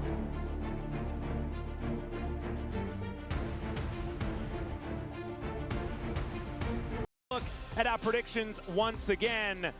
And yeah, the spaces I think all got Game number 1, T1 on blue side, first pick for GenG. Okay. Varus, Time to watch some high elo games. Where Hanwha Life Esports had the initial Time to watch some Camille fucking pick, high though, elo right? games. And that's where the woes for T1 kind of started draft-wise, right? Was right in that game 1. T1 were able to bring it back a little bit, but Karma's gone, so we're not going to have that set up anymore. But this, for me, is a bigger look, a bigger temperature gauge as to what T1's read is after some pretty rough reads a few days ago. Why are you guys What's typing the transition XDD? here? What's the new cryo? Well, the new ban is going to be Cassiopeia, I would assume. As Rumble's still available. I don't know how to read or predict the LCK draft. I only know LCS. Well, it's interesting actually because they had Bard banned. If this is against them NA, at the time. they pick Now Nocturne banning first. Bard in They this first pick situation, Nocturne here. which is understandable being against Carrier, but I wonder how much they shift. High elo that meta to is get different, though. The Bard themselves to Dura later. Like, they're banning Well, Jace the 1, 2, Jace 3. ban too, What? So T1 says, look, we've done those drafts, both of us. We're getting out the In way. NA, you We're let not them gonna have a Jace repeat and of just what we watch saw them there, because, flounder. I mean, as you said, They banned Cassiopeia, Jace? Jarvan, all big picks that are available now. And we're going to see what GenG going to take fifth. Rise also has been jumping up in priority. North America He's first picks available, Nocturne too, here. as a pretty safe blind pick. The thing is, it's really hard with the Cassio available. Yeah. And we just never see it, right? Like, we've seen Rise first picked all the time. It's because Korea. Orianna Cassio are always banned away, but It's Korea. will be the first pick. Do it for Insect. There we First go. pick Lee Sin. Thank you for bringing him along, Chijik. We really appreciate it because his champion is played in the very first game. With no What the Vibe fuck? here, you know, locking the Rumble doesn't feel like a sure thing because you're playing Doran Just Rumble smelling and his Team notes? Sante probably in that situation as well, which is pretty scary to think about. So Cassio's I high think prio, I sure. much prefer. It looks like that is what they are going to lock in here, which also weakens a Rise pick for Chovy. Yeah, I think it's good into the Lee Sin. Obviously, a lot about his mobility and dashes. Good into the Rise. Rise Lee Sin have been very popular. They might What do you take as a go to jungler something here? Else, but that North does America goes weaken Lee Nocturne Sin a here. little bit. We've seen Annie Lee Sin, but Cassiopeia is still a very good lane into that. Pre-6 at least. And now for T1, a pick for Ona might just come through here. I mean, they've got Cassio Jarvan. Feels pretty good if they do want to go there. Obviously, they can lock in a bottom lane here if they would like to, but we don't often see that until games like 3 or 4. Owner doesn't prefer the Jarvan. We've noticed that this season. He Trundle. had a negative win rate on it coming into this weekend and has otherwise avoided it. Generally speaking, he's played less Jarvan games than most of our top junglers right now. So instead, he's looking for the Trundle pick here, which is curious considering how much Lee Sin can circumvent those pillars, but there might be a larger reason here as well. This already feels like a very control-based composition from T1, even just with this Victor. just with these two early I'm just going to picks, try and but predict all the the picks. Trundle I'm probably getting them all we wrong. saw it Victor. initially as a counter specifically to Xin Zhao in the meta. Okay, Then it and moved best up at top, being a bit blind. more like, oh, well, if they have Sion, we can see it play. Galio into Now, Trundle cast? This early.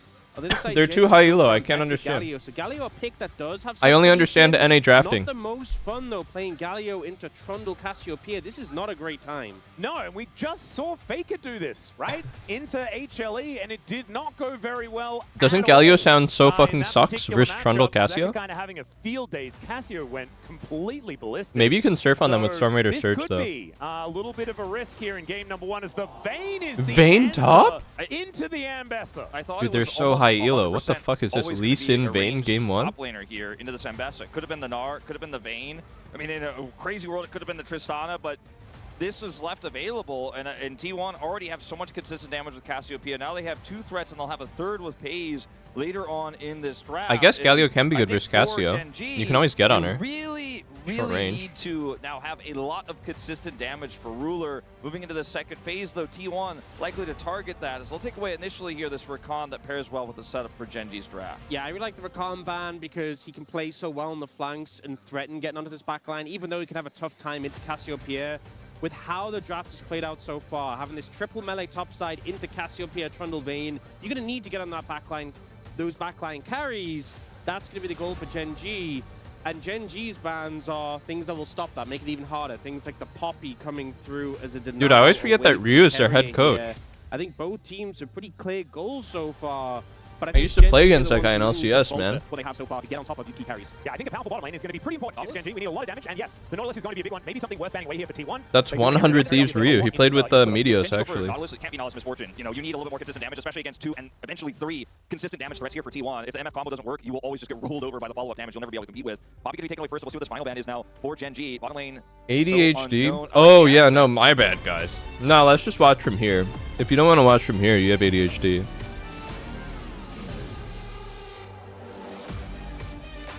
Fuckers. Say, well, it's not his fault. He's nailing. This is going to come down to form, and I think the GenG's is going to need to be a little bit better than it was even yesterday, based on what we're seeing here in the draft. This is a lot of comfort, though. Chovy's Galio has been legendary in the past, and it's Keen's Ambessa. He's on a carry. Let's see whether they can make it work as we get onto the Rift for Game 1. Shen versus Camille support in Game 1? What the hell? How did that happen? All right, here we are, ladies and gentlemen, onto the Rift for game number 1 of this best of 5. One team will go to Did they blind? Oh, they blinded Camille support to have Camille Galio. What this one is all about. So they got that ward down quickly into that lane brush just above mid lane, and then they all stacked there, and they basically ensured that there's no... Camille support is meta in LCK? Actually? Faker doesn't have as much That safety sounds crazy. as well, so I wonder if they're trying to set up for an early gank to come in on the back of that. Obviously, if Galio can just flash onto the Cassiopeia, the Lee Sin can be there for the follow-up. Now, there's also another question here about lane priority. I'm just really surprised you could pick Camille support. I feel like, don't you get like cooked by... I guess apparently not. You don't get cooked by like Leona or Nautilus or... He's gone for the common exhaust. And down here, depending on how you play this Shen, if you can get level 2 first and you can control this lane, you can have a lot of power, but they're not doing that now. That is a lot of damage to that first shot. We're looking for another one, but it's just Duro that gets the work done. First blood over to the Camille. Just not respecting the level 1 of the Camille, the ignite, so much power on top of the stun and carrier. Wait, it's D-Helm Jhin. Caught out, especially the burst damage from the Jhin. Didn't have his dash available. And the Ziggs is never going to be able to match that. I should play Camille support. I love playing Camille support. Actually go into on this, Space is going to have to satchel his way out. That was a great reaction. But I think you really needed to play that. These guys are bloodthirsty. If you wanted to look for the early aggression, it was too soon and way too close to that level I like it. I like it. I like it. This is a huge lead here already for GenG in the bottom lane. This is starting to get tricky already. Duro thinking about going his for a QDL is so not little gonna with be allowed D-Helm. to. As we check in towards his top side, this should be a matchup that Doran will eventually have a lot of control in. Certainly in the early levels we'll have a lot of control in, but it's still Ambessa, right? As Chovy not going to have a lot of control in this one. There's a taunt though. Shadow dash. Dude, they're so fucking bloodthirsty. It's crazy. Is he dead again? Needing to grab this kill to try and equalize. He'll find it as Paze runs out of buttons, and this Jhin. I like it. I like it. What feels great here is that Ruler gets the kill in this situation. Carrier was the one who got the kill onto the Camille. Look at how hard they're scrapping every fucking lane. From Carrier there and just I like trading it. 1-for-1. So they find the aggression, but they're not able to come out ahead. And you Wow, I can't believe Shen just dies here. And then has nothing left. He's got nothing, right? And he's so far forward. There's just no escape. Even commits the flash there. Now with level 2, you can see there's a little bit more playmaking power here. Carrier is able to get the taunt, which sets up the satchel. They both deal so much damage with Halo Blades Ignite. Ruler is free hitting onto Carrier, so he has to sacrifice his life in order to get this kill. So it's not really a trade up for T1 at all, especially with where the gold went, as you mentioned, onto the Jhin.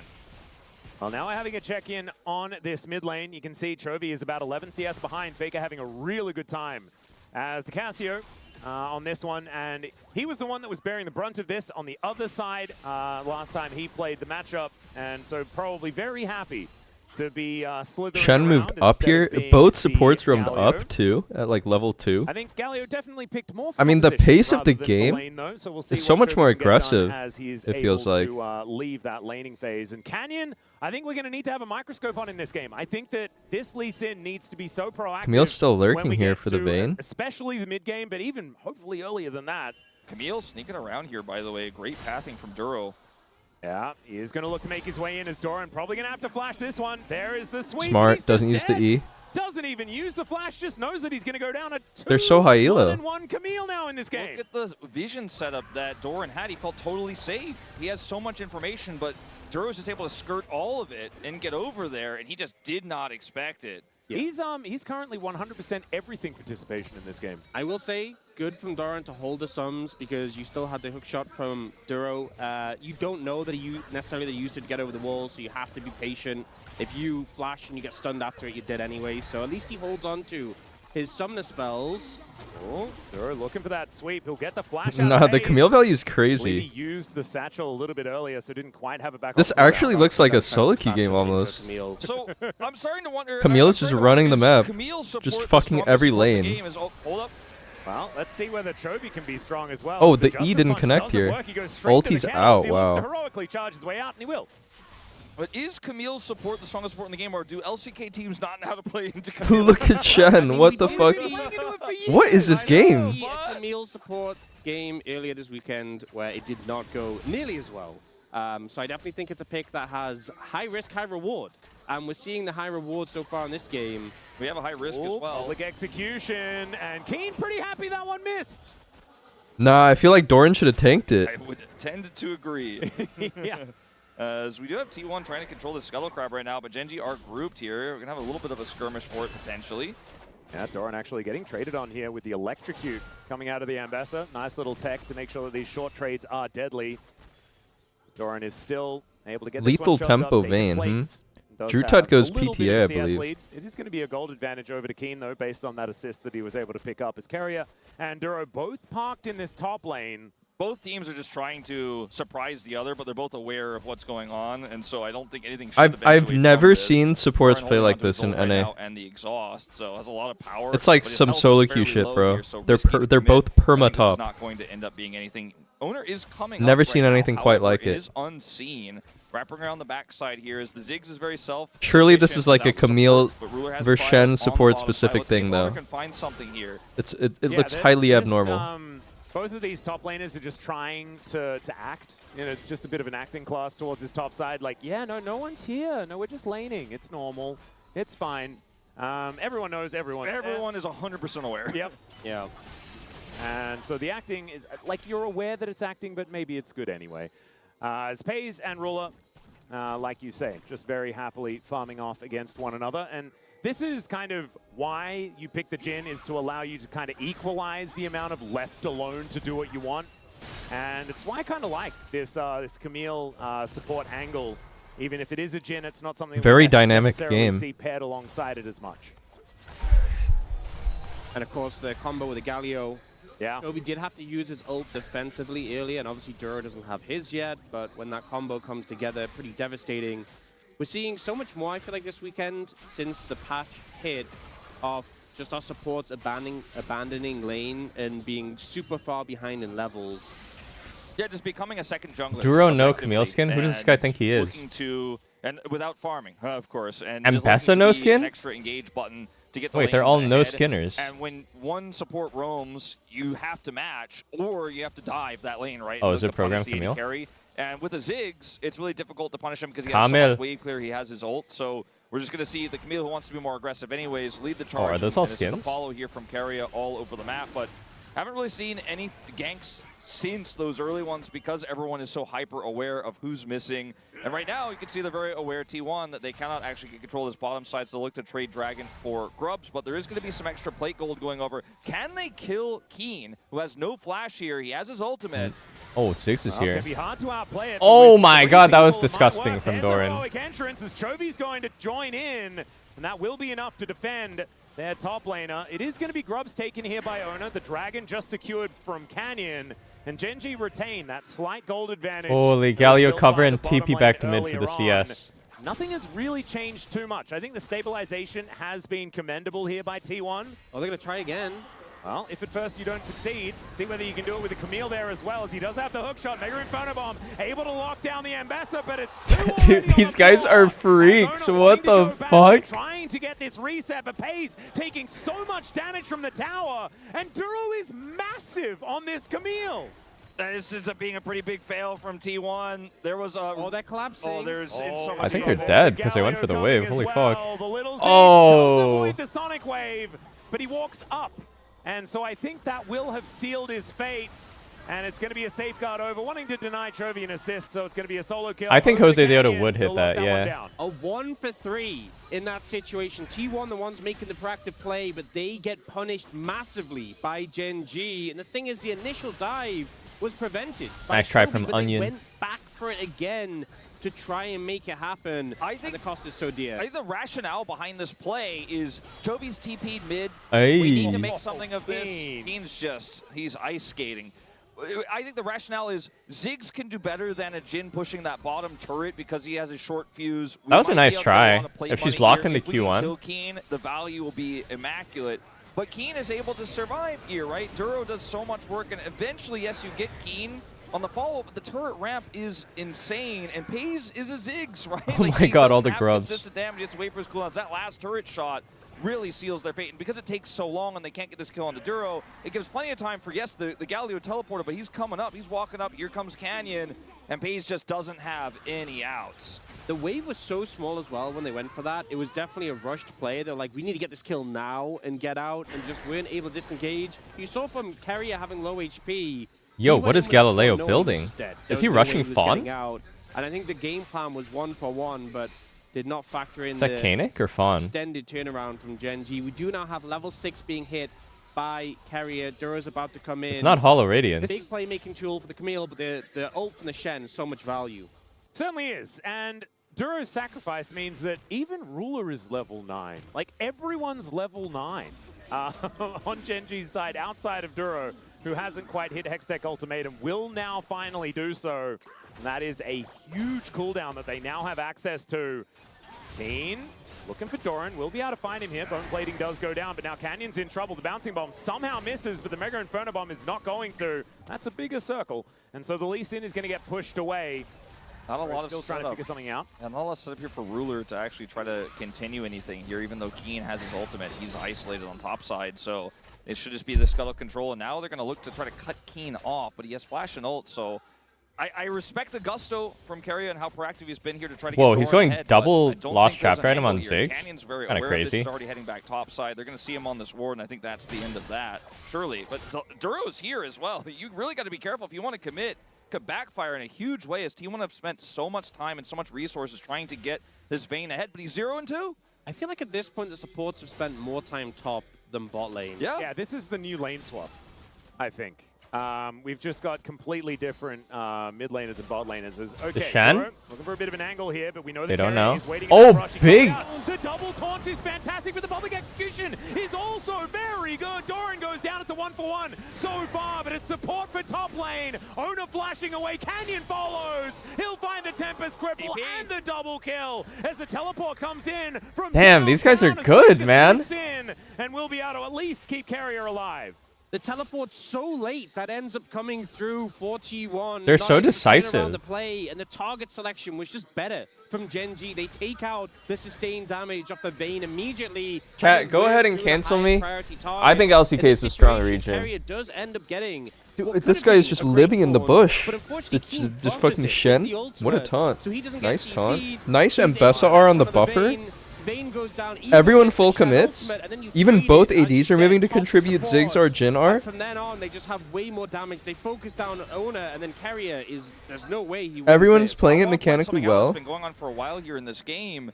Pays has not completed his role quest, and Rulers has been done for a very long time. You look at the CS, you look at the KDA between these two top laners, but Rulers already generated 500 gold, the advantage, a lot of that in his earlier completed role quest, and that is going to be something he's basically always going to have. Pays will never be able to catch up on. His role quest is still not finished, and this is becoming a larger and larger problem here for this Ziggs, that they tried to get ahead, they tried to get those plates on the top side, it didn't work out, and Pays is just not at the game state he wants to have here heading into the mid game. And now looking for a second dragon here is GenG. It looks like Canyon will be able to lock that one down by himself, or maybe with a little bit of help. Do you from actually Cody, who's get gonna 10 rotate Jode his way stacks up. as They the have a Jhin lot of here? deep vision though, and I think GenG will be able to very comfortably the pick helm? this one up for free. Earth, Wind, and Fire, absolutely beautiful as we get a Cloud Soul. Wow, Thanks, what a T1. clean They trade. Are very reliable when it comes to Cloud Souls, and Dude, they're this getting Vayne it out of top the way looks in the like very first hard ass. Keen hitting that one-item spike of the Eclipse is such a problem for Doran, who had this Vayne matchup and was hoping to come out successfully. 0-3-2 now. and Keen feels like such a scary threat. They're still trying to 4-man top lane. There are so many bad guys here as Oh my fucking god, bro. They do manage to kill the ambassador. What? Just has to get himself the heck out of there. Finally, mission complete. As Zero is likely to go down as Bro, well. they're So so active. It's insane. Chovy looking to trade this one. Ruler also getting some damage down in this They're mid so lane. The cross coordinated. map is pretty ridiculous here from GenG. Yeah, GenG are going to be able to grab this first turret in return. Keen not able to ult in that fight, but almost burst down the vein. Imagine It if just, he gets it's so that snappy. kill I don't before know. dying and they get the turret would be absolutely insane. But T1 want to turn this into a larger turret win. here. Nice E-flash. So nice from Doran. He actually messed one up I mean, earlier they're on so the tower, decisive but about their nailed this flashes. one. I really like And with the that. They're so there's decisive nothing about that flash. Keen can do. He's 0-3, but he's still playing really proactive. Like, he's still trading hard, trying to bait him, Pushing looking for the Galio on play. the bottom side. They still haven't finished this turret here top side either. So yes, you got the kills, but the gold lead hasn't changed. Yeah. And that role quest situation that you were talking about, I can't stop looking at it now. Look at the gold, It's it's still not 50% quite there. higher Exactly. now. It's only expanded by another 250 gold. The more time you spend with role quest completed advantage in the bottom lane, the more that lead compounds, and you'll just never get it back as T1. You can't go back in time. Well, Carrier is able to stand in the Spirit's Refuge. That's going to help him out against Ruler here. As Dura now in a little bit of trouble. Faker moving over as the taunt set up just to try and get this Camille out as the Rift Herald down very, very low. Jin got it. By Oh the my god, that Shears. Now TP. Keen shows up and gets so Holy much damage fuck. down. Dora, the immediate revenge for the Ambassador. The curtains were called, and it is indeed curtains for T1 in that TL way. needs to beat And these- the Herald goes over to GenG as well. Keen's ults this game have been so good. Nah, TL's got this. Comes in, speaking of ults, is now Chovy Holy turns up shit, with dude. a gigantic taunt, and down they all go. Even Duro surviving. The mega It's just a return different above in the level, end. bro. It's nearly an ace, and It's just a different level.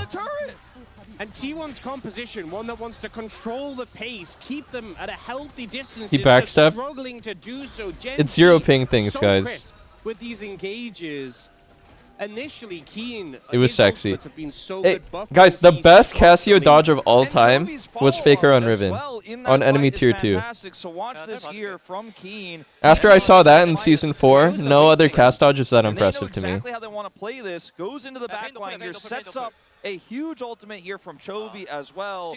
This gets backline access right away. Well, guess what's happening in the backline? Ruler following up. The composition is working like a well-oiled machine. And then they catch Faker here on the side and lock him down. Look at Chovy as well. Channel Nice sidestep. to dodge the ultimate from the Cassiopeia. Oh, so man. beautifully played there. Those little micro movements are just textbook. Show it? I'll show it after this game. You guys don't know what I'm talking about? It only took 17 minutes of trying. Hey, and because they got it late, they get the bounty. Riven mid Oh, yeah. versus Nagne Casio. I remember it like I was yesterday. There we go. Big celebration. And so now this 1,000 gold lead shouldn't just naturally extend over time. Show it now? Unless Ruler continues. I'll to show get it right now. kills. It was that good. Keep in mind this was like 10 years ago.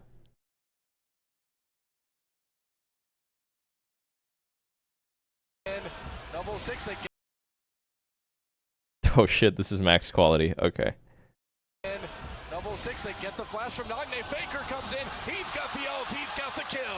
Beautiful, beautiful game from SKT. Dodged. Do they do the replay here too? So beautifully, I almost couldn't see it. Let's watch this one again. Let's see how Faker does. Wait for the animation. Comes now. Flashes it. That's ridiculous, bro. Nah, it's so ridiculous, even still. Mechanics.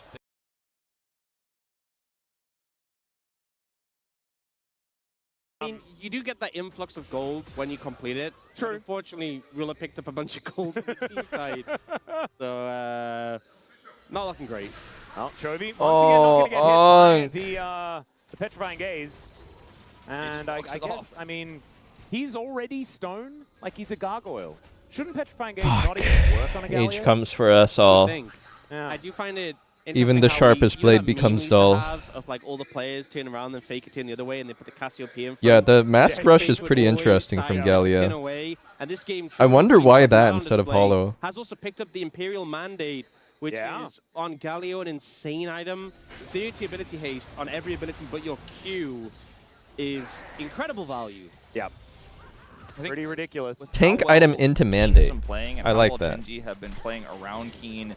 it has been that GenG have known the game plan from T1. They've been one step ahead of T1. They've matched those rotations. There has always been the Cannon's been rotating over a little bit late sometimes, but in time.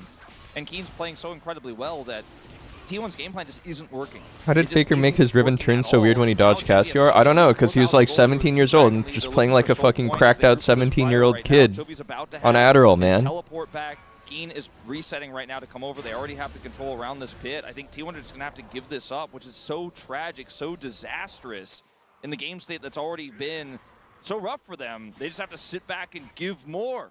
Yeah, and this is going to be stall point, like you say, but they also miss out on their red buff. GenG really taking control of anywhere they kind of choose to look at on this map. And it's not the game. They're so explosive, man. I was expecting this Ziggs draft. Watching a game like this, play out this stage of the game and you could never expect an NA team to win playing like NA style with like Sion top lane. With the pillar and all this sort of stuff. But like that style of game just looks so outdated compared to this, no? So fast and loose, and hats off to Duro, man. Just completely warping the game. Yeah. Or I don't know. Maybe we lock in Sion at MSI and just shit on these teams. Such a great start. It just adds an extra weapon to GenG that T1 didn't account for in the draft. Maybe. I mean, it's been so impactful, and it's the fact that we have this. Maybe game, we mogged and them. Earlier on this weekend, we had that Camille game where it was a 1-9, and it just seemed to be dying non-stop, really struggling. It is such a feast of famine pick. You are playing on a knife's edge to make success on this champion, but Duro has just been pulling it off again and again in this game. GenG as well, would have been a Cloud Soul. I feel like there's so much value for their team. Not necessarily champions that sync up that well with the ult to get movement speed. Jin, for example, doesn't. Oh, Ian looking for an all-in. 0-4 power spike. Come down here as he does have support from Carrier. He's going to be able to pick up that kill as Canyon now has to get out of teleport. Okay, Vayne top is OP. A lot to make sure that 0-4 and doing that. Cassio TP'd, what the fuck? Dragon here, I think this would feel great for T1 because maybe you could turn that into something. Instead, it's going to be here an attempt to stop Chovy from getting the cross-map turret. They got the kill. That's important. That's valuable money. But this turret is so healthy. They're going to stick for it. They're going to look for more. Yeah, Canyon is able to safeguard as the oh my god. Belts onto his W? On his satchel, but he's just going to get wiped out by Ruler. Finds the bullet. What the fuck? They're so Korean, man. And now Canyon trying to get himself out. The heroic entrance is going to Dude, these guys are fucking crazy. Here comes Duro. His way down, and Duro, the hero of the hour, is looking to make his way in. Another Condemn coming on through as now GenG find the front foot. And the holy shit, it just keeps going. This man has been addicted to revenge this game, and he's going to find even more as Faker goes down. Ruler's opening the base. Gets his man, and yeah, Ruler has never been with his team, to be honest. It looks like a different game, genuinely. The side lane Jin effectively just pushing on his own. T1 think they found a successful play, but they want more out of it, and GenG punish them for their greed. In this situation, they turn around this play well. Keen very confident in the 1v1. I mean, this is fun. This is the way to play League, in my opinion. The comes in, the Channel comes in.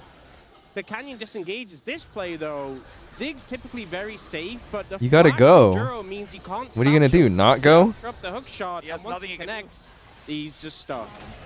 Down here, they want more, right? There's a lot of greed, but there's so much control here for Duro. This ultimate buys a lot of time, and that's all they need to do is to buy time for the larger team fight to come through.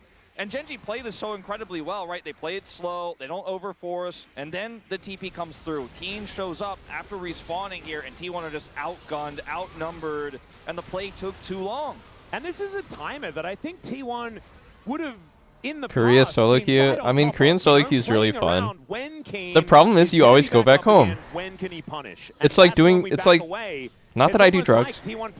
I imagine it's like doing drugs. It's great for a time, and then you have to return back to reality. 12 months of wasting my money, SMH. On this Cloud Drake. They are in a pretty desperate situation. This series is do or die, and right now this game is not in a great spot. Mahogany, thank you for 12 months. 6,200 gold lead. Baron's who said you return? They're looking for Faker here. Well, he does have Owner as support. Okay, I'm not that addicted to League. I would uproot my entire life. Be, holy shit! The side steps to R again. Galio ulti's in for the follow up. Belts out of Mbessa R. Oh my! He is going to go down as he goes a little bit too deep. The condemn was pretty good. These there guys are from so Doran, but a freaky. 2-for-1 and the turret going down. GenG still with their eyes on a potential Baron. This draft for GenG had to be played so well. Keen had to be able to absorb that. I mean, I've already been feeling so pent up in my solo queue games. I crashed out yesterday. I want to play aggressively too, but it takes more than one guy.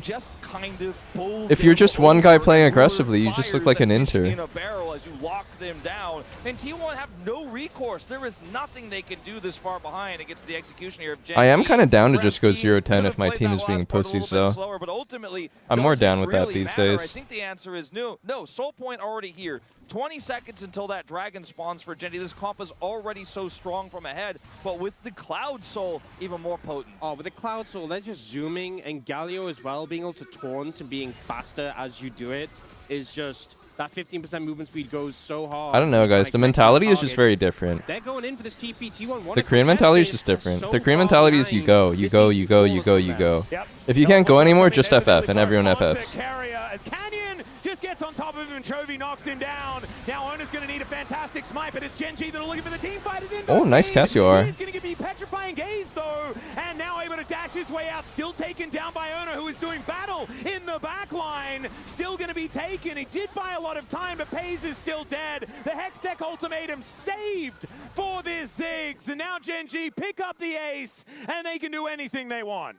Duro does nearly 3,000 damage in that fight. Carry. He's doing so much work, saves the Hextech ultimatum till the end to pick up the Ziggs. But here, this pick on a carrier, the Deadly Flourish lasts long enough for them to just go in on him. He can't taunt before he goes down. And then this flank from Duro, even though Faker gets a great Camille. away, it's still Dude, so Camille hard looks to fun. I want to reposition play from Camille here, and support Chovy now. just beelines immediately for the Cassiopeia. And they're missing the critical Shen ultimate in this fight, and the pick to kill carrier was through really basic abilities. No expensive cooldowns were used, so it's really easy for them to follow. And they haven't broken open the base just yet, and the Dragon does go over to T1, so there's some small, very microscopic silver linings here.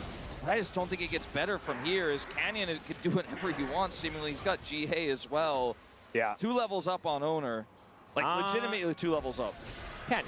He's going to get hit by a petrifying gaze. That GA may not last very long, as he does safeguard, gets the kick back onto Owner, and will keep that. Okay. Still holds onto it. Wow, so lucky. I guess Chovy is now here, and so the Lee Sin is going to be okay. No flash though. Some aura farming, I guess. Yeah, not necessary at all. Dude, they're perma fighting. Taunt. Looks like Carrier's one is going to be working out okay, but the Winds of War do damage now. Riftmaker now done for Chovy. They're perma freaking on it, dude. There's a lot of support items, like kind of for Chovy. He's still doing a lot. I think what those last 2 attempts from T1 indicated is that the damage just isn't there. The fact they couldn't even get Canyon into his GA, and Chovy just seemingly not taking any damage right now.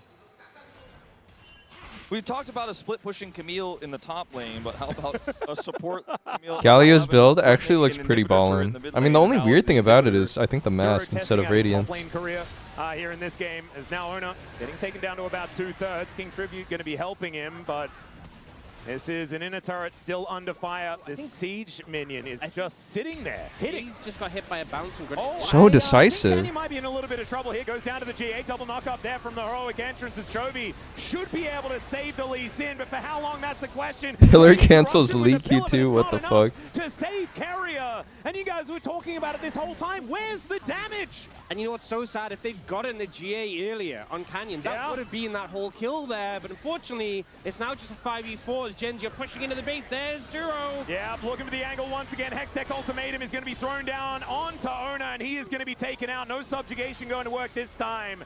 As Canyon... I mean, the advantage of building mask, the important thing is you can go cloak, I guess, which is better than building just the mantle. And it almost felt like they wanted to just use Canyon as a Chovy ult point. Yeah, right. Just stand near them so I can get a good ult. And he's just been walking towards T1 and setting up these This Ziggs build looks horrific, bro. What do you mean Galio items? Look at the Ziggs build. It's not worth it. Tier? No Uncompleted tier?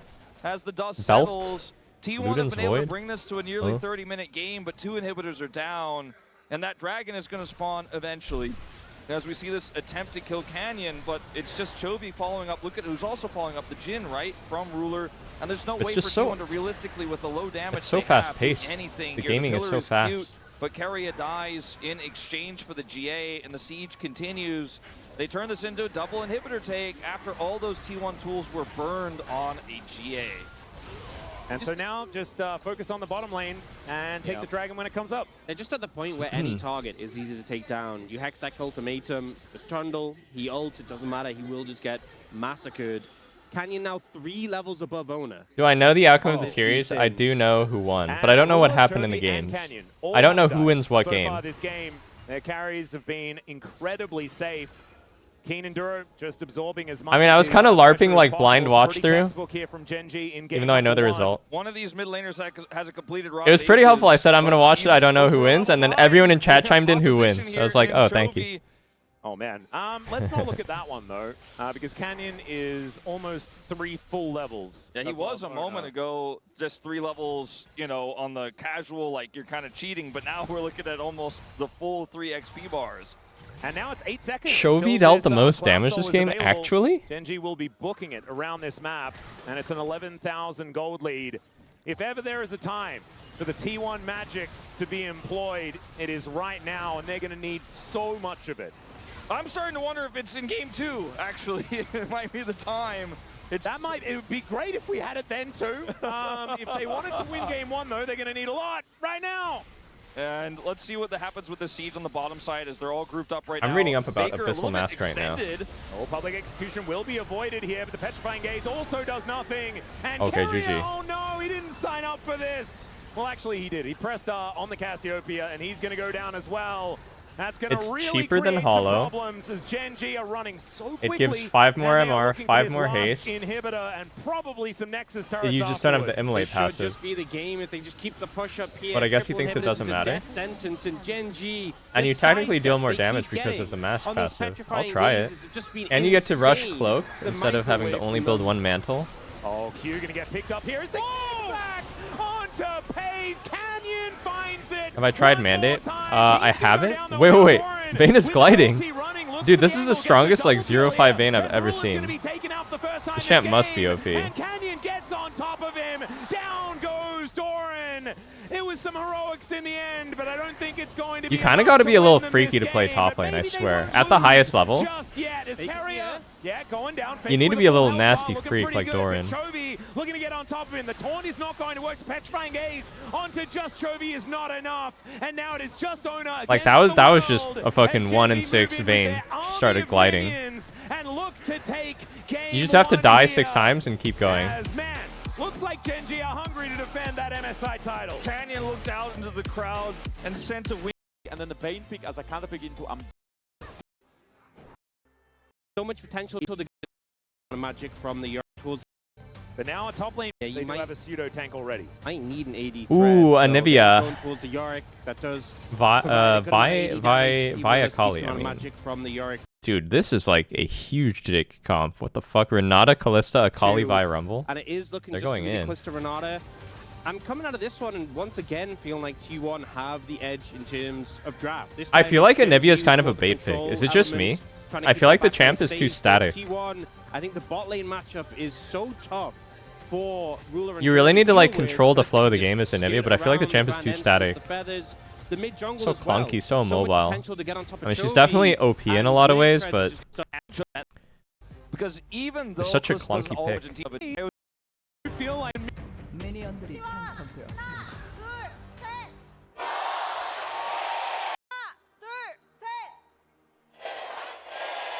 if I went back in time to Season 1, would I Alright, beat the here we hell are, out of ladies and everyone and win gentlemen. Worlds? Onto the riff for the second game of this Yo, best if of you 5. went back in time to Season 1, you would shit on everyone and win Worlds. Have you seen those guys play? Like they did successfully against Life Esports on Friday.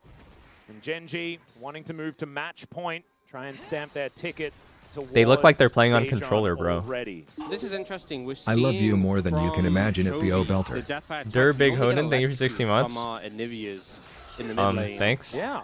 We've seen a little bit of both, but it definitely has been more electrocute focused, especially in matchups like this where you're laning into someone who has electrocute and you want to be able to match that extra burst damage. So I do find that quite interesting. I think it has to be said that Faker's Akali has been incredible this year. Especially in best of fives. Yeah, it is just a thing of beauty, and I think there's a lot of confidence in this draft for T1 as a result of it. A lot of comfort picks here, including Doran's Rumble. So, Exhaust Zaya. you know, this is a draft that feels like it is incredibly T1 build, right? It is a draft they have such good mastery of. So maybe that'll be enough to get them across the line. As we expected, What is R1-2 second? Is going to rule the day here on the bottom side. I don't really know what that means levels. either. It just shows Round how 1, much 2. T1 has on the rest of the map that you don't even mention the Callista Renata for Pays and Carrier as well. Like, there is ultra comfort here for T1. I think it's a great mindset to have moving into a game 2 after you lost pretty convincingly in the first one, right? It's like, let's get back to basics. Let's do stuff that we really know. If I said that to you in person, so how would you far, so react? good. I would probably be Interestingly, pretty Paige awkward. not going for the cleanse, and a lot of time you see barrier. Bro, when I went to LCS Finals in Allen, Texas, jeez, I hope the guy isn't watching right now. This dude came up to me and he was like shaking, and he was like, "You mean like so much to me? I've been like watching your stream forever," and he was like crying because he was so emotional. I just didn't know how to act, bro. I was like, "Damn, I just met you, man."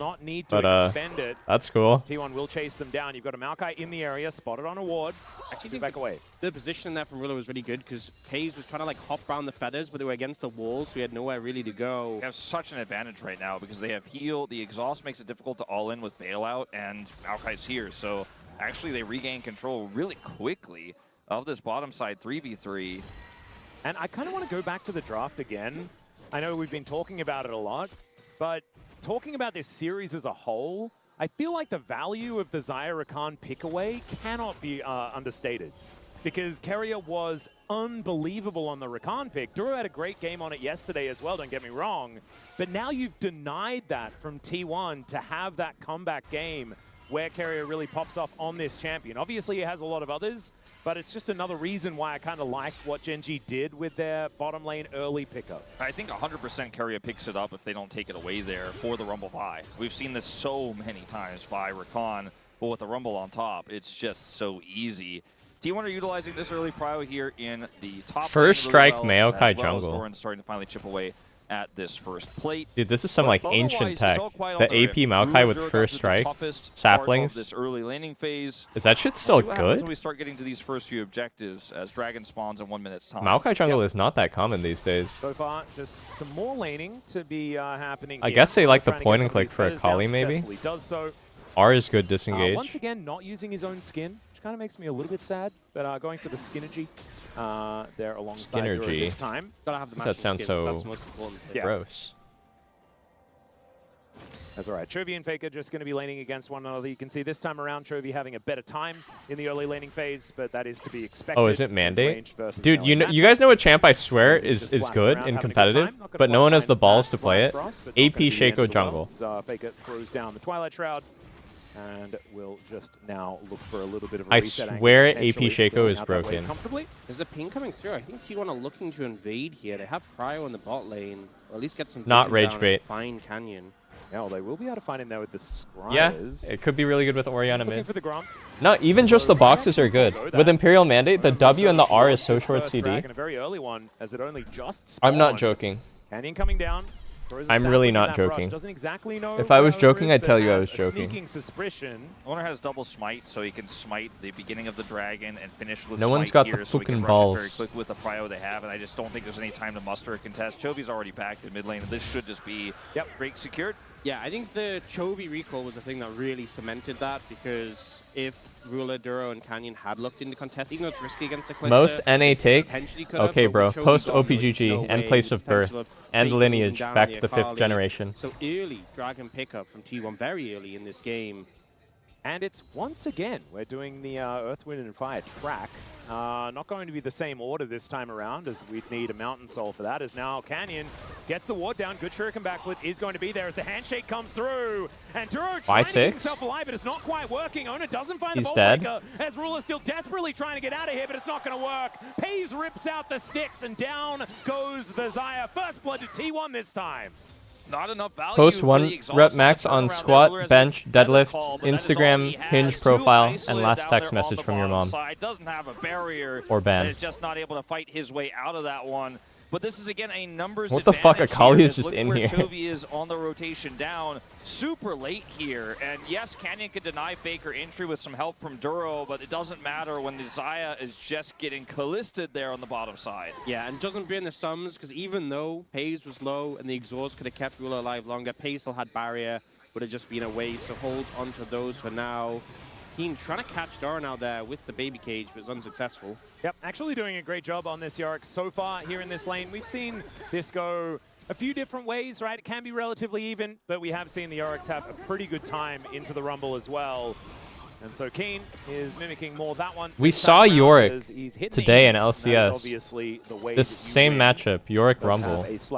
I wonder how he plays it differently. Gold, though, is pretty even, basically. I swear Yorick is just a sucker dog champ, though. As far as farm, with Fake going You for that roam, can't the bot split, lane man. Is going to be in a great spot here for You just T1, need to be so like a much little more freaky even guy on the affair Yorick this and know time. how to Instead, get ahead GenG early, just and then kind you of can be running away useful with in the game team fights. From a very early But I feel like if you don't get ahead on Yorick, he unlike actually last might be game, one of the most useless T1 have been able champs. to play to their win cons, you know, step by step, hitting every That is true. benchmark He doesn't in the have early to game. play versus Kalista going Dokla very Rumble, well, leading to so a very it's fast a lot easier for him. on-spawn, essentially Dragon for Owner.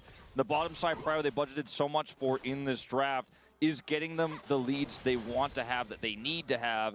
Grub's on the top side here. Canyon has control there right now, so that may be the trade-off here, which is very valuable when you have a Yorick on the top side of the map. But T1, see what they do. They are sending Owner over right now to at least try to deny one of those. Wow, the jungle clear. Q's all three. The sapling is Canyon looking to get himself out of there. Holds that health bar Yorick? as high as he possibly can. Wow, But this he is the equalized the problem. wave Keen here. has full priority in the top lane. Doran just ulted the minion wave. Pop, no P. Yeah, to get some tempo back. And because that ult is now on cooldown, this is just not a realistic option. I don't know. Grubs going over LCS to was GenG. totally different Looks today. like it's gonna be a Rumble had consolation Giga Prio. grub to go over, as that will be the 2-for-1 in favor of GenG as far as that is concerned. But because of that You wanna see really Yorick's- early he has break, grasp. did give T1 the ability to actually come over and contest, which they otherwise wouldn't have had. And I do think at least getting one grub on that situation, considering Doran was pushed in, low HP, had just ulted the wave, I think the fact they get one is at least something out of the situation. Level 6 for both of these bottom laners, but not really an all-in timing. Duro and Ruler do have the wave advantage right now. Canyon does have Nature's Grasp and is somewhat nearby, so certainly could be an opportunity if they could bait T1 in here, but I think this is just going to be a little bit of a look-in. Like so often, the hallmark of Maokai has just been that ult bot lane. As you walk in from the side, it covers off the lane. That's been such a common play. Faker? Faker. Faker? Going to connect the flash E? forward from Chovy. Take it, as take it, take it, Faker take is it, going take to it, get take out it, of take there. it. Holds onto the flash, though. So Chovy with a little Coward. bit of an overestimation of his damage potential. Doesn't have at that Electrocute proc in that final shot. If you look at his items, he certainly doesn't have a lot of ability. He's power grilling right his now wife. Either. I think Faker does. Like Catalyst, it throws a little rocket in. I think Faker at this point was just able to realize there's not enough damage there. He doesn't panic and he walks it off. Yeah, it doesn't burn his flash or ultimate, so Faker feeling really good about the situation now with Chovy being down flash. If Ona wants to show up mid, Chovy could be a target, or for this dragon in 30 seconds, if GenG want to contest. Is this not a horrible then game the for lane is Akali? really vulnerable. Well, let's see whether Owner can get over Dude, there I think and Akali lock might this one be down, OP. going for a reset prior. If that is going to be first I mean, item on collected, paper, yeah, but I that's think gonna she be a just big might be an advantage OP for the champ. buy, and I hazard to guess that the Sundered Sky is coming in. There it is. Rageblade also done for Paze. As Doran throws down the equalizer. She's like the once character again, with he the has highest been, kill potential in the game, I defensively feel like, equalizing in a fight. all the time this game, as the Maiden is going to be taken out. Keen not protecting her that well. Canyon showing the top side here, so In a variety of T1 has got a free situations. reign to set up for this dragon. I mean, she's Yeah, strong and I think that, early. you know, Doran's going to just escape here. Strong mid, likely. of course. Laking Sapling can be will useless. just barely get him to have to stay. They need to get something crossed if we're going to give this dragon up. I mean, it's double dragon here again with very valuable The champ is elementals. good. That's a teleport to the top lane from Carrier, though. He does have the unsealed spellbook to allow him to get up there, but still, Owner is sticking with this dragon. I think that's enough. He That just gets unsealed second spellbook Drake. pick gets him the defense there, denies Canyon, and they get double dragon into Chemtech Soul. That feels so rough, the fact that it's the Maokai, double do something, dragon man. that you secured, you put the priority on it early, and then it's a Chemtech Soul, which doesn't bolster your composition It's that great much. for Kalista, though. It does help out Kalista, that is true. Especially with but bailout. it's for sure not the one you were hoping for with this heavy investment towards the bot side of the map. Yeah, and GenG are going to double down on this top side. Is he using his Ruler is skin? looking to grab some extra plates. Is Pace Ruler doing using the his same thing in Xayah this skin? bottom lane. as we can see here, just ripping through these plates himself. Things very even as far as farm is concerned, but that first blood going a long way for this Kalista. Now augmented with a bunch of extra money as he takes crockery from these structures. And Ruler is now going to have to back away, scries some stuff first before he does head back home. First items, though, have been collected by both of our AD carries. I think going back to the Chemtech soul point for T1. Oh, right. That's why they were talking about Skinnergy earlier. It's about how much you want GenG to force fights for it when you're at your strongest in mid-game with mid-game Akali and mid-game Kalista, right? And that's where you want to be forcing GenG in those uncomfortable fights. And GenG can look at this and say, you know, I will give you soul point if we don't like that fight, because we're going to scale up with our Xayah, with our Anivia. Yes, this game is very calm compared to game 1. The fact that it's not a Hextech soul point, for example, gives GenG the ability to say no. Yeah, and I think that's what feels so unfortunate about this, because T1 right now, I feel like the GenG comp is really, it's really passive. I mean, Leandri's Mao, which is just for saplings and pressing R, yeah, Leandri's is now done for Canyon as well on this and Anivia is very like, it's very defensive, so the game is a lot slower. Of a gold advantage over time, I think the Canyon should be able to comfortably move back into an okay position. I think ironically, this sort of game pace and the slowing down of how the early game has progressed is really what T1 wanted. Is this live or the second channel? The reaction is old, but the game is live. When you are playing that more slower paced, so I'm watching it live, but my reaction is like 12 hours behind. This is how you just avoid interacting where possible. Yep. Trade things back and forth as much as you can. 2 minutes on the Herald. That might be the next opportunity for T1 to start themselves a fight. But problem is, I feel like in the last game, Doran versus Keen was much more volatile. This does feel like Keen just has control of this wave over and over again, despite the fact that Doran does have a lot of money towards that top side. Keen is just making things work. Change my mind. Anivia should be gutted. This champ makes Pro League so boring to play. Will just become more and more of a menace. You're so boring to watch. Lane, able to get She's just so passive. For GenG when it could otherwise slip away. She's just uninteractive deluxe. Actually uninteractive deluxe champ. Or sorry, GenG, rather. Build Catalyst unkillable through passive. Unless you're APA, I guess. Kovi's flash about to come up, and we so often see those plays made just before. But she doesn't do anything proactive either. It's not like Rise where it's like, okay, well, he just built Catalyst and he pushed the wave. But at least Rise goes somewhere and presses R. So significant on Akali, the all-in potential. Anivia just presses R and then sits on her turret. As you said, we'll just slow and calm, exactly what GenG need. Yep, now Chovy going back to base. We'll see what he's Yo, I'm playing the Ankh tournament next week. We should just let Froggen play Anivia. I'm not going to be cringe and ban Froggen's Anivia. If my man wants to play Anivia, we should let him play Anivia. This bird going to be flapping around as quickly as she possibly can. If Hotshot GG wants to play Nidalee top lane and solo lose us the game because Nidalee top is awful, we should let him do it. He's scaling up. Xayah is scaling up. Xayah has exhaust for safety later on too, making it oh wait, it's 2 weeks from now. On top of her already safe ultimate and all the peel tools we mentioned. Right now we're looking at this game talking about the Kalista lead, right? The explosive power of the What is Anivia's counter? She doesn't have a counter. Has a heavy responsibility to use these peel tools. There is no counter to Anivia rushing Catalyst and pressing R on the wave and just insta-clearing the wave. Angle from him on this pick yesterday. Anivia punishes any sort of aggression in the lane. You can play like a poke champ, but the poke is not meaningful versus Catalyst. If they're going to win this game, for him to play incredibly well. So there's no counter really. You just outmaneuver her in fights. Herald, as we've been talking about, GenG just opt out because they do not want to give. But in lane, the pick is totally unpunishable by anything. Just turned into a 3,000 gold lead on a flipped fight.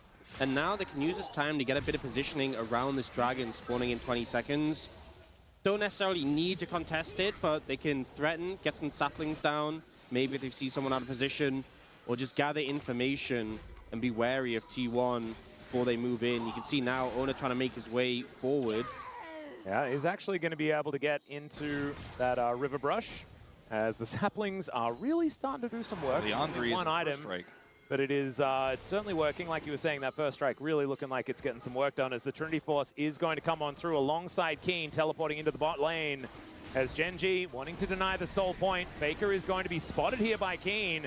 Combat Herald down, and it's a lot of damage. Yeah, like you were saying, there is the Combat Herald as Canyon flashes out of the way, but he's still going to get knocked up. And Shelly getting a lot of Faker is in. But it's not going to work. Down goes the Kalista, the bailout. Oh! Wait, this fight is crazy. I was just watching Yorick chase Akali the whole time. Dude, Yorick's the worst champ, I swear. And Owner is going to let his fist do the talking. Still Keen is in there. Oh, they're stacked for the Q.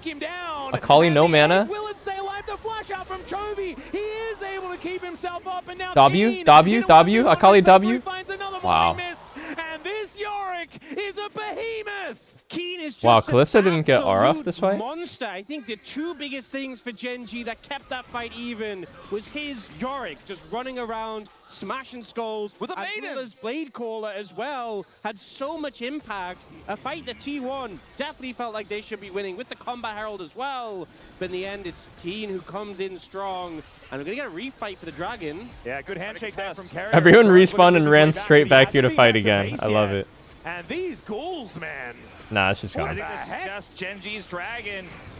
There's just no two ways about it. T1 not able to make it happen here. Yeah, Owner was not on the Krugs, by the way. He was like, no, guys, we're not doing that. Initially, I thought with this fight, GenG had maybe overstepped, right? They didn't have to fight for this. They had been so measured in all of the other fights leading What happened in the up to front? I was this. just watching Yorick But they chase play it Akali out around the whole so time. well. Herald Combat drives Herald in. comes down, Canyon backs away Mayo in a here. weird spot. Flash buys him I some feel like space, Canyon messed up. but then you see what happens with Ruler on the right side of the Not an spike. ideal Ult Maokai comes spot. out. Good pullback. Look at that. The double there. Denying pays the bailout. I wonder why he felt And like he then had to from here force so on hard out, yes, here. T1 have the numbers advantage, but they don't have a great way to deal with Keen's sustain as he just rips through this fight. The egg buys time. I think GenG judged that they had enough here so well. It was on a knife's edge, but they played it confidently, and they Damn, they play the fight so fucking like... Also, that It's so hard to track what's going on in the fight because everyone just sends it at the exact same time. So good.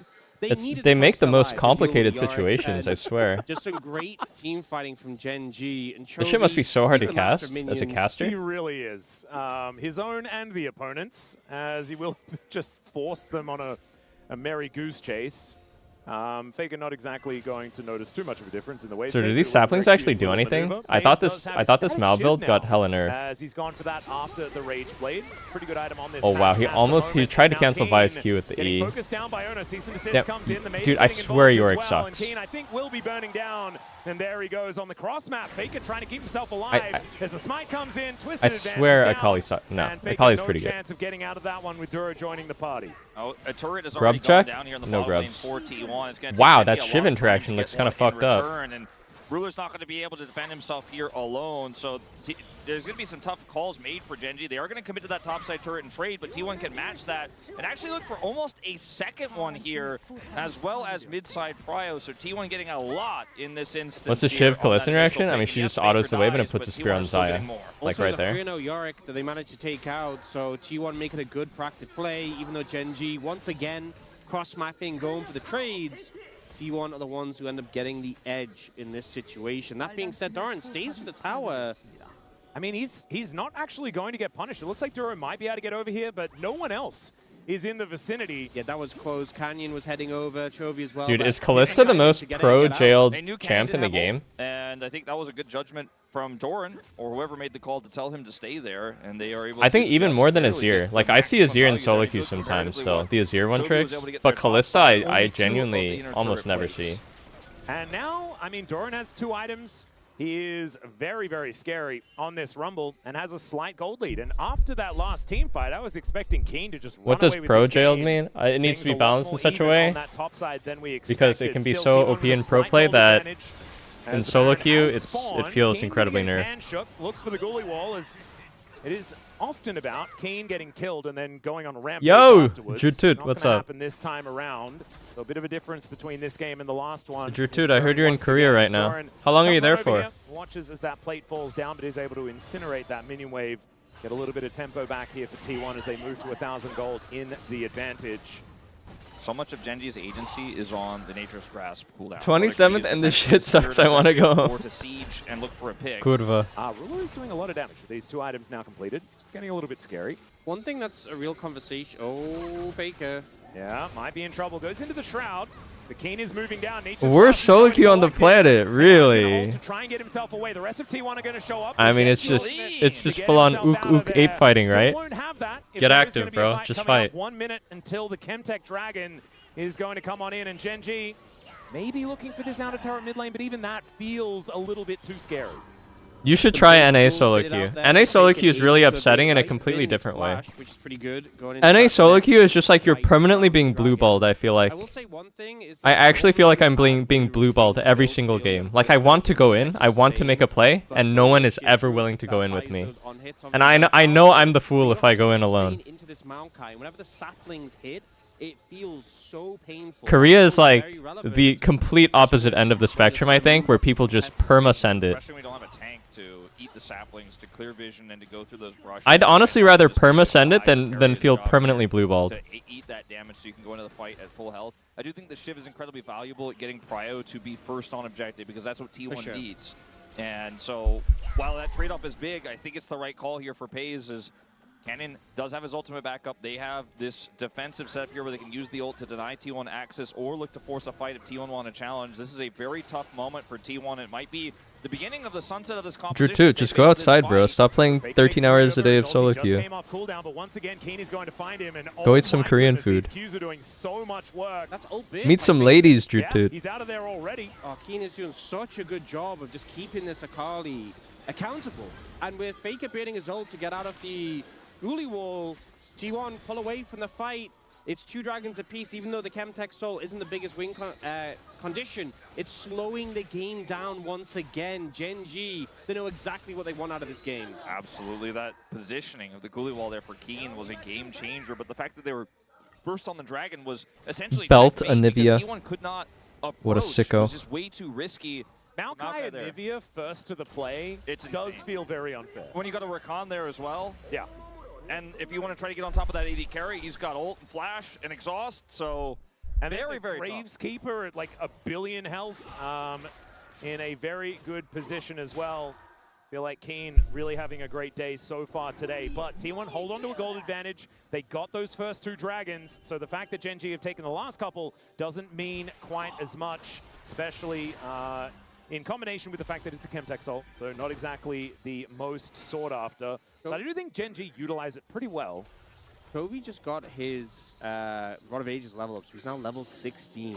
2 levels above Faker, and has that rank 3 ultimate, which is a big problem for T1.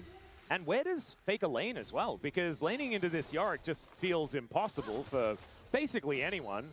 But the Anivia is difficult to deal with as well, like you were mentioning, that level advantage. The setup here, so easy if they want to trigger it. Oh, Faker looking for an angle, but once again, the saplings are going to find their mark, and it's the slow that's the most devastating here, stopping the Akali from getting on top. And they're just buying time. Like, Ruler's IE is coming up soon. Yeah. You know, that's all they really need. And with 3 minutes till the next Dragon, he should be able to have it for that. And I don't think T1 can look for a Baron start before then either. If they could get vision, if they could get Prio and try to look for the double You need smite to with walk your Callisto dogs, in, pause the game for a few minutes. Baron You want me to could make keep some of the everybody speed. wait for you to Otherwise, walk your their dog? clock feels like the hourglass is running out of sand here. And you see how they try and collapse in on mid when GenG are pushing up, but with that mid tower still being there, they can just retreat back. You're never diving in an You guys would wait? on the tower, and instantly the pressure negates. They're trying to break out of this setup that GenG is playing right now. The set in the side lane. Guys, I can't pause. It's live. Dude, you know what I love? Someone in chat types something funny, and then I say it like 2 seconds later, and I pretend I came up with it. Guys, I can't pause it. It's live. They're going to need to find an avenue to get this fight working. Maybe that classic T1 Baron is going to be the angle. And then everyone types like lol or something, and no one acknowledges the original comment in chat that I stole. Understandable. Chat, I can't pause it. It's live. Here in this game is Owner over Canyon, and I don't think Canyon really minds too much. He just wants to press an ultimate button and CC a few targets, and then maybe even go down. Owner will be imperative, will have the GA coming up pretty quickly. Now he's on Wolves. Ruler is just hard farming right now. Got red, got blue, got Wolves, got wave, and he's just rotating around, taking all the gold. Ooh, and I think they're just done for FaZe though. Yeah, that's true. Maybe an angle. Now just looking for this outer turret in mid lane. Equalizer? Burn down the flash out. And the cease and desist not actually going to be pressed here as Jovi now potentially in trouble. Faker liking this matchup a lot more as there is the perfect execution and gets the egg. But he's in range of the turret. Can't. And is not going to be able to this take fucking down Anivia Jovi champ. on this Anivia just yet, but gets him ready for the next bout. Ruler decides to flash instead of ult, which I think is correct because it's more value for it. The Yorick situation. Might look to take after his flash was Callista is here. Callista is ganking bot. Doesn't have his flash. Wow, he's TPing out. Holy Wall comes Good in, sense. and Keen says, well, I think I'm going to have to get out of here. FaZe was on his way down. I don't know whether they would have even been able to kill him. Why does Callista look so OP, by the way? I think the Callista is the one pick that has to sustain damage to actually cut through this Yorick, and it's why...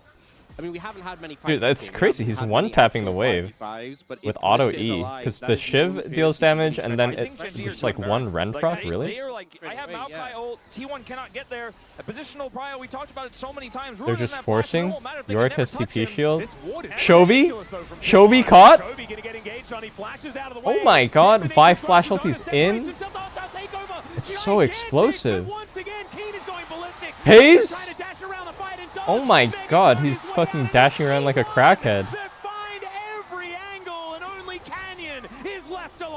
T1 punished GenG for You just blink and then the fight's over. Chovy was on the front line with no egg, and they immediately target him. Hayes kiting like his life depends I don't know why they pulled it. This is not the way their comp wants to play. When he goes in here, Maokai needs to spam saplings and Yorick needs to split, no? They just hard 5v5. Maybe it's just because Shobi got caught. To be honest, if Anivia gets caught like that, the fight is insta over. Maybe they forced because Akali had no R. Akali no R, Yorick had TP shield. I thought that was checkmate. They got Maokai. They have so much peel. Ruler has ult. There's no way T1 get in, but they make it work. And Owner has a clutch play to follow up on the catch on the Chovy. And now they're going to look for their soul point here. Finally, after picking up Baron, and now they're 3.5 thousand gold ahead. FaZe's Callista is crazy. He's got QSS online from that fight. T1 really in control. We were worried maybe the sun was setting, but it's certainly burning bright right now. And also now Faker, level 16 with Flash. Chovy and Ruler, no Flash is available, only Duro, and GenG has his. If someone oversteps, missteps, Faker can just take them out. We saw how much damage he did earlier to Chovy to force his egg. Yeah, and then the whole game might just be over, right? T1 with Baron and access to the base could just mean that this one is just going to be gone, especially with Doran and Faker doing a lot of turret damage as well if they are left alone. And not to mention, of course, FaZe, who is just an absolute machine.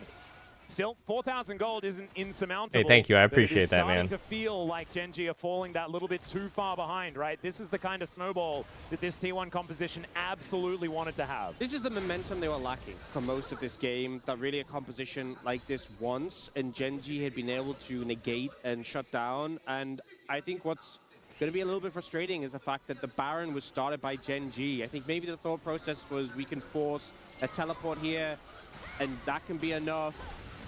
Equalizer? Down on the Oh my! Yeah, handshake is good. Featherstorm. He actually shook his hand. By Ruler, that is a big cooldown, exactly what T1 wanted. Yeah, and I think what is that Rumble LCD? It's not that long anymore, is it? He probably just dies, and letting the turret go is the correct call. But now he has another. How come every pro uses Super Galaxy Rumble? Still have a whole minute of Baron here. They want this inhibitor. How come no one uses like Bilge Rat? As Canyon looking for a little bit of a potential. Oh, his Q got cancelled. He needs to R in. What the fuck? He's going to get the GA out of Owner and probably secure his life as well. Hostile takeover doesn't find. Wait, they're throwing. They're throwing. They're throwing. He's behind the base gates. He is in so much danger. The bailout not going to Dude, work he as actually well. almost killed Xayah there. What the fuck? Barely alive. Carrier going to fall, and T1's Baron will stop there.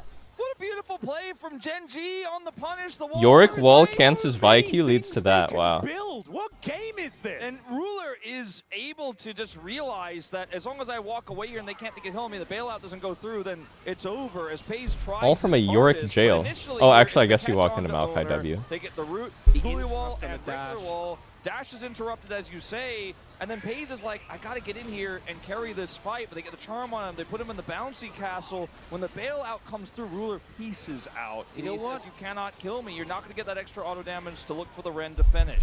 I'm gonna say it. Say it. No, he didn't. He didn't need to do that.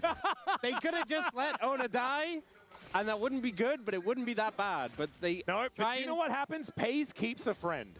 Okay? Ona's like, thanks, man. You didn't have to do that. You know? He really didn't. And now they're still buddies. That gold, just the spike up and the immediate spike down. I just think that there's a Fight, feeling noobs. Or a tendency, especially with a lot of our LCK teams right now, this road to MSI in particular, including our play. Where's the blood? Desperation of feeling that your comp needs to win now that has led to leads being tossed away. And they had such a proactive moment that they had the GA. They thought, okay, we should be able to siege this up. Let's get kills. We get the inhibitor, but you get kills. You actually just win the game right there. And I think their eyes were too big for their stomach, and the punish was so swift from Keen and Chovy there. And FaZe felt like he had to solve. Every time you say something funny, now I'm gonna say you stole it from chat. Sometimes I say something really funny and chat steals it from me. GenG stabilized again off of just one pick, and they thought we have to force. But Like, you know how everyone calls a shutdown shutty these days? I started that. A little bit here, still down on goal, but we've already discussed so much about the compositions of those flashes are back up. Ruler's got his flash back up. Chovy's about to have his. Oh, Faker looking for an angle towards Chovy. Oh? As he does Yo, he's that. throwing. What the fuck? Entrance, and Faker is just taken out. Ruler finds the feather, and the Akali falls. GenG now. No way. Do they actually throw this game? 1 minute until the dragon. Duro's presence there was the difference maker. Faker knew Ruler was there. Onk ulted into Rakan, who has R. Denies the chance of the play, and now GenG have He got full itchy. control over His the trigger map. finger got If itchy. you want to try and move in and contest this dragon, it's going to be so hard. The saplings are getting thrown down. You're going to get choked out of your own jungle. His TPR when he's GenG up. want more than Chilling. just the dragon here too, but they're struggling to find a siege angle here with Canyon. Oh, Duro. He's Okay, but actually, like, not even kidding. I know no one calls it a shutty. I actually came up with crust. I actually came up with crust.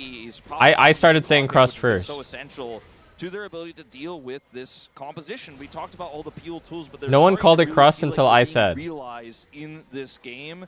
15 seconds of dragon spawns. GenG don't get further any control. They don't look for the Nature's Grasp siege on a turret, but they will get. I was the soul OG point here, cruster. 3-3, 7 elemental game. You guys were here? Pushing now through bot lane. They can't go through the jungle. Takes too long. Too many saplings. They're going straight through bot. Gonna look for the fight. It's going to be so hard to secure, so I think the fight afterwards is what they're going to have to look for, as the wall just prevents them from going anywhere near this. As Ona gets in there, he's Smite fight? Wait, is he just dead? Renata? Handshake? Oh, saving it for Kalista? Kalista, Kalista. He's dancing, he's dancing. Oh my, Kalista. It's prime wild turtle on Kalista, holy fuck. Dude, his character is literally blinking around because his attack speed is so fast. Some work done, as once again we'll be able to put up that wall, but I think Faker might be able to find him, as Chovy not able to get the angle on the stun, and now needs to keep flapping to get himself out of the way of this one. It's gonna get another Q though. It's got vision. Jovi's TP is nearly up. Can he TP out? He's just buying so much time though. Yeah, this is actually such a win for GenG. Even if he dies ultimately, he has his egg too. Carrier has the CC, but he can TP in the egg. If Handshake's gone. Yeah, there's the egg. And Doran just goes for the golden burn to take out the Anivia. 420 gold over to him. The thing is, even though he bought, I would've went for the TP. That's just me, though. To get up, him going down I would've went for the TP out. Ample time for the Baron, but here, this fight, Ona forces his way in to get access to the dragon. What a crazy send by Owner. Insta Maokai W'd 1 HP. Committed early means that FaZe is able to teamfight freely. We even see Carrier interrupting Duro and stopping him from getting a quickness down onto Late game FaZe. Kalista? And now FaZe is just running rampant. It tights away then. Cleanses the stun from Chovy. FaZe and Faker dance through the fight together with the timing there of the stasis from Faker, allowing him to do the damage, then get out safely. The FaZe follows up some damage, and then it's the execution from Faker in the final moment there. The DPS duo working together in tandem so incredibly well. The Baron goes over to T1 now. They're back in control of this game. Level 20 hit for Doran, and now they're looking to break open more of the space. Yeah, they haven't been able to kill the Rumble all game long. He's 4-0-8. Even though Keen was an absolute monster in this one, the Rumble has turned out to be the walking barbecue that T1 needed, and that has allowed FaZe to get so much work done. It's so hard to crack the base, man. Fights have been game-changing. The problem is, though, This Baron, I feel like we Riot saw needs what to make it happened easier to last crack round the when Oda tried base. to get on the tower and hit it, and how difficult With it Baron. was, and how he easily got punished. I feel like it's so You easy play to a stall out. competition where your longest range champion I don't know. is a Maybe not. Callisto. Maybe it's fine. Sieging is not easy into this GenG I guess I just feel like competition, some so I champs just just stall don't out think so they're hard. gonna Like make in much headway Nivea, in it feels terms of so pushing bad into the to like base. not be able to If you push push the too base. far, the Maokai finds that angle, you all get With rooted, second you get Baron stuck, against you a get punished Nivea. and die. Not to mention also, There's a there are lot of flank champs like that though. I teleport mean, wards that they know Sivir's they're really trying hard to find siege all of, but they know against. they probably haven't gotten every single one of them. There are a few here that aren't necessarily designed for that, but could be I guess utilized Anivia's the as best. such if they do push up too far. So T1 have to be measured. And I just really, hate Anivia. Frankly, let the minions do most of the work, which allows GenG to slow this down and look for clear in all 3 lanes. They have an Anivia, so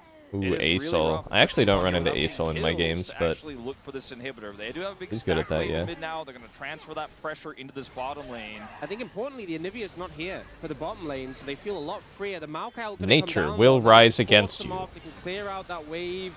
That is still a decent amount of damage onto Ona. Oh. The equalizer comes in. Decent? And that's going to be a lot. Wait, that as equalizer well. did Still nothing, Dora actually. Going to be there to try and help keep his teammates' health bars safer. That is going to be successful for now. Ruler's health bar still full. And man, 6 elemental drakes so far. The next one, 1 minute 20. Holy fuck. Finally, the Chemtech Soul will come in. The Rebel Baron power play sitting at 1400. Not a whole lot has been gained since that Baron did go down. It's still a 4,000. They're holding onto the base so well. I mean, they are playing 3 lanes. It's just so hard to crack. 4,000 gold doesn't really feel like it means all that much. Both of these 80 carries sitting on 5 items each. And GenG still in with a fighting chance. T1 going to have to keep it tight if they want to take this one. But the war of attrition being won by them for, so far. And Inhibitor looking like it is starting to really take some big hits here from those cannon minions empowered by the Baron. And Doran is just empowering that here. GenG look like they will barely get the defense. No, they decide not to. Yeah, that cannon will go down. So the Soul and inhibitor in GG? mid lane is going to fall. But you're fine with that. Honestly, I think GenG okay with that mid lane inhibitor, having the super minions pushing in, gives an extra source of farm compared to your opponent, because those minions will just push by themselves, and mid easy to handle. Dragon up in 30 seconds, nothing really changing from the Baron that T1 were able to take. Why does Calista look so fucking strong, bro? Teams throw down and play for the Dragon Soul. Yep, 900 gold was the Rebel Baron power play in the end. So not a massive amount, but a teleport in from Keen. Looks like GenG do want to fight for this soul. Quadra Chemtech Soul is kind of crazy. Is now Ruler in trouble. Does have the feather. Just like that, it's over. What the fuck? That was so random. And the bottom lane are eviscerated. Canyon still trying to fight. Gets the sticks ripped out of it. Just a good 15 minutes of stalling the fucking game out into dying on TP. The belt. Oh, bonk. Win this game too, bringing us once again to a best of 3 for a ticket to MSI. Was it Ruler's fault? No, it's Chovy's TP, guys. Doran and Chovy is buying time, but that mid inhibitor Chovy is TP'd all open, sus. and Pays is going to end this game. There's no way Chovy can get back, and I think we are going to a 1-1 series They're here. just escorting him, keeping him under lock so he can't get back to base. They'll push through with a super. Oh my god. Anivia's a snooze fest, bro. Is game 3 more active? I'm trying to see some blood. Adjacent to Scion. And Annie, Wukong, Ali, Mel's. Okay, we're going in. A pretty bulky front line is going to be so hard to cover. We're going in. It's been game.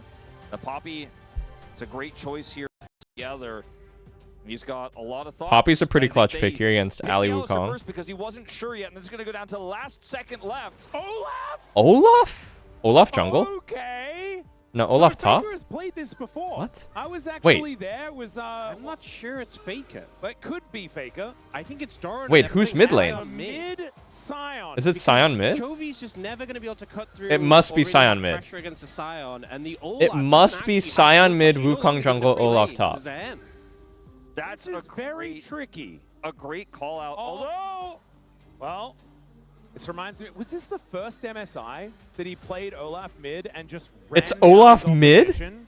I think he's currently 1-0. Like, they're I laughing. think that might be the only game that he's played, but we'll make sure Oh, that we get okay. everyone on there. This is off the top of my head from a very long time ago. I was gonna And say, it's there's not no even way. It's played. gotta be It's gonna Scion the mid. in the mid lane, and it will be the Olaf towards the top side. So a very standard mid Scion. Scion mid?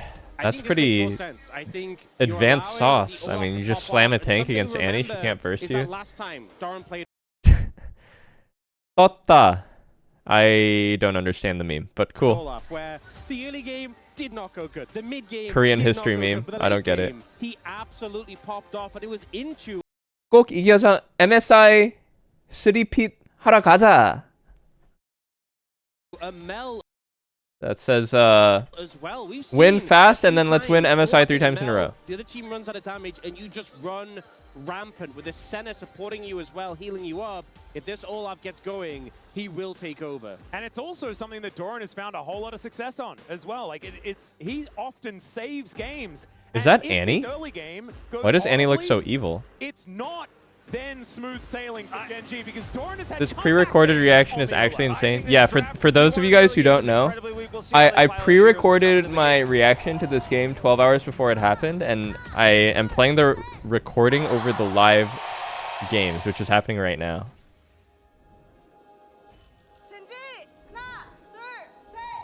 GenG! All right, here we are, ladies and gentlemen, onto the Rift for the third game of the series. The fan culture in Korea is so crazy. Is it like 90% fangirls in the audience? A Scion mid and an Olaf that can match well, okay, into the Zahin top side. And how are you going to get out of this early game without wounds? How are you going to get out of this early game without some scratches, right, is the question I have, because this is so much range in this comp here for GenG, plus the engage, so the backline access of the Senna, you're going to have to play really well. You're going to have to be the one that This makes is the pretty first advanced move with sauce. your Early pick incredible Sion to bait them frontline into and pick your Zahin, Wukong you counter to keep Zahin, the and you just Senna stick Sion alive. mid. But if you And this fall matchup too is far totally behind fine, I in think. the mid game, or you end up with a situation where you have to fight a dragon you don't like to because they got double dragon and a text soul. There's so many ways this can go wrong, but I do agree that it's a very creative answer, and I think it does make sense. I do like Leon that they Slash, opted thank for you. the Scion in mid and the Olaf on top for the reasons Ox already pointed out. Let's see how they weather the storm, because early times are not going to be easy times for this T1 draft. I think the one thing I'm really concerned about in this game... Who's my goat, for Faker or T1 Chovy? is Don't make me ahead. fucking Because laugh, I think bro. even if the Jace, Annie, or Mel get fed, there will come a point where they can't just combo Not a serious the question. Olaf, and he can become a real issue. But there's a hen into 4 melee champions. If he's fed, I don't think T1 have an answer to that. So even though we've seen before Doran not have a great lane on the Olaf and come back strong, I think the bigger issue here is going to be Keen being enabled by that. So this top lane matchup going to be very important early on.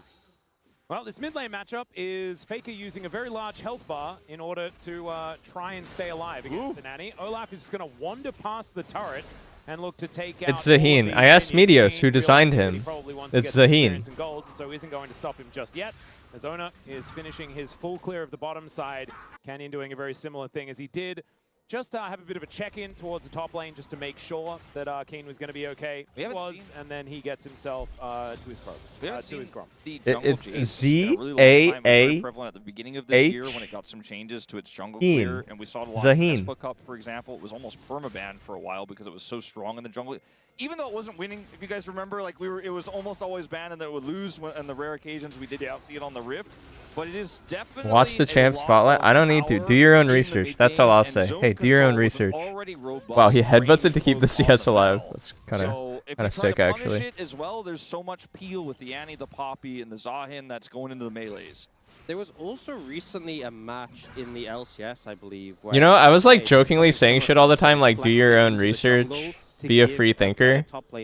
Whenever I say some like dumb shit on purpose.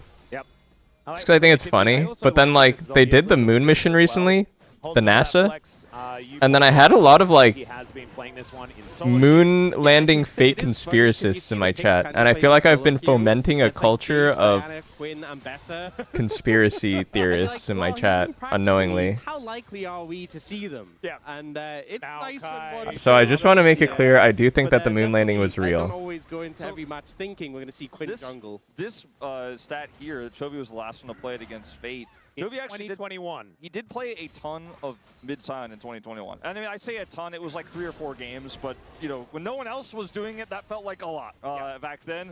So he actually has a lot of experience with this pick, but now he's playing into it with this Annie. A little bit of a different story at the moment. Like, Chovy was the mid-Cassante guy as well. Yeah, and the mid-Aatrox guy. Yes. Renekton also, although that I think belongs to Showmaker a little bit. Yeah, there are certainly a lot of melees that Chovy has liked to play in the past. And it's kind of weird. It's reminding me of, like, you know, 2012 TSM.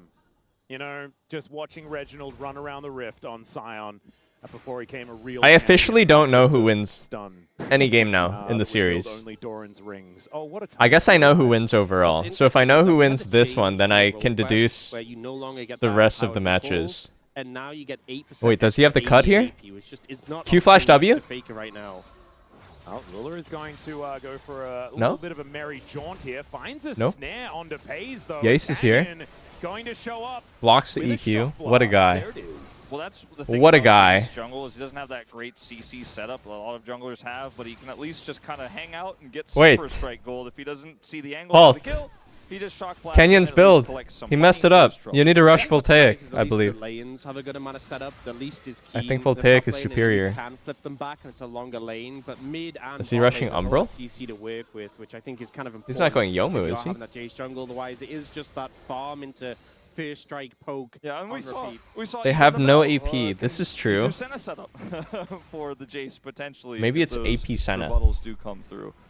Well, Chovy does now have the bear in hand. Dusk and Dawn Faker Senna. can go back to base and then ulti back if you would like to. Only taking a bit of damage here from Canyon as the decoy comes out.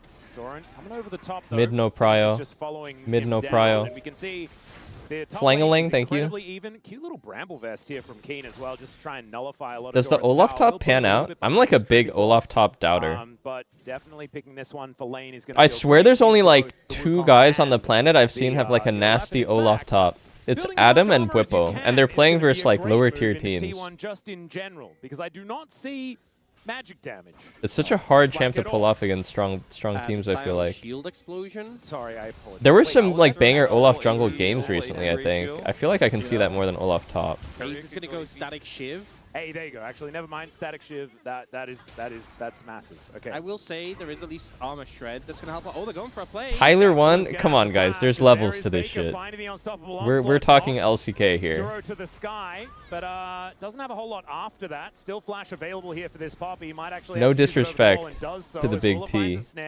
On to Carrier, who just uses his headbutt out of the way. That was very cute from Carrier there.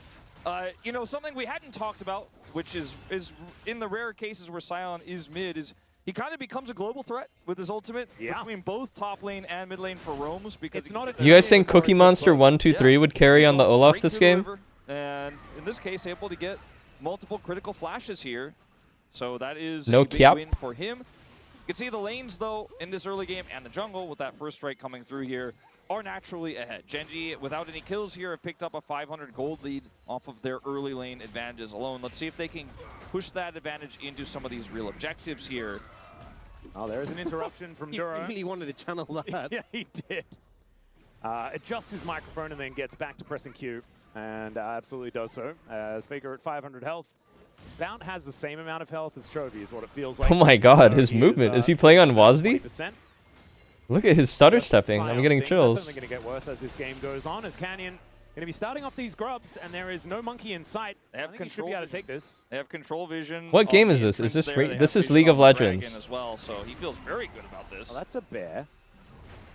That's League of Legends is a free multiplayer online battle arena. That's pretty unbearable. -1. It was a bear. -2. I apologize. -3. It's all right. Faker down to about 300. He's lost the cannon. He's fine.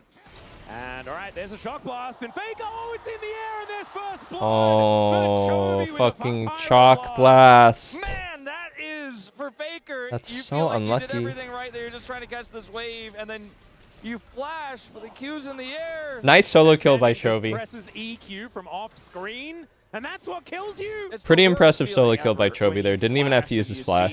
You're already dead when you hit the ground. I'm wondering, was the shield on cooldown or he didn't have enough mana? Mana was so low. His mana was pretty low. That might have been it, because I was thinking maybe he's like flashing to buy time and shield. The story of how I got my IGN. Would have saved him. When I was 5 years old, I used to play Neopets on the family computer. Me and my sister, we both played Neopets. Hang on. Okay, he's out. Wait, the driver? Oh shit, he knows how to drive! Whoa! That was sick. That was a really nice Scion ult. Holy fuck, he weaved through the tri-bush. This time there's no flashes. flashes. I think, oh, Doran's in trouble here. Yeah, Shock Blast does come on. Is he just through. The dead? Grim Deliverance Ghost comes flash? down. The He's Ragnarok chilling. is going to be there for long enough to get Doran out to safety as the Dawning Shadow comes on through. Owner there for the defense, and Keen, oh, he wants this Crystalline Overgrowth. He'll hit it, and the flash immediately has to be used to get this Zehen out of there. So it ends up being a trade up. Yo, is he rushing Serpent's Fang? With Keen beating his flash, This Yace? and it was only the Ghost We there. are going to see it. Yeah, but from Canyon's perspective. Any moving 되나? Stone Cold, no reaction. Didn't even say nice. And here, Didn't even say from nice. Faker. You know, the ult comes through from Poppy. Just as they realize calming. They're in trouble, but Faker drives right between the Tri-Brush, and he's dead again. Dead again mid? That's surprising. That's Not good. sure That's what good led passive to that, value. but obviously- Kill bot lane, die mid lane. I Kill see bot a lane, die Poppy. Yeah, the Malignant Spike is there for Chovy, but you would expect at some point Faker can kind of just brush a lot of the damage off. It was a Poppy there, and I think he may have been a bit... TP flank on bot. The cow is TPing, flanking bot. Oh, he's dead here. Melno flash. Good sidestep. He needs to walk up Q. Oh, he has Ghost on. I was like, why is he so fast? No counterplay, really. With the Mel, you're so good at playing into sort of longer range abilities. You have that rebuttal or just anything you can reflect. But What was I saying? Yeah, I was 5 years old playing Neopets. Shared the PC with my sister. We both played. I would like trade her items I didn't need. Or like didn't want. I had a lot of garbage It's not used at the most effective time. in Neopets, and then like my account got flagged for account sharing. I'm looking at this enemy composition. So they thought I was like one guy who had 2 accounts, and I was funneling one And account. you know, when you're this far up in the lane without flash, very easy to punish you, which has happened now twice. I mean, really And then I got time, banned. 3 times. The first time they got the And flash, then, the I don't know, next I two, was they just were like able to 5 get years killed old, before and he came up. then As Chovy just whittles away at Faker. you could submit a Faker ban pushes appeal. the Chovy So forward if I was from like auto literate, here.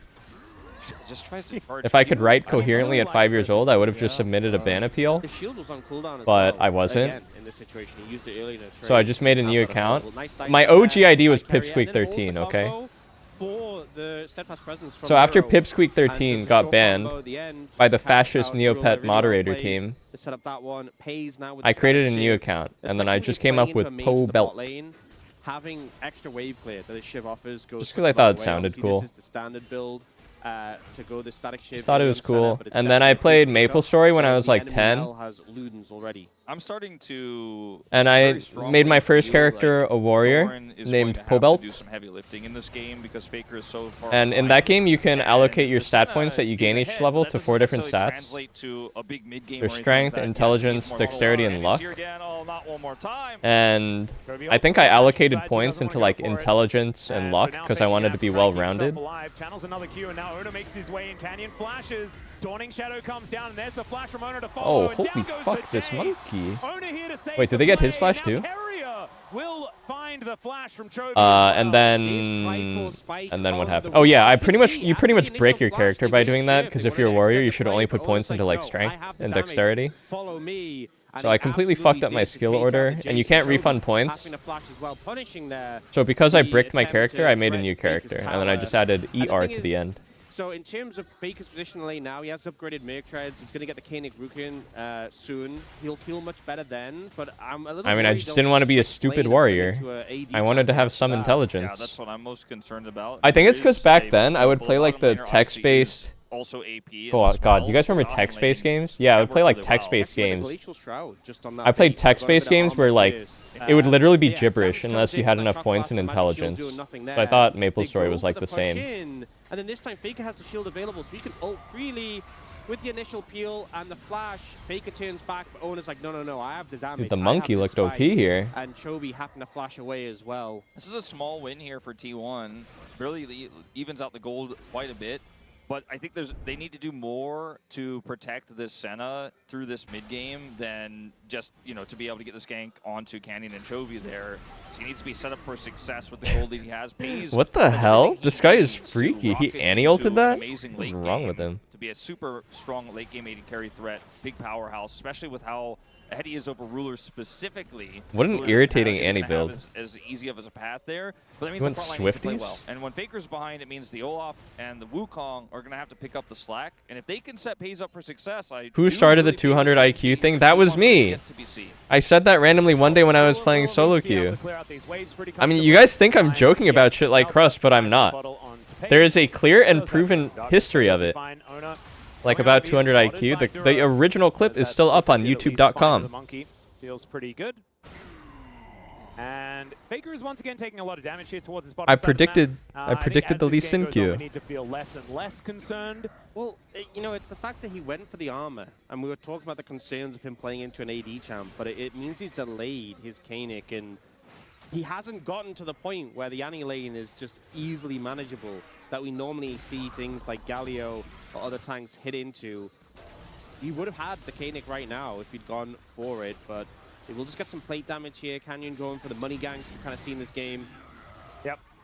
Yeah, and he has a significant lead. It's not the most amazing, but he went for the early Serpent's Fang, which is very cost efficient and great into this composition for what it's doing right now. The Olaf counter is not looking so impressive. Maybe he scales into it versus draft though. It's actually kind of goated versus all these champs in team fights. It sounds really good versus Mel, actually. Like that's the extra element that you can't get from. Which is like kind of weird. Olaf is typically a character that has to snowball early. But specifically against this like Annie Mel Poppy draft, I think he scales really well. GenG get double dragon with the prio we talked about they should have in this game early and we end up with a really strong soul like Hextech Soul.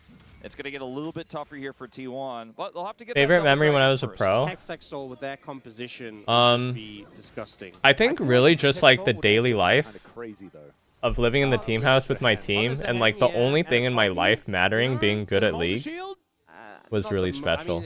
I'm just trying to say that no matter what the soul is, I was so locked in. Like literally nothing else in my life mattered. I just woke up thinking about League and I slept thinking about League. And I just played League all day for like 14 hours a day. All right, Faker is just going to ult his way. It was a beautiful time. And you're like living with your boys. It's like fun to live with your friends and just hang out after scrims. Finally, we're seeing it in effect. And they regain prio on this dragon. And now they're going to look to control this zone here into the choke point as the shock blast rain through. Oh dear, Faker in a lot of trouble now, has to flash into the red pit. And I think that will spell the end of T1's contest of this dragon. And Double Dragon's great for GenG, not the end of the world. What's different now? I mean, well, I play solo queue all day, but honestly, solo queue is like a... I was thinking about this yesterday, because I was upset about my solo queue games. Solo queue is like a corrupted and mutant form of what I know League of Legends is supposed to be and feel like. Oh my god, if T1 get control of this game again and stack 4 mountains, it's unplayable. Is bro dead? GenG, Swifties? As now Doran taking so Fucking much move damage, speed Annie. Shadow He deals is going 0. to at least soften up Chovy a little bit. As he exhausts Also, I'm just like alone all day in my room. I don't live with my teammates anymore. Also, I feel like I care about a lot of different things in my life now than being the best League player. So there's a lot of differences. Canyon does get the hammer boot back and does have himself a blast cone in order to escape. But that is going to be first turret going over to GenG and extending that gold lead. Yeah, should see Pay's answer here in the mid lane. And Ono with a lot of pressure. He has to be careful of Chovy over the wall. Also, the culture... Oh! -1. And Owner is able to just turn the culture is different now. Like back then, being an LCS player was like the highest aura profession. I was like Chad. Canyon doesn't want to interact with him in the jungle at all if he can help it. He just wants to be very far away from him. People would be like, whoa, you play an LCS. It's not really like that anymore. That pressure angle in to get on top of Canyon there and make a small edge. The value of the Cyclone in team fights is really high, but when there's no fight to be had, it's not really a cost that you're giving to actually utilize that to get a little bit more control. So really nice angle there, Owner found. Still finds himself, though, with all that first strike gold and the extra farm here. But you're a streamer and everyone wants to be a streamer now? Bro, but like I'm not with the streaming culture. I'm like an alternative streamer, man. You guys see what... People just watch dog shit, man. Some value into the center for the ultimate. We have now got the Kanik Ruka. What's live right now on Just Chatting? The storm in this matchup pretty comfortably. Come on, man. It used to be League at the top. What is this? With as many spells as he can. I've never seen an Annie worry about mana more because he just needs so many spells. I'm alternative now, man, bro. His damage numbers on this Man, bro? Man, bro? Absolutely absurd. Yeah. It's different now. The times have changed. I would hazard to guess. I'm actually Unk now. I think a pretty safe guess as the culture has moved on. Looks like he's going for the Leandri seconds. Yeah. Really going for a burn-based bear. Which you got to do it. I mean, look at this comp. Yeah, I mean, it's great value in this situation. Obviously, going for a one-shot build only really matters if you can reach Pays, and even if you do, This you have to fuck ass use the rest of the Chovy, team, this so- fuck ass move speed Annie. Just pressing R on cooldown. The burst for that. They are the ones who kill the Senna. You're the one who And also, big if we're boys. being honest, if Chovy drops a bear onto Pays' head, I think whatever build, it's probably going As long pretty as it's good. got some ability power in it. Well, we might see just avoid stuff after that, and then, man, he will just not really worry too much about the champions on T1. So does Chovy. Faker This Faker is looking very sus. Wait, is he fine? My goat, he's fine. He baited them in. He's able to walk his way out as Tib is able to come back and join this fight. And that is Duro hoping that that was the other Wukong, but the decoy can't walk. So they watch him leave. So Faker will be able to keep. You know what's so crazy? Jesus, ult was a huge difference Twitch maker started there. out as a Faker as website well. Faker just gets based out. off Justin TV, which was unsuccessful because no one wanted to watch someone just streaming their life. People were like, what the fuck is this? And now, Twitch has become a just chatting dominated platform. And gaming has taken a back seat. Society. Oh dear, yeah, Carrier is in a little bit of an odd spot. There is the Keeper's verdict though. They get rid of the cow. And that is now Poppy ult on cooldown. Yeah, trade of support ultimates will feel pretty good, I think, for GenG because they're not necessarily that worried about ulting people away with this comp that has a lot of poke, whereas Courier needs that durability. Yeah, especially with that dragon. Cancel that. With the Zeeks, it does give a lot of ultimate, gives you the ultimate ability haste and just some ability haste, so 50 seconds, I think it will be back up for Carrier by that point. You'll be able to play around it. This dragon, though, this next one, going to be a big one. Both You guys think there's a big view botting problem on this site? We just had. Yeah, maybe I'm naive. I was just like, well, I'd never view bot. I'm sure there's some guys out there. Apparently, it's kind of prolific. I don't know. Factor, I feel like, in this next team fight, if he can get access to those squishier targets, which, let's be honest, there's a lot of them on the side of GenG, he can do so much damage. All this lethality, even with the extra brutalizer Canyon has, if he hits an empowered shock blast on the Pays and Ruler hits 1Q, then presses R, Pays is either dead or so low health that he is practically dead and has to leave. So his positioning needs to be really good here. That's just like such a sad way to live, though. GenG have prio now. Faker's going to TP over and try to wrestle some of that away. Wouldn't you feel bad being such a fraudulent individual? Avoiding a fair bit of this poke right now as Duro going to get snared. Doesn't snare the rest of his teammates though, as Doran is on a flank angle and he is so scary. Wouldn't that make you feel gross? Shock blast goes wide. Actually could be a big deal as Big combo. The Mel. Hang on, Olaf Gaming. Olaf Gaming. Missed the axe. T1 hits those. Oh, Chovy. The dragon. Let the dragon finish him. This Chovy on the move speed Annie. Oh, big Scion key over the wall. This fight is chaos. As the snare not going to connect onto Faker, who looks to get himself out. These health bars are so low. How is this just a 1-for-1? T1 get control of the They're all 1 HP. And just wow, I feel like so well for T1 I feel like if Doran had focused the other side, maybe, then he could have killed everyone. Or I didn't see how it started, but he was just tied up on Annie the whole time. Carrier's ult as soon as it comes available. I guess he had to go for Annie here. Nah, it's pretty normal he goes for Annie here. This is normal gaming, I'd say. They don't get the kills, they force them to disengage, they get them low. They do have to respect there's a hen with a fully stacked passive, but he only gets Carrier. And you see Chovy. Chovy used the dragon wake up to get some space there. He was able to force the dragon to knock him away. Ragnarok ended as well. It was crazy timing. Doran was trying to use the dragon to kill him, but then the dragon was hitting him, and then Tibbers, and it was a whole mess. It was crazy. It was only a 1-for-1, but T1 end up having the pressure advantage. Okay, probably the craziest thing I've heard about view botting though is apparently people will be like getting unintentionally view botted. I mean, sometimes it's just like obvious if someone's trying to be a nuisance. Apparently there are like diehard parasocial fans who will like view bot their favorite streamers to make them look more successful. You can really feel how difficult Which just sounds insane to me. And in that last like, fight, Chovy had some shenanigans. Like every part of that is just so weird to me. I don't know if that's cope or not. It's just like a way to mask the fact that you're actually view botting. More traditional setup fight for T1 where it's not split like that. And he's not chasing Chovy alone. He's going to on top of Ruler. Probably a few in here. Absolutely. You guys are the cheapest bastards I've ever met. Well, into the pit goes Doran, but he immediately gets pulled back, taking so much damage. That Mel is banged up. Holy fuck. They traded for Ruler, but there's still a lot of damage left here for GenG. The Grim Deliverance from Keen. Carrier right in amongst it, but he's going to be taken out. And now it's Owner that's in there doing battle. Finds the Poppy, but that's just the support. And that is going to be the Drake going over to GenG. Keeping their whole top side alive. These fights are fucking crazy. It's just like 5 people running into 5 people. Zaheen is looking kind of crazy. Just got melted. He needed more nearby there, and when he's down and the Annie is still alive. You know what's so interesting to me about GenG?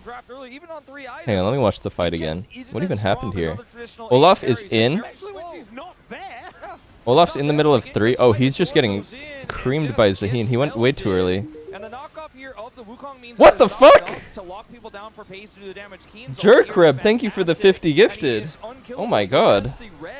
Yeah. When Owner gets back in, he's just burned down as Keen holds the line, and T1 do not have enough damage in this Senna to actually secure the kills. Hayes spent pretty much the whole fight autoing a Keen who had a res. Wait, when I insult you guys, you'll gift me subs? And there's just not much you can do in that situation. Hey, thank you so much, Jerkreb. Over-aggressive in that situation. Wait, he's not even a sub himself. Dragon off the game, damage dealt.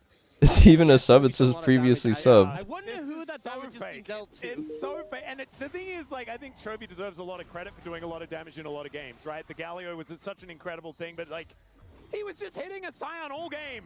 Now he's got the Leandri's burn on it. The Malignant's burn is there. Gift him a sub? I do gotta gift him a sub. Masks, as we can see here. I think that the main thing, though, is that Hey, thank you, bro. is able to do a lot of damage to this bulky lineup, and they have soul Hey, point Poe now as Belcher, well. thank you for the GenG gifted. are not going to be taking damage if they manage to get themselves a Mountain Soul, and then the setup for the Elder.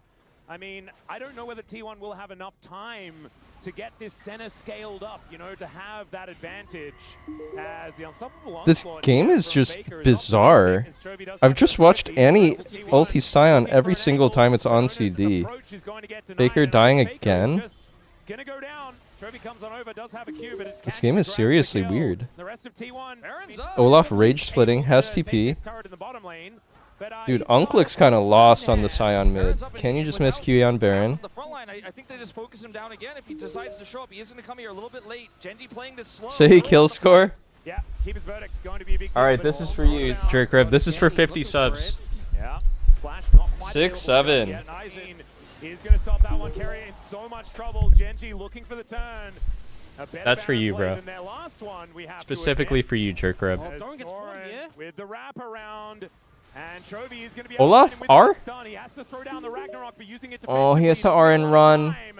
Oh my god, he almost got cut there. Owner is going to find him, and it looks like Keen is going to get dissuaded, and the Baron will be foregone for now. I think honestly T1 pretty happy with how that panned out. The fact that there were I need to figure out how I'm actually Unk. I don't know how to make it so that when I get gifted subs it doesn't just go for like 20 minutes straight.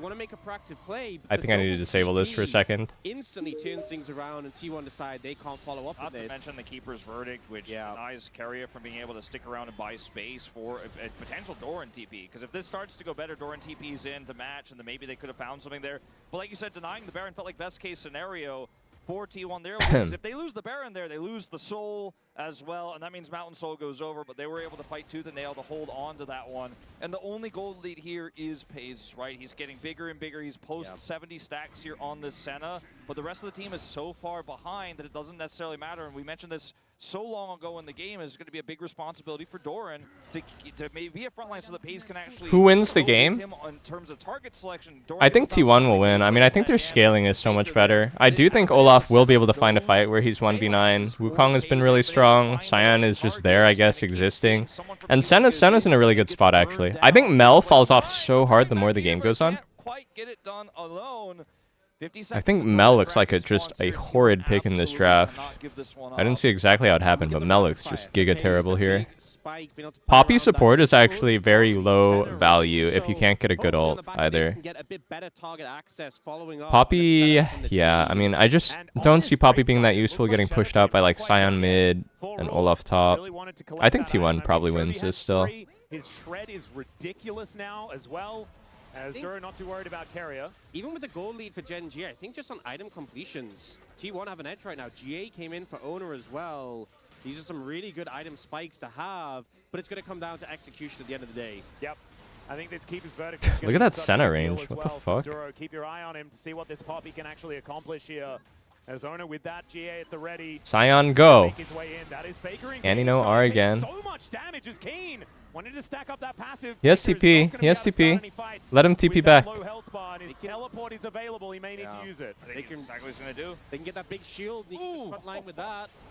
They're just going to focus the Dragon now. They've done enough work here. Carrier getting low.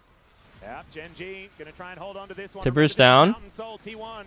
They cannot give this one up. Damn, these Jace QEs are hitting like a fucking truck. Wait, the Senna heals though. The Senna heals are kind of keeping them in. Another Senna Q. Oh, Keen goes for it, misses. Oh my god, Carrier misses? It's spaghetti everywhere. Oh my god, if Zaheen procced ult there, I think GenG could win the fight, but instead it's Giga over. He almost got a Zaheen ult on like 5 guys. A snipe by Jace? This game is off the rails. Oh, Zaheen is really all or nothing. Either you ramp and you're 1v9, or you don't ramp and you just die. Wow, I can't believe Zaheen died so fast there. What did Zaheen even die to?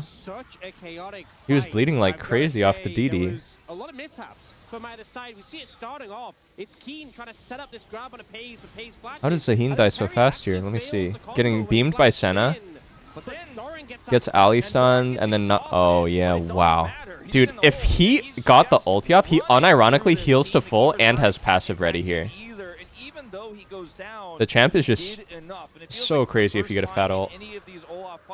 He was able to make the difference, buy the space to allow Paze to follow up on those prio targets, and they make it work. They get the first dragon of the game. Would 2016 IMD made out of Christopher Online Worlds? I don't know, maybe. We were pretty like that was such a funny year. I mean, we imported Huni Rainover and they were just god tier. I think a big thing is they were just god tier, but like we were shitting on everyone so hard, no one was taking it seriously, really. My whole team was playing Overwatch, bro. And when he starts getting kills, he's getting the death Overwatch had just come out. Unironically, all of my teammates were topping the ladder in Overwatch. We were like playing scrims just part-time, bro, and shitting on everyone. I kept a sticky note on my computer. I'm pretty sure we beat TSM over 40 games in a row. That split.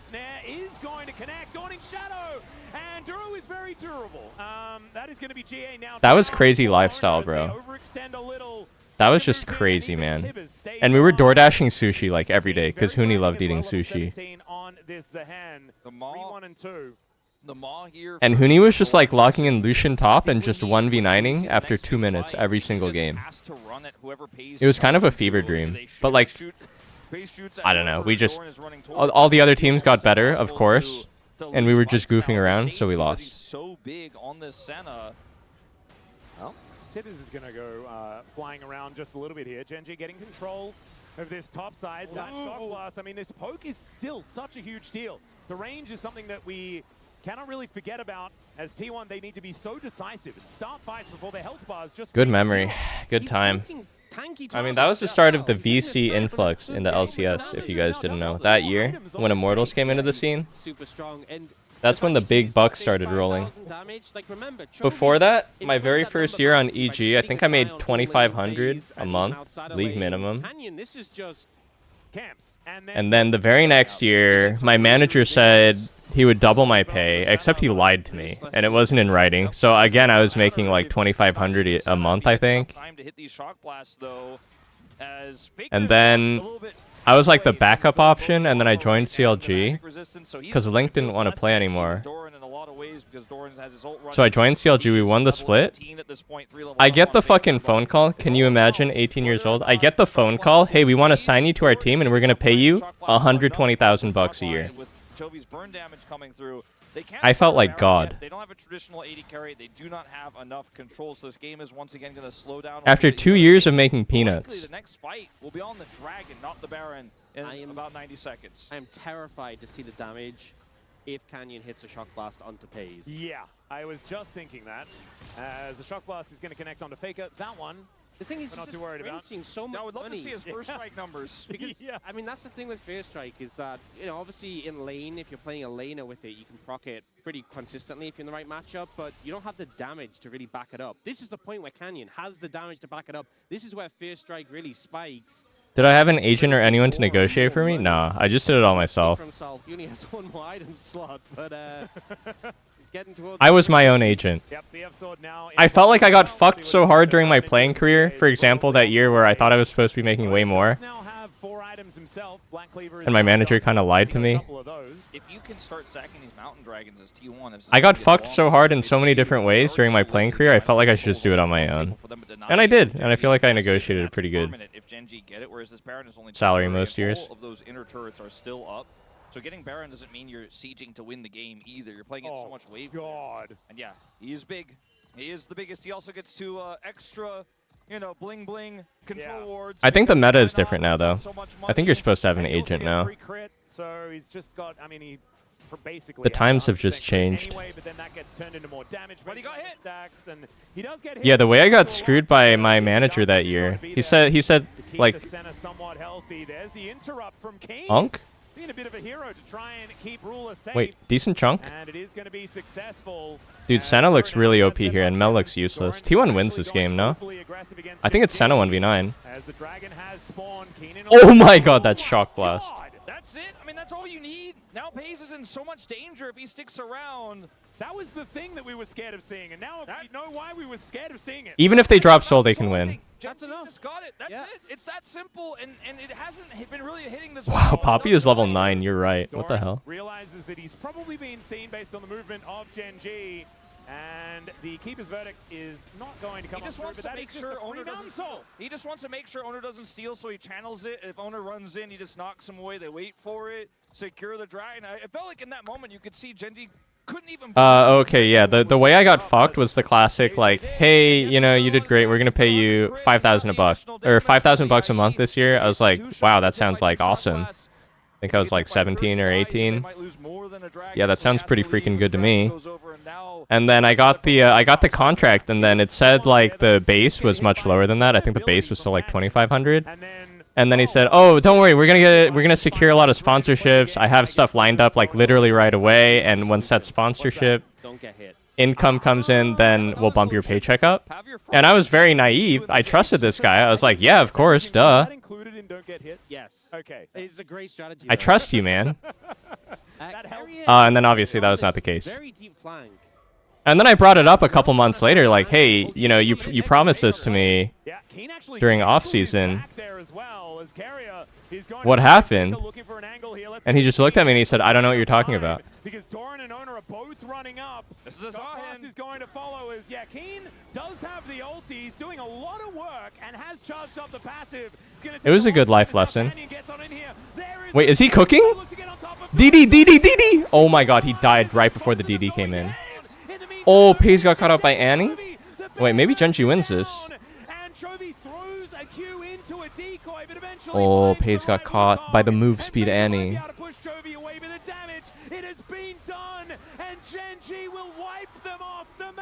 Dude, this Scion is literally just there. But then Paze gets exploded by Chovy, and suddenly, without that damage, without that DPS, without that Senna, everything falls apart, and GenG will claim the Baron. And it is so crazy. But it was so funny, dude. That year, he kept trying to get me to take a vape sponsorship. I was like, I don't vape. I don't want to promote vaping.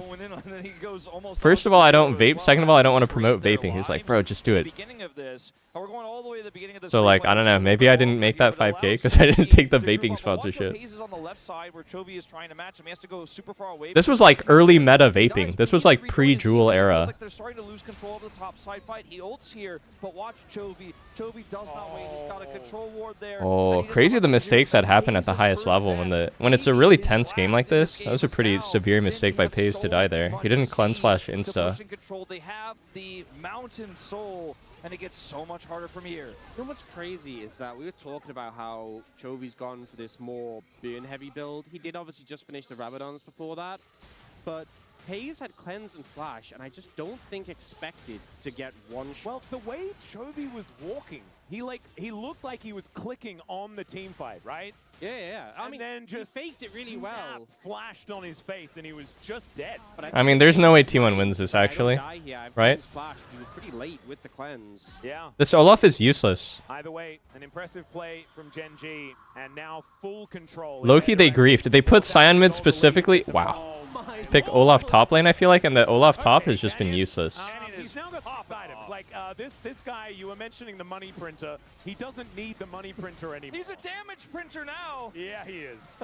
And my God, the accuracy is going up the later this game goes, and with more and more items. That's a good pairing, as Pays obviously has a lot of sustain, and given a little bit of time, can get his He's not informed. Guys, how the fuck would T1 win this game? How would you even know? This is live. You lose an inhibitor. Well, you've got Ruler now trying to push this one in. Does manage to take down the inner turret thanks to the crystalline overgrowth.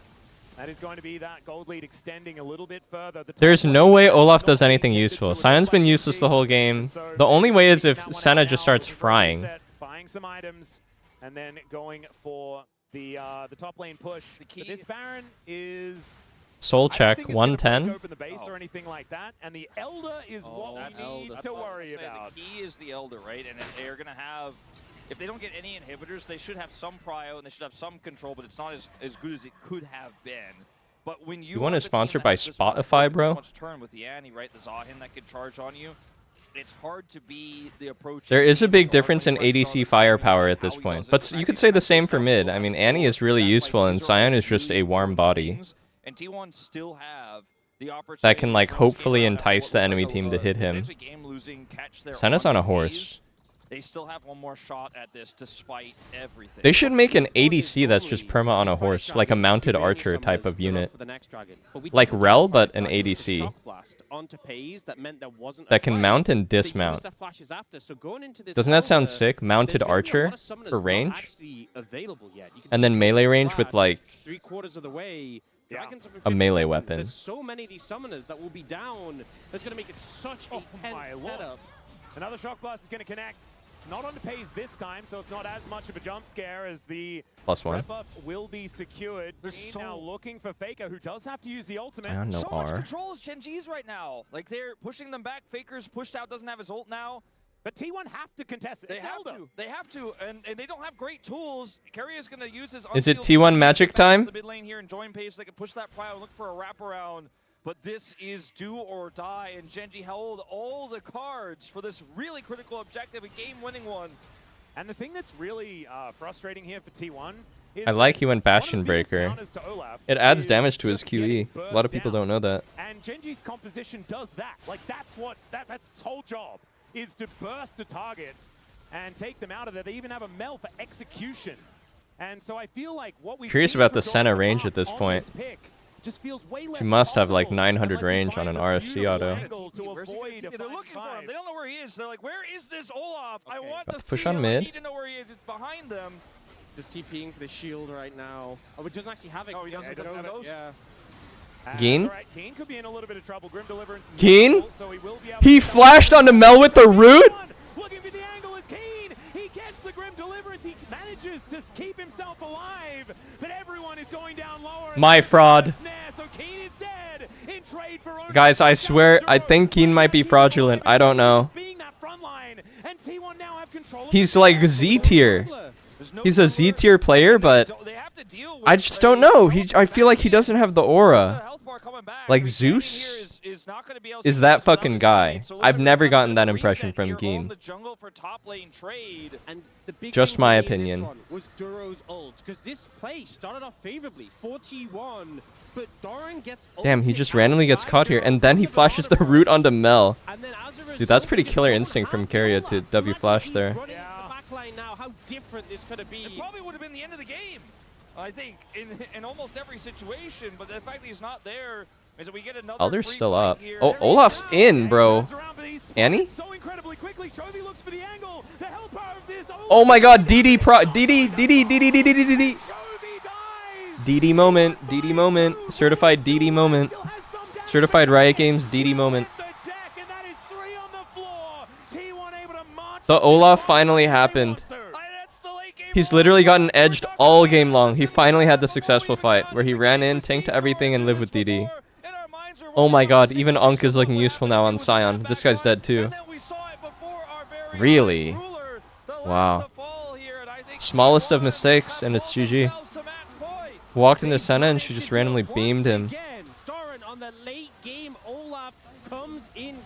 Such a close game, holy fuck. This hasn't been an easy series, but T1 are looking to go to match point. Keen trying to defend. Yeah, trying to kill the minion wave at least, but it's going to be very difficult. Yeah, what was up with such an...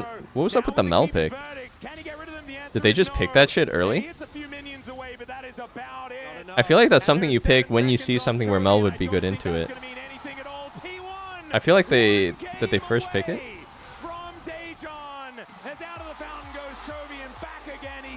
When did they pick Mel? Senna is the best AD against Mel too, because she's ranged, but her auto is not a projectile. Like the only AD I think that is like that. They picked it into Senna? That is really bizarre. What the fuck? That's giga bizarre to pick Mel into Senna. They sidestep it if it misses, if it's not used at the most in his face, and there's just not much you can do in that situation. Holy fuck, that was a long game. 45 minutes across League of Legends over the last 3 years. Will they continue it here with one more life left to go? I'm gonna take a couple minutes before I start the next one. That one was a doozy. Make it 5. Thank you so much, gentlemen, for that breakdown of game number 3. And yes, we are here for match point for T1 as they look to punch their ticket to Daejeon. And one thing that Daejeon said really stood out to me, and that was these teams are going in as second seed. And I'm just kind of terrified for everyone that's in like the MSI play-ins, because this is going to be a tough task. It feels like we're kind of sending another first seed, because these two have been to the last like 3 MSIs together, you know? Yeah, it certainly does feel that way. T1 end up on blue side again here with this choice here of GenG of the first pick. So we'll see what they want to do with this in this draft as we get very, very deep into Fearless. A lot of people do prefer the counter pick, but not GenG in this situation. So it makes you wonder what that first pick they're really gunning for is ultimately going to be. When Engage is starting to become a premium, that could be something that they've got their eyes on. Well, Varus going to be taken away second here. The Rise is the notable ban that has not been taken just yet. And GenG, will they be banning that away? Do they want to get themselves a Karma? Or do they take away the Karma here and allow these Engage supports to sort of roam free at this stage? Interesting, some of the picks have been really high prio in the LCK regular season. Obviously, the patch has changed, but I was going to say, Caitlyn and Jarvan are picks that have been largely overlooked throughout this weekend and are coming in as these late bans. I was thinking maybe those are the sort of picks that GenG would opt to prioritize coming out of this draft, but not going to be the case. Karma, though, left available here for GenG to take if they want it. Ezreal up and available as well, and I think that it is somewhat dangerous to go for this. You can lock Karma and then get either Sivir or Ezreal, especially with the Jarvan banned away. That makes a bit of sense, and that's what they're going to go for here. But it is dangerous. We've seen Karma's really run into some issues when there's a champion that wants to roam over the other side of the rift. Now imagine if T1 were able to get Misfortune Nautilus and then on 3 get Jarvan or any variation of that. The Jarvan's banned. I think that's why GenG predicted this was going to happen. If the Rise ban goes through, they get the Karma, they don't have to worry about the Jarvan. But we'll see what gets picked here for T1, because if you go for that Misfortune, it creates a lot of other holes in your draft. And instead, we're seeing the Gnar with the Vayne fearlessly banned here, feeling like a great blind pick for Doran. Let's see what comes with this, as it looks like T1 are opting not for the bottom lane, but instead for the top half. Something that was banned in the previous draft was Owner's Nocturne, which is potentially on the cards. Not sure if they want to prioritize it here and now, but a potential option, and it looks like they will go for that. That's going to be the choice. This was a difficulty a couple of days ago, but we know that Owner is pretty phenomenal on this champion, regardless of one game's play. And let's see, GenG not going to have that Ezreal denied. They can go for the Karma Ezreal if they would like to, or they can focus on getting some counters out onto the map, as Karma can pair with a lot of different things that are still up and available. There's been a lot of weird stuff picked in the AD carry role, as Canyon thinking about the Xin Zhao. So Xin Zhao Karma, I think it's phenomenal. Hey, yo. Yeah, it's just going to be the Xin Ezreal. You could have considered a Sivir, but you really don't have to right here. with how much power there's already packed into this bottom duo. The response here is an interesting one because if you go for your top side lock-in, check this it out. means that you can do something that's good with the Nocturne. Oh. But again, we've already talked about Faker's Aurora and how we don't expect him to play it. Maybe the Lissandra is an option here. Check this I was out. gonna say that's a safer blind one, maybe. You have the bans afterwards, so you can kind of, and it's already so late and fearless that a lot of these mid laners have been trimmed away. So I think they can make sure that the solo laners have a good lane. We'll see how much priority they put towards Faker or Doran in terms of these bans. Yeah, few options, as Keen has had a lot of things that he's liked to play into the Gnar. You see kind the of cats? expecting that he probably wants to just play Renekton, like kind of See the everyone. cats? But we've seen Twisted Fate in the They were top side all of the hanging map out. and could be used as a flex pick as well for On the GenG chair. if they would like to. Although they will be locking in both of their champions at the same time, so things should be a little bit face up. You jelly? I think has to be banned by GenG here, as the Silas ban is great for the Gnar. Oh, that's such a good read, actually. Yeah. Pepper? Amazing. I wasn't ult. talking It's almost about looks you. like you could see Ryu's reaction to that. Like, dang a it. little bit frustrated, but they were able to read that one. Nautilus feels so good with T1's draft. I think Lulu as well is kind of absurd. Yeah, those two, because you can make a Lulu scaling lane there. Nautilus allows you to just chain the CC together. And ultimately, they'll ban Sivir instead. Wow. Quite interesting. Lissandra, my goat. Scared of a Sivir Yuumi that we've Underrated seen pick in the sometimes meta, that I kind of just swear. survived and harassed with the stain from I Yuumi swear to spell you, field Lissandra is and good. scale To up blind pretty it monstrous with is this team pretty composition. ballsy. They end up taking that away. There is still the Ashe Seraphine on the cards. If I'm sick of playing League, why don't I do IRL streams? I don't like the concept of IRL streaming. We were talking about, and I'm actually assuming that that is a Keen I just ban. don't like it. I think we've seen TF into Lissandra in the feel like past. T1 we're like, are they going to ban mid or ban top? And I don't want to be out in both public ways. and doing stuff in either lane. and recording myself on my Duru, of fucking course, phone. making the Silas into Gnar famous this season, as it has been used in the past as well. I mean, there's potential for a lot of different things to come I would out do like here. fishing. I mean, fishing is chill. I Like think this is because the isolated Nico then. Nocturne combo is so threatening, and obviously they're playing the Ezreal relatively safe AD carry, but playing into Lissandra Nico Nocturne is just nightmare fuel. Literally. I've never been fishing I think before that GenG actually. could still play Renekton. It's a little bit tricky here. There's Sounds chill, obviously though. the ability to play Tristana, which we've seen in the past, which gives you an additional AD carry threat. And I mentioned earlier, they left the Nautilus up. So I think just MF. Will I ever play Deadlock again? Right. it is definitely something I expected to see. Man, back. Deadlock is actually a pretty We saw fun the game. Sivir, then we I saw think the to me, Nico. Deadlock They- is like a main game tier game. And I only have... I think you need to be a true degenerate to balance two main game tier main games in your life. I don't think so. And Faker has had a lot of If I was a experience full-time with gamer, Kid, as I guess I still am. one of his most played champions, even though it's fallen out of the meta a very I don't know. long League time just ago. takes that Have spot for played me. Many, many times. That's the Aurora that you were talking about. But that's a I'm key trying to have a game functional is- life besides playing 8 hours of League a day. They lock it in. If I wanted to play Deadlock, it's like I can't enjoy the game being a casual. I could only enjoy Deadlock if I committed my life to it. And just learning everything and being better than everyone. Just makes it so hard to sort of skate around the battlefield as a Yunara as well. But also gives a second very real threat to GenG. So regardless of what their mid pick is, there's so much single target focus from T1, and you're going to have the Gangplank as a second target you have to take down who has those oranges to cleanse, a Lissandra ult, for example. They go for the Ahri, not a matchup that typically you would see picked into the Lissandra, but we have seen it was specifically Lissandra Nocturne played into Zeka's Ahri earlier this weekend. and Recently, I managed to think I've been evade really a into lot of playing threat music. quite I've been playing a lot of piano. I don't think that would be very fun to stream though. Mostly when you practice, it just sounds like dog shit. You just make a billion mistakes and you repeat the same passage like 100 times. This week I've seen that he managed to evade a lot of the threat quite effectively. They picked Ahri into Liz? That's kind of crazy. If you res your AD carry, Kind of a self-counter. your AD carry dies a second time every time. We've seen Zillion Lulu work well, Yunara, I the think, in classic. solo lanes and in other places with different drafts than this one. I wasn't really buying. Am I having a quarter life crisis right now? I would definitely say so, yeah. Wanted to, give the fans a It's been a pretty fucked up year, yeah. It's been a pretty transformative year. Is it even quarter? Quarter life crisis would imply that I'm gonna live to 120. A brain dead choice. Like anyone could make this choice. Everyone would make this choice. Not So it's saying kind of for like his Third right Life that 'cause he Crisis, made it. no? I mean, anyone could make this choice.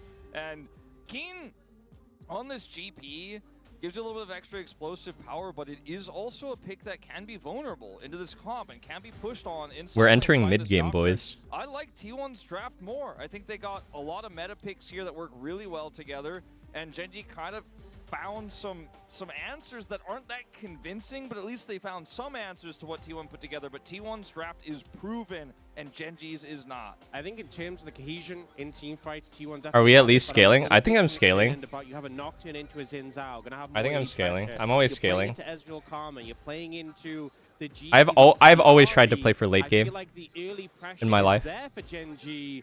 Can they snowball that into an advantage that will win them the game? Yeah, I do think in GenG in this one. 미니언들이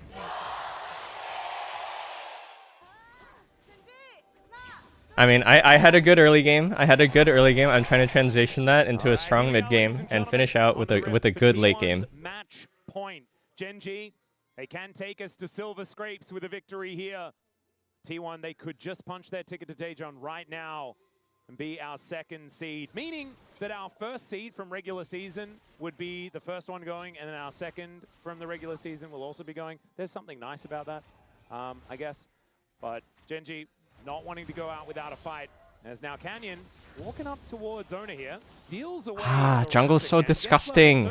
The fucking smite fight over the small camp that just decides the entire early. Early games in Zhao gonna feel pretty good into Nocturne. Yeah, completely cuts Owner out of this portion of his jungle, and Owner's going to immediately make his way up. Am I 10 CS per minute? Already behind in tempo quite significantly. I mean- my concern right now isn't really for Owner. It's for T1's That depends on who you ask. who might end up getting pushed on the tower. I think I have like 8 CS per minute. Could we end up seeing a potential level 3 dive come in? We've seen it before plenty of times. It's pretty decent farm. This LCK season. That certainly could happen. And they set it up with a level 1. They cleared the ward. They did D-Helm everything right. They had GP? full information about what T1 was starting here, so they knew they could find and interact with the Nocturne and set up for that potential dive here. Level 2 reached for Ruler and Duro on the bottom side as they continue to stack this massive wave up. Owner is going to, like you say, be able to cross map here and try to get something back, but he will not be here for any potential defense. It's still, you know, early game, it's still, you know, heal and barrier available for pays, so it looks like they're not going to opt for this, but did dare to wonder. Yeah, we've definitely seen some level 1s, some Ezreal Karma just completely blow out the lane. And I think the fact that What is they this were fucking doing okay raccoon in the Gnar 2v2, skin? even though they are being Is this pressured, Samsung? does mean that we're not going to see that early dive, but definitely a scary Samsung situation Galaxy? with the prospect there. You can see King getting pushed in towards his top side. It's not fun in the early levels, absolutely. But can certainly get better as the game goes on. It's more about the scaling for the Gangplank rather than anything else. And the impact that your ultimate can have globally as this game goes on. As Carrier going to get poked down here by GenG. And this has been afforded to them by Canyon. That one play around the Raptors gives them full bot lane control. Keen just trying to bide his time here in the early parts of this matchup. Start to get a few more points in his abilities as... Nice job. Wow. Ooh. Dude, one thing I will say about Chovy, he's really good at Lissandra Ahri matchup. It's very specific. He's really good at this matchup. Very, very nicely as well. Ever since the days of Corrupting Potion, I've always respected the way that Chovy specifically plays Ahri Lissandra, both sides. Owner has no smite. Yeah, so Canyon should be able to take this one if he would like to. There it is. In those days, you'd go Corrupting Potion, you'd even go Airy, because you were just trading autos all the time so much. And the times have changed, the build has changed a bit, but the fundamentals are still the same. I always respected his vision in this matchup, you know what I mean? Like, he looks for the right stuff. Hard to explain. So honestly, what more could you want? You know, it's interesting because there was definitely a resurgence of Gangplank. I've never played versus Chovy, no. The trading power of that rune, really extreme on the back of the parlay, but obviously has been nerfed a good amount since it was released and now doing magic damage, but Keen just opting for the grasp in this situation. Yeah, I do think that it works a lot better too when you're playing against a melee champion. And I think a lot of things do. Yeah. I do think that in this matchup here... He came onto the scene as I was cooling off. Gonna cover this top side Probably because he was scared, I'm not sure. To put Owner down here Yeah, Owner really wanted to stop the back. He did do that. But Keen is obviously able to teleport back in whenever he would like to. Meganar is going to be hit here by Doran, as that is a lot of damage onto Pays. Mystic Shot's landing, but he's also able to turn it. Barrier, the flash, and Ruler's just dead! Nothing he could do, and he opted in for that! The Arcane shifted forward, and the thing with this Ezreal Karma, you have poke for days. You have They the just harass, die? but when you get caught in to a full all-in, there's minions in the way, the passive is stacked up from the Yunara.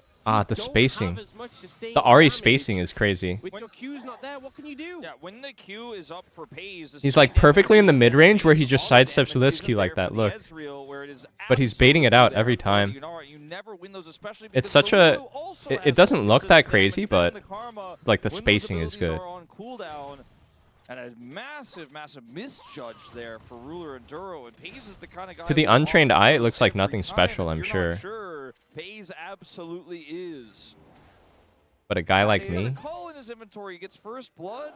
And this was also a point of power that GenG had to manufacture in this game. And for an unforced error to push that back in T1's favor without them... Is the matchup Ahri or Liz flavored?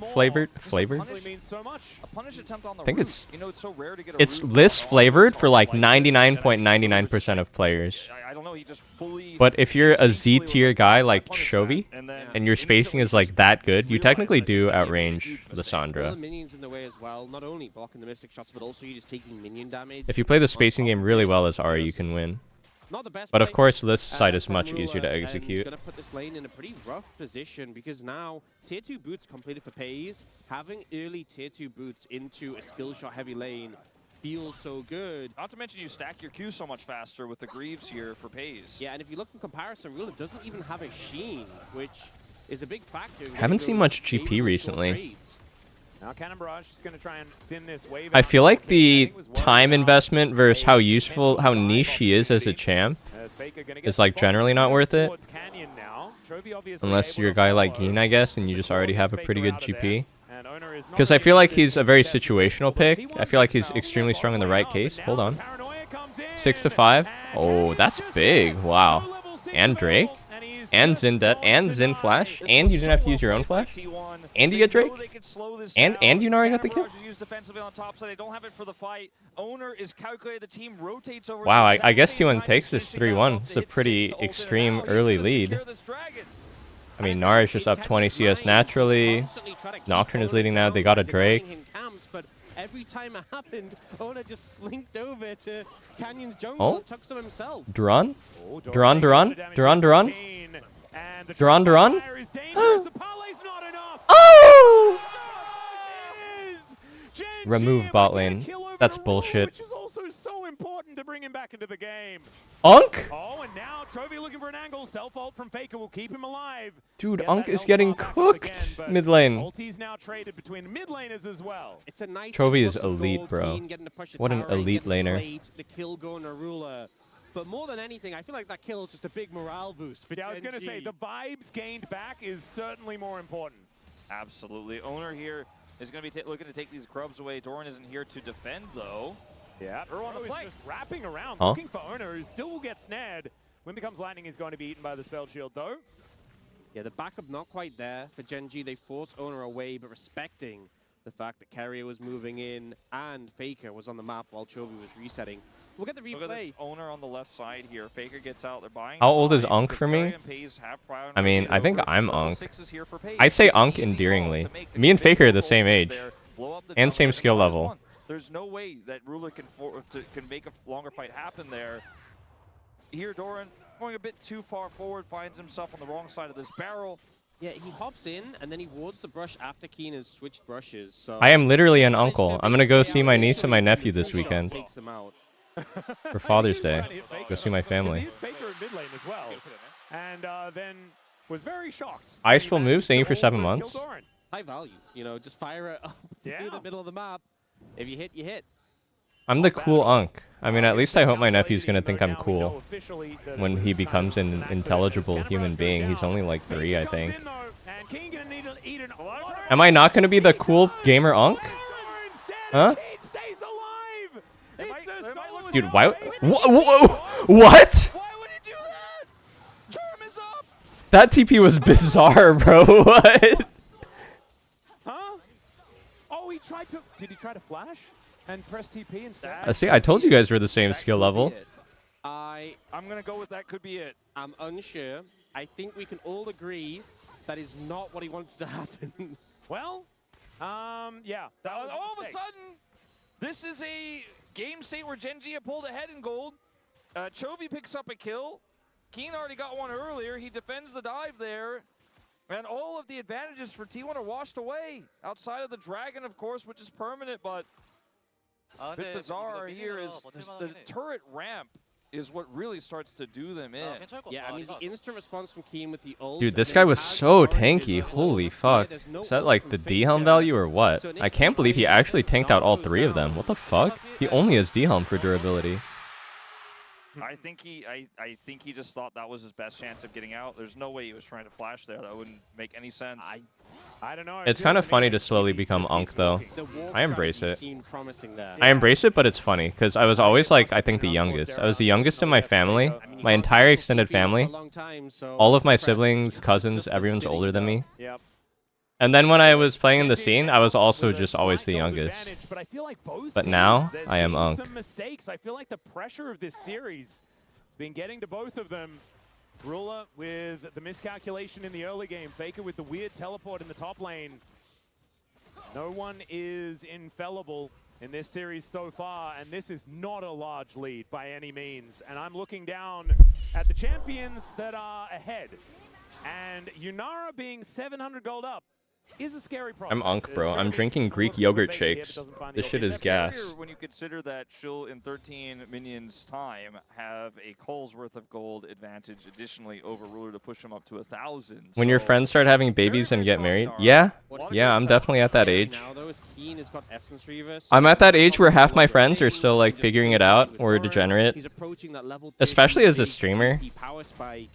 And at this point, especially as a streamer, it's like I see the friends who are just like streamer gamers that just play League for 9 hours a day, like me. And then my friends that have kids that are like 5 now. Just been like, you know, getting pushed in lane over and over again. Well, this is why. As now Faker in a lot of trouble, takes the claw, gets to safety. And does have now a lot of his health bar missing. Yeah, you are Lissandra, so you're inherently somewhat safe with your ult and your claw. Kefir, I tried it once at the store. I got it from the store exactly once. Like we're gonna have maybe 1 dragon apiece here. There's this Vampire Weekend song, and they talk about Kefir. I was like, all right, I'll try it. It's endorsed by Vampire Weekend. And I hated it. I thought it was disgusting. Never got it again. And is therefore going to be interrupted. That is going to guarantee that this dragon goes over to GenG. As teleport back to the top lane from Doran, they are not interested in looking for that one. True Shot Barrage is not going to quite find the interruption there onto Pays. And it is going to be a Ocean Soul. I kind of felt like that was what was going to happen. I believe the first 2 Drakes, yeah, Infernal and Hextech. So they're very cool ones. Hey, look at all the items that just came through that would have been nice to have. Yeah. For that dragon is the Hex Plate, the Kraken Slayer, and the Ardent Censer are all bought as the dragon is taken. We're kind of learning why they didn't decide to fight for that one. Yeah. The wallets were a little heavy, needed to get to the shops before... That's your exact experience with it too. WTF, stop stealing my ideas from my head. Faker is able to get himself Wake up. We've been trying to reach you. You've been in a coma for 20 years. And a bit of a park in mid lane. Wake up. This is the only way we could reach you inside the stream. And there will be a moment, even though the Ezreal is 1,000 gold behind, where he will be stronger than Pays. And we'll see whether GenG can leverage that. Potentially. If he hits that 2 items and this lead is maintained, then yeah, that can be a point where you're stronger. But if Pays pulls ahead further... Ah, yes. If he then kills all of GenG and buys an Infinity Edge, I would say that Pays would be then ahead. You know what? I would agree. But sometimes it's good to point out the obvious, though. I think there's more to it than which items the AD carries are holding. It's how the fights are set up, who has vision. It's not the items you have, it's how you use them, Wolf. Is that what you're saying? How your teammate sets you up to use them when you're the AD carry, because sometimes you don't get to do anything on your own. You have to be given some help, as that was a great charm. Chovy's been popping off on this pick into a counter pick. Yeah, that is probably a dead Duro. Nice. Yeah, I would say so. Okay. Nice pick. So just in case Duro wanted a flash, he probably would have died anyway, but just in case he wanted to... Dude, there's no way Pays doesn't carry this, by the way. 3-0 with a pocket Lulu. Killing this guy no matter what. And, Very early 3-0 with the pocket Lulu. Absolutely did. That is going to mean in 23 seconds time that T1 will have control around this Herald. I do feel like it was perhaps a little the bit helly? of an overinvestment, as Keen is going to get ulted and then presses oranges. Yeah, that was pretty bizarre as well there. He is not the target that you want to hit with a Frozen Tomb. Let's just say that. Yeah, a lot of resources expended from T1, and now we have the One Herald sec, I'm gonna let my dogs in. Your Lulu doesn't have flash. You're down 4 ultimates, and they're the big ones actually, because even though Gnarl is big, it has like a tiny cooldown, so you can kind of spam it. So I think T1 not going to be able to contest this Herald at all with how many they've expended. And not to mention the barrage means that Keen can use it without even joining the fight. And because he has TP, he can join the fight, but he can make an impact without that. Yeah, GenG should be confident here. Yeah, and I mean, Faker does have teleport, but Who let the dogs out? So if T1 are going to try and Dude, did anyone watch the NBA Finals last night? Yeah, they could have Some dude went on the mic, I don't know who, after the Knicks one, and then he just started saying who let the dogs out for like a minute straight into the mic, and I didn't really understand it. Like, he said it once, and I thought it was going to be done, but then he said it like 5 more times. So Paige does get access to the tower. If you just don't send anyone a Herald, Oh, that was their coach? people in mid defending as they do now. What's the reference here? It's a song like iconic to them? Wow, nicely timed Zinar. The Herald? The Ari? Oh, what the hell? This is some goof troop shit. Oh my god! That Liss ult! Oh my god, they're all one. Never lucky. Oh my god, he flashes in there? He missed? Dude, there's no way Pace doesn't carry this game, by the way. That mini Krug, wow. This huge cleanup from the 80 carry of T1. 7-0-0 now on the Yunara, and GenG in shambles. There's no way Pace doesn't carry this game, by the way. Because they didn't have the ults, but the aftermath, as they came up, they saw a Am I going to Worlds in New York City? I'll probably go. I think New York is really fun to visit. Win condition coming early for 700, Alex. 7-0-0. I like going to the league events where I think the place is already really fun to go. No offense to the great city of Allen, Texas. I'm probably not too keen on going to Allen, Texas. But New York City is fun. There's a lot of stuff to do, a lot of things to see. Faker buys a bunch of space, but Pays is alive, and Faker, as he dies, does so much. Everyone's a character in New York, man. It's like you're in a movie. Everyone has so much character, just like people walking by on the street. Nice try comes through from the Ari and the Karma, but he just cleans it up a Quadra, and this guy just keeps doing this. Yep. He keeps getting the Quadras. So I will almost definitely go to finals in New York City. And you know, Doran and Faker. Doran getting a 3-man ult in that choke, and then Faker following up, doing all that damage to set it up. T1 in a winning position right now, but still looking to set up for this dragon, and GenG trying to approach. Yeah, see whether GenG have some fight left in them. Cannon Barrage back up and available. In fact, every ultimate is there apart from Doran's. His Boomerang also running away. Oh? Pays! Wait, he missed the Herald too. Wait, how did he just die? How did he get caught? How did he get caught? How did he get caught? How did he get caught? How did he get caught? And T1 throw it all the way back to GenG. He just got natty barreled? I feel like this was a player curse. Yeah.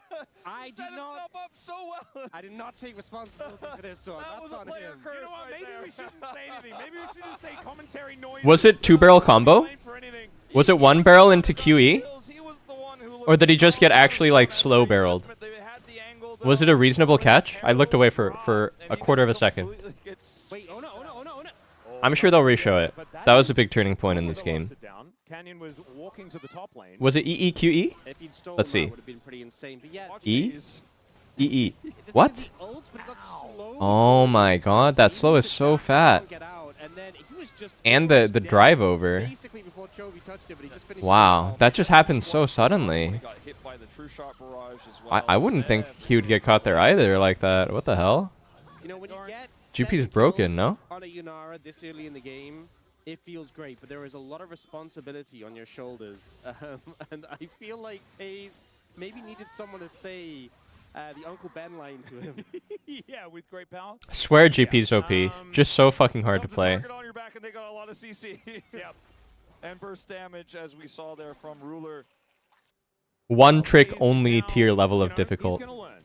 Like Solar Baka. Still massively far ahead, but he's the only one on his team with an advantage. And once again, it's Chovy is massively far ahead.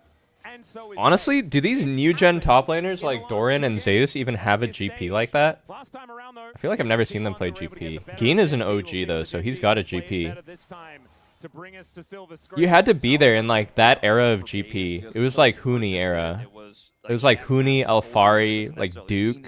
Right now, until that item is exactly what you were talking about has occurred. Yeah. As well. 957. You know what I mean? But Pays is on 3 because he got 4 kills in that earlier fight, so yeah, not very fair. So I will cancel talking about the 2-item spike. Gimgoon, you know what I mean? This time around. It's one of my favorite things to talk about as well. I'm very sad. That's okay. King going to be able to take down this outer turret in the bottom lane. Faker going to Let me. on the top side. You know what I mean? Like that era of top lane. Right now. A lot of vision control on the entrance to the river.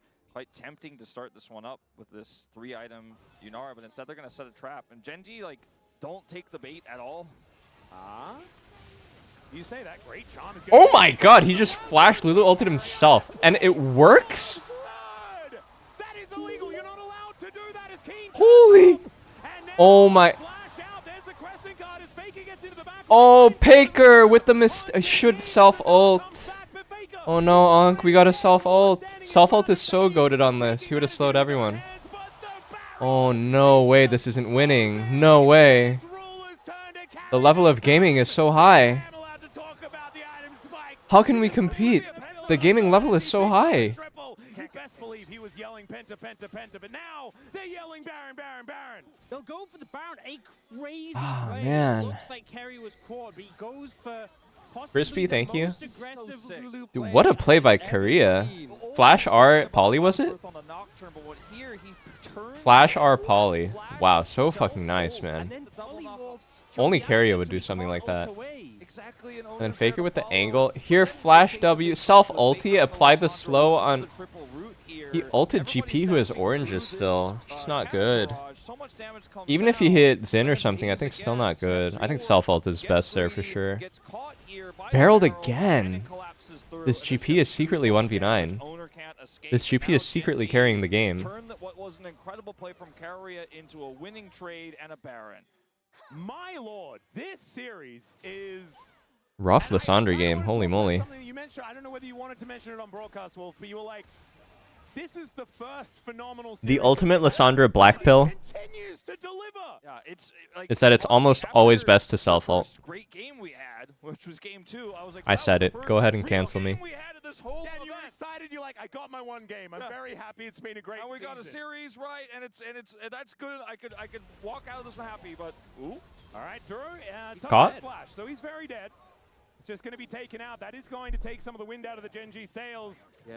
As this Rebel Baron power play was already not exactly powerful. So even though they will have him back up for that next dragon, he's the one who needs to be there setting up vision. So it does mean T1 can just push in and contest any of this vision in the dragon area. All right, 34 seconds. 80 carries with massive advantages that they shouldn't. Legion bet, thank you for 5 months. Have. Like, I mean, not obviously the advantage is Pays over his opposition, but both 80 carries have more gold. Yeah, than this is the thing. supposed You're like, to have. They're you're looking at it accelerated. and you're like, oh, Pays' lead isn't that big. He mustn't be that big. But that's because Ruler is now huge as well. Yeah, he has endless hunger at 23 minutes, which is not actually natural. Especially not when his opponent is 9-2. Yes. You'd think that perhaps Ruler would be a little bit further behind. That And is not it's the a case. cool storyline we talked about earlier about how these players just constantly replaced each other on each other's teams, and I would actually be so good at GP if he didn't have barrels. You guys know I was like a... GP was my most played in like Season 2. Very epic to see how this game has turned out, as this dragon will ultimately go over to GenG. Pre-rework, when you could deny minions with Raise Moral. The most exciting, which is certainly I was really good at that version of GP. T1 just don't opt to prioritize it. Keep Faker up in the top lane. He didn't have TP when the dragon got started. It is up now. They made him kind of like corny to play. I don't like the barrel shit, dude. It's so gimmicky. So They'll just continue to buy time. The Red Bull Baron power play is 0. It's actually plus 52. Sorry, it feels like 0. I don't think 52 gold is all that important. Canyon took a red. I swear I was so good at point and click version of League before they added all the mechanical complexities to the game. I'm pretty sure I was one of the best to ever do it. No one could point and click like me. No one could point and click like me. Now we have to think about which composition, as we get later and later, feels better to play, because both of these comps scale really well. You got GP Ezreal, right, and a Karma that's scaling up here, and then on T1 side, you have Yunara, and you have a Gnar. Yeah, old AP Scion. Is Dota point and click? There's more threats for T1, which is why I trust their Maybe I should play skill. Dota. They have more ways and more consistent options to kill Ruler, to kill Keen, to kill Chovy, and the Karma being, you know, kind of a big shield. You know what didn't feel good about Dota? He's too scared. It's more about Chovy. I was trying to use Manta Style to dodge Chaos Knight stun, and then I just couldn't get the timing down. Like, you can do that, right? This is currently a favorable game. But I don't know. The timing is just so different from League. It felt weird. Hands out. Arm guards here for Chovy, which gives him some extra flexibility. Haze is quite strong. Yeah, I think one thing though is that even though T1 have a lot of ways of getting on top of the carries, GenG do have a GP and an Ezreal, and even the Ahri has more sustained damage over a fight than Alessandra if you're getting the resets. Go, go, go, go. If Haze dies, I think T1 just lose so much pressure. These last couple of fights have gone badly for them have been because Paze died. So all the eggs kind of feel like they're in the Paze basket, whereas GenG has a bit more insurance in case things go awry. It's really going to come down to that 80 carry for T1. He has to step up. DFT versus Malignance on Ahri? I think they're both pretty good options. You don't really need to overthink it. They're just both good. DFT has a higher win rate. Force him into precarious positions like it did the last time around. Malignance is really good too, though. Didn't like that. That took a lot of damage. Shielded Paze though. That's a true support. There you go, beautiful. This is a tense moment here, but a bit of a calm before the storm of this spawning Baron, this spawning Dragon, which would be sold for GenG. As the IE is completed, and you can see that's a number, or rather an item. Old Akali E, she would just slash in a circle around her, and it would proc her Mark passive. Paze, who's the solo gold lead here for T1, that isn't able to utilize that advantage right now. I remember so much shit about Old League that is just completely worthless. Can't form up that fourth item before we do eventually get to these objectives here. He's 1,400 gold behind, but probably getting close to picking up. Just seared into my memory. Could be relatively soon, and that one is going to be ready. It is going to be Serpent's Fang done for Keen before he builds an Infinity Edge or anything like that, if the Gangplank would like. And he's the reducer. He's got the healing reduction, the shield reduction. Yeah. If he hits a barrel on Paze, he's got the health reduction. Yeah, he does definitely have we certainly have had a few, if Paze gets hit by large damage numbers. Yeah, problem games be a prominent focus point in this game.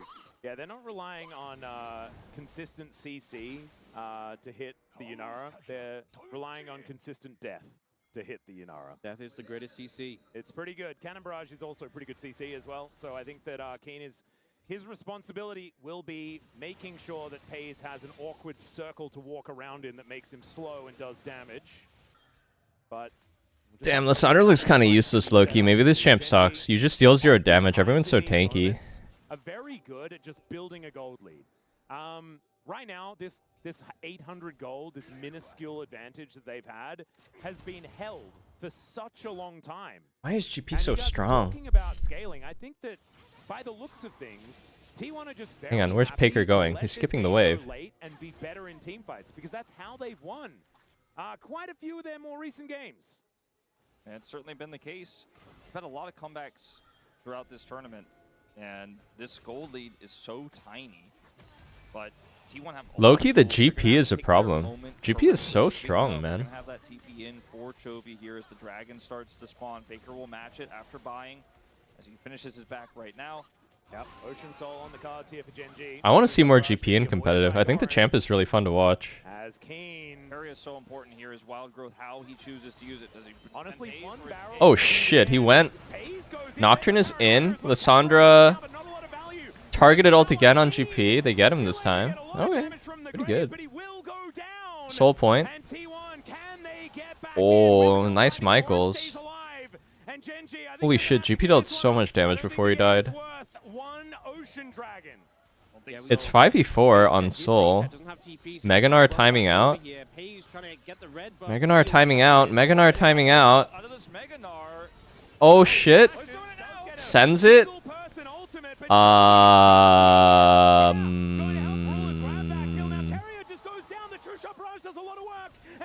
Turns up alongside Pays, but T1 have 2 dead. That's going to be the soul. That's not what I meant, Doran. That you just get a lot Pays of went to do red red buff. I mean, you had to try to get something out of the Mega. Despite the fact T1 get the numbers advantage. Oh my god, Arya's Arya? They're looking for another angle. Great spell shield there from Ona. He's able to block the charm from Chovy. As Faker not quite able to find the slow from the Q. GenG RE? RE? RE? RE? RE? Chovy looks for it again. I mean, they're on Baron. He's just trying to keep them at bay as they finish this one off. It's down to 75. Has ultimate, though, if he really wants to go for it. It's vision, though. Does he have health bar? That's the problem.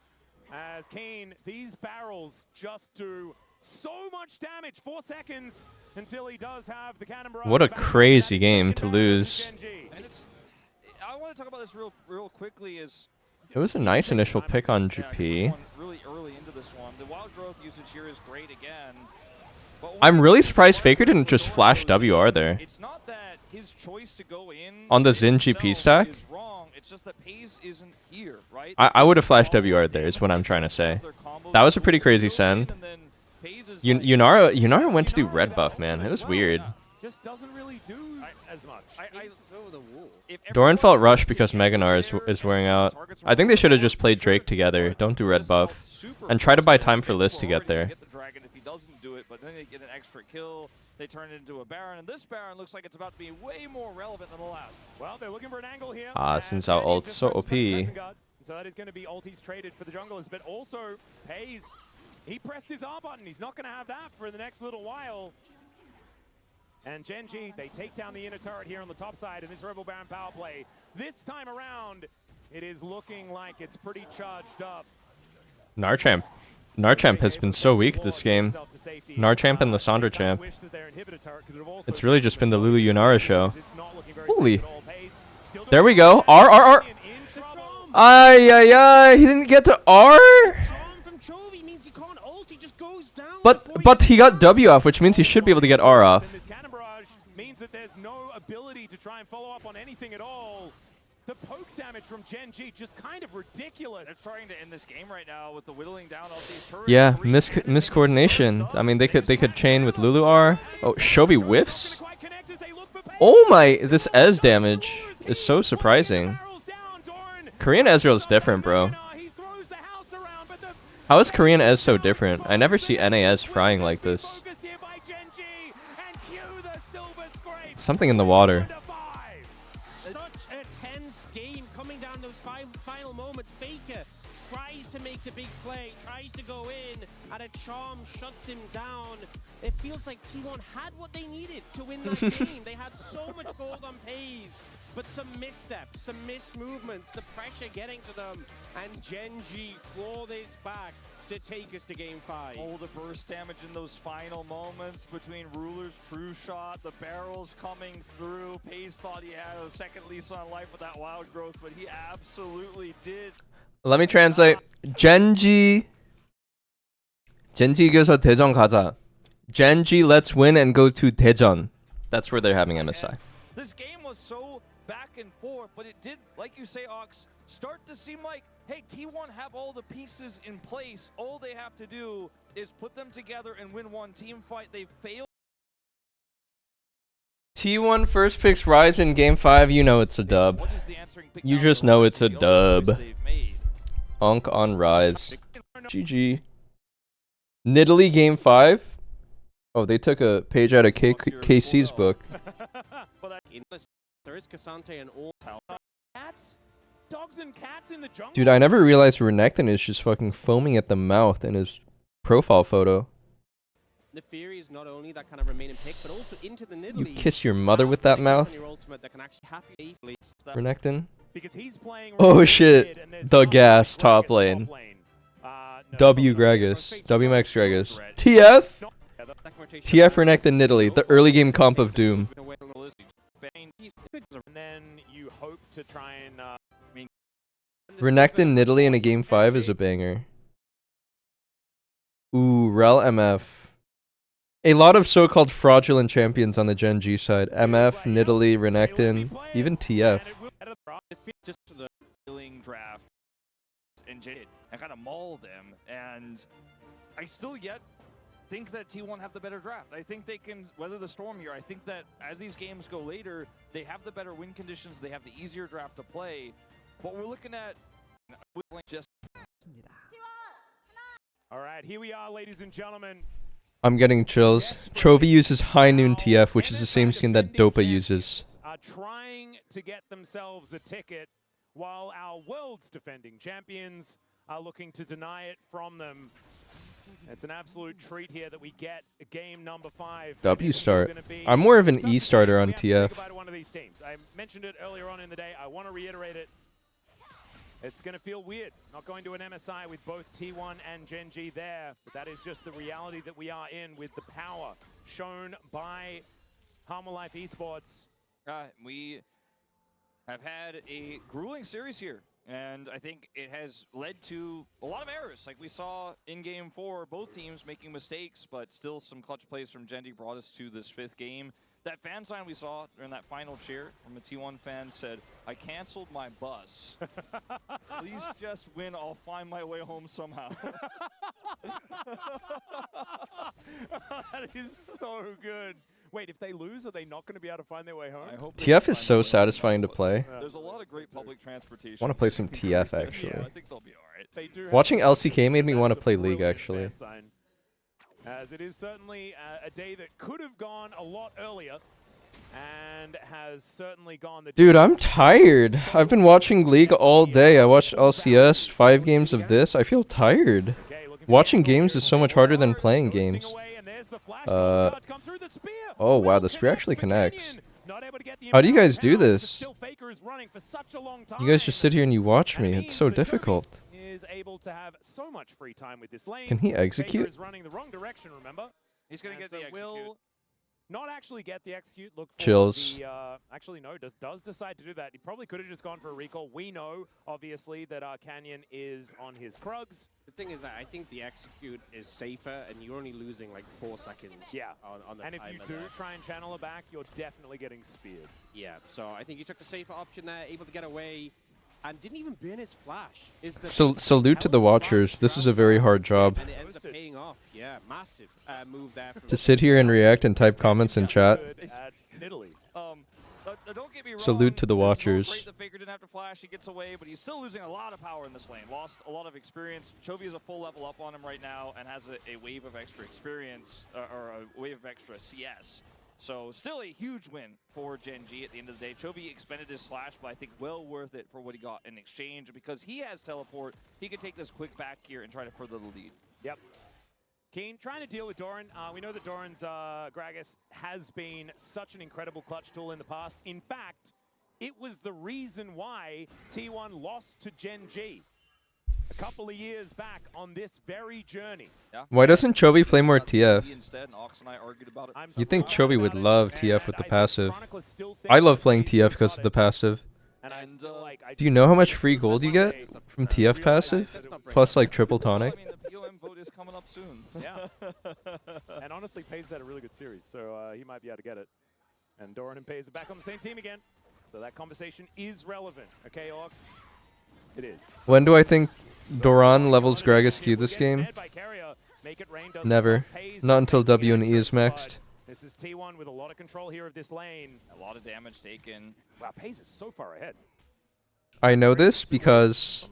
Plus Cole. I mean, I saw I it. think it's the power of the On X.com, the everything app. Just kind of getting poked out by the Keria Nico here with the Sivir clearing those waves.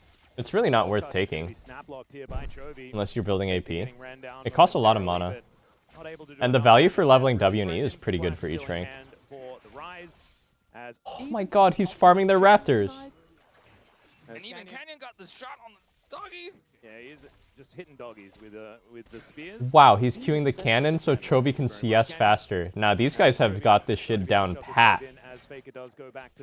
He fucking speared the cannon So he could farm it faster and recall faster and has better tempo. Wow. If I'm TF here, I lane gank bot with ult on God. With this enhanced tempo. Tell me this isn't a kill. Tell me this isn't a kill if we go bot right now.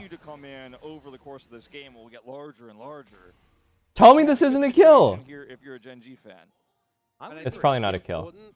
It's not a kill. She's full HP and she has flash cleanse. Why would you do that?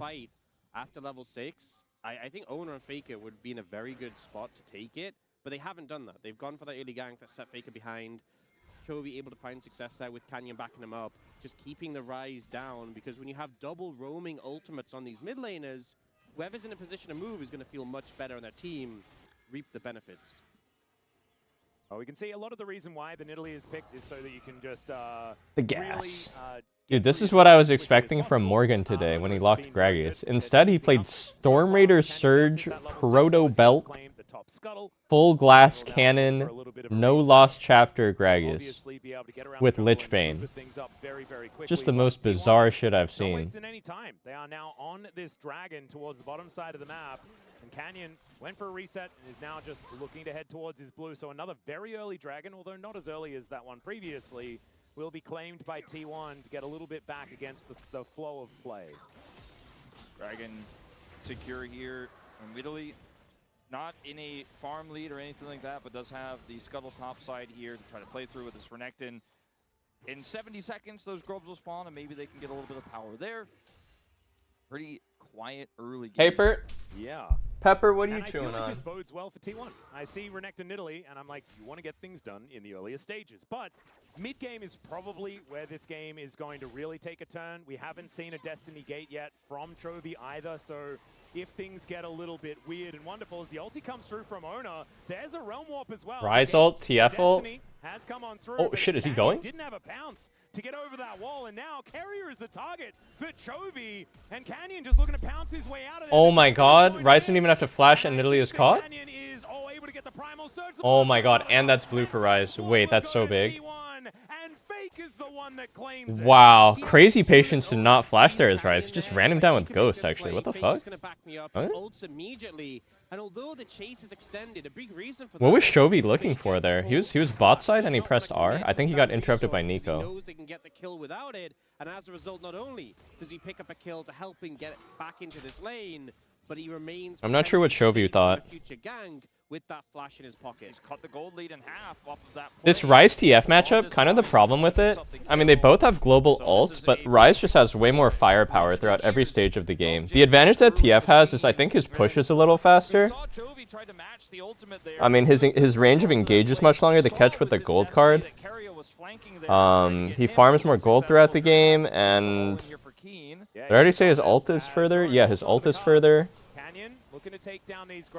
So he can kind of strike first a lot of the time, but if they're facing off head-to-head and it's a situation where Rise can make it, Rise just deals like twice as much as TF, by far. Canyon quite nicely, quite nicely, as Pei's taking a lot of damage here, double up thrown at him as well. Ruler claiming a little bit more control now that it's a 1v1 there towards the bottom side. I always favor the Rise side, for the record. Well, I think you look at the items that were picked up. I always prefer to play Rise in this matchup. The scout slingshot. Oh, no, not the slingshot. And Ruler got the Vam Scepter. So when it's just a 1v1 situation, it's going to feel really good having that extra sustain. And it's only going to be amplified when you get that first item, that Bloodthirst, that makes it really hard. 9-minute row for Chovy. MF's base damages are so good too. The double up damage is great, so does end up getting a lot of power. That eats a turret shot, and that's the end of the aggression. I wonder if Chovy dreams of CS. Rotating over, and there was a potential angle there to try to Sometimes I picture wave clearing in my head. Kind of therapeutic. Like, have you guys heard of Tetris therapy? Like the blocks go in the fucking hole, and you're just like, yeah, that's fucking sick, and it helps you get over trauma or something like that. I don't know, I didn't really read too much about it. That's like me and clearing minions. Very explosive in this one, so the second dragon could be quite valuable to take, especially if you are T1 to get double dragon. Or it could just be Kempen. I said likely. I said likely. This is game 5. We're going to need you to lock in, okay? Can they make something happen on this tank Gragas topside? What would Valdez do? Lock in. It's a good weak side pick. Full tank Gragas. Yes, exactly. As Chovy throws out a gold card finds Fake with that one. Some wildcards there as well, doing some work. But GenG, They need to find a 3-man angle on Renekton side. If you're playing Renekton Nidalee, you have to find a lead through top and get Nidalee fed. As GenG, Kind of the classic combo. on Chovy stacking the deck. This is kind of like an old meta. Old meta comp where you would go Renekton Nidalee or Jace Nidalee topside, and you just have to cave in the game through top. I remember that, bro. That was like season 8, season 9, when Khan was around. You guys remember Khan? Or like Prime Damwon Nuguri. You guys remember Damwon Nuguri? He's just struggling to find really the headway he wants to right now. Or as you Westerners might call him, Naguri. Wait, was it Naguri? Like the ramen? Yeah, but so far hasn't been able to do so. But Doran has ult, right, and he has his body slam. It's quite difficult to kill him very quickly, even if you do get that commitment, and Doran is spacing well. That was like the meta. It was actually Canyon on Italy. It's hard to kill him for so many reasons, so that's not a lane you necessarily want to play through. Mid lane, Faker's got so much wave cleared, he's been doing a good job of pushing. Whatever happened to him? So he hasn't found an angle that's very He won Worlds. He joined FPX. Did they win on FPX? No, that was Gimgoon. He fell off when he went to LPL, right? Even though Faker got the execute, it was successful. He was like a flash in the pan type of player. Stun Nidalee spears stop. I mean, that's the thing, is Faker now has Merc treads and was able to maintain his Oh, did he not get treated well at FPX? An easy target at all. Spell shield and the Nico clone in the bot lane. I don't know the full scoop here. From T1 that gives its He was insane when he was active as a player, though. Available now, and Canyon just coming out from base, so T1 will be starting this up. Oh yeah, he actually was a Kleptomancy merchant. Dude, I remember his Vlad. So far this game, or maybe just not that interested in it. Dude, I feel like that era of League, when Damwon and Griffin came onto the scene, was so fun to watch. That was like when Chovy debuted, Viper debuted. That was crazy looking back on it. Chovy, S-Word. Who's their jungler again? Canyon, was it? Wait, who was Chovy's jungler originally? Bot lane was Viper Lehens. Oh, Tarzan, right. They were really fun to watch. Chovy picking Zoe every game. Fucking 200 KDA. Chovy and Keria were on the same team, DRX, yeah. And that team was ass, actually. Wasn't that team somehow just hard ass? This guy looks too tanky to kill it. Oh, never mind. And that is going to be the first kill for GenG. He's just like, all right, well, you used your peel tool. Who was that team? Who else was on that team? DRX. It was Chovy. Oh, holy shit. Duro? One man Nico R? Flash stun? Oh, fail flash! See, guys, even Keria fail flashes. Don't feel bad about yourself. It was Chovy, Deft, Keria. Who was top jungle there? It was Doran. Dude, how was that team bad, by the way? Maybe they were too young. They were too green. They didn't have enough. Their XP bar was too low. Playing a defensive lane, then tries to look for this window, but Keen has dominance. Pyoshik is like the weirdest player to me. It was just a pressure. I feel like Pyoshik just looks so bad sometimes, but then he's actually like low-key the GOAT too. I kind of like that about him. And his vibe is just like he doesn't give a fuck. He just smokes cigarettes and calls people bugs. That's chill as fuck, to be honest. And he won Worlds. And then he unfortunately fails to flash as well. Failing the flash is the worst of it, but just wanted to ult to try to buy some space. And could have set something up potentially, but without Doran, like, just don't really think you need to. I think they wanted to. I think he's on one of the craziest loss streaks of all time in LCK right now. How bad is their loss streak? Punish their great escape/engage from Duro to set up the second part of it, and now it's a pretty big. He's on Team DN, right? Very, very ahead. Yeah, and now Doran under fire one more time. Chovy just trying to get some damage down onto this outer turret. What does the S stand for in DNS? What's DN? Guys, don't be immature. DN is one of the world's leading machinery manufacturers, okay? don't have just DN Solutions. back of that, and you don't have the ability haste as well. Does mean that Their sponsor company is DN Solutions. you can't just queue and then They make equipment for machinery. and have no mana return. I'm not even kidding. This is their fucking title sponsor. I don't know why they sponsor an LCK team, but they do. Here to just control this lane. So Duro goes where he pleases. Yep. Owner is not going to be able to DN Solutions. He's going to be working here as decent little sidesteps from Canyon, actually buying enough space. Trying to push T1 back as Kane moves over towards his... They're actually an American company. Target. Faker is putting a bit of cross-map pressure down towards his top outer turret, but it looks like GenG not too worried about it. I actually think they're an American company. From Duro, his carrier looking for a bit of an angle. He's a little doggo. That's very, very What the hell? He's a little Nefiri dog. To stop any sort of approach. That will be the Rift Arrow going down, but the Oh my god, that MF ult. That was a big MF ult. Oh! Oh my god, he popped into the Rise ult at 1 HP and got out. Dude, what the fuck? This game is crazy. But I have to say, that was one of the coolest little plays I've ever seen. That was very cool. Escape was insane. But MF's ult was fat. Sivir getting out was cinema. What happened here? MF's ult was so big, I'm surprised the fight didn't even go even worse for T1. MF gets a full channel ulti off on 2. Nefiri has to get out. Nico pretty much dies to it. Gragas almost gets one shot by it. Look at Pay's live here. He's fucking gold carded. Ruler flashes over for him. He gets ported out while still being blast coned over. That's crazy. Pause. The thing is, Keen was right there. Dude, I was just about to say I hate when they pause, but then I realized I can just skip it because this is a VOD. Crazy. We're truly living in the future. Oh wait, oh, this is live, sorry. Pound for pound in this situation, this dragon though will go down. They will opt out of that, but already at a 2,000 plus goal deficit. There is full vision though. You can see this ward is not being cleared out, and Owner is just going to wins the smite fight. Bomba? Bomba? Hang on, hang on. Nefiri! Nefiri Gaming! Oh my god, Shovi's just dead too. It's the Doran show! Oh, he's fine. That's their last one that they had available. Chovy gets out. Oh, Duros did just come back up. GenG got Drake though. There's a lot invested to get that Drake. Earlier you mentioned Die for the Drake, worth or nah?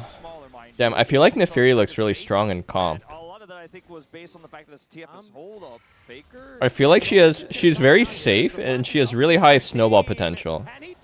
No way. Unk just dies to Renekton with Flash Ghost?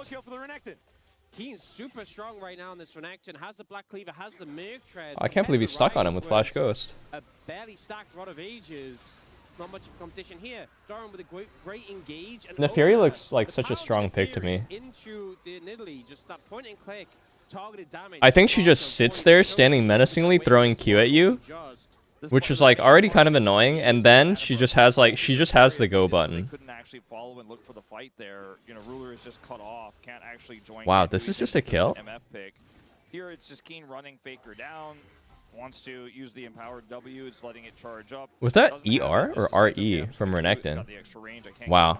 I mean, how's he outrunning Faker with Ghost on?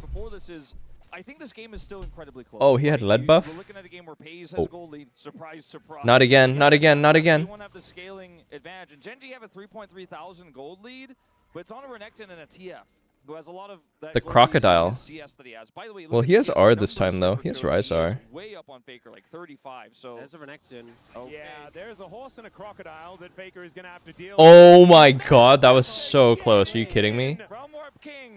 Ah, Duro should have just flash comboed that. To deny that, and they were unable to catch the goat. Damn, Duro should have just flash comboed it. But just a little bit too late.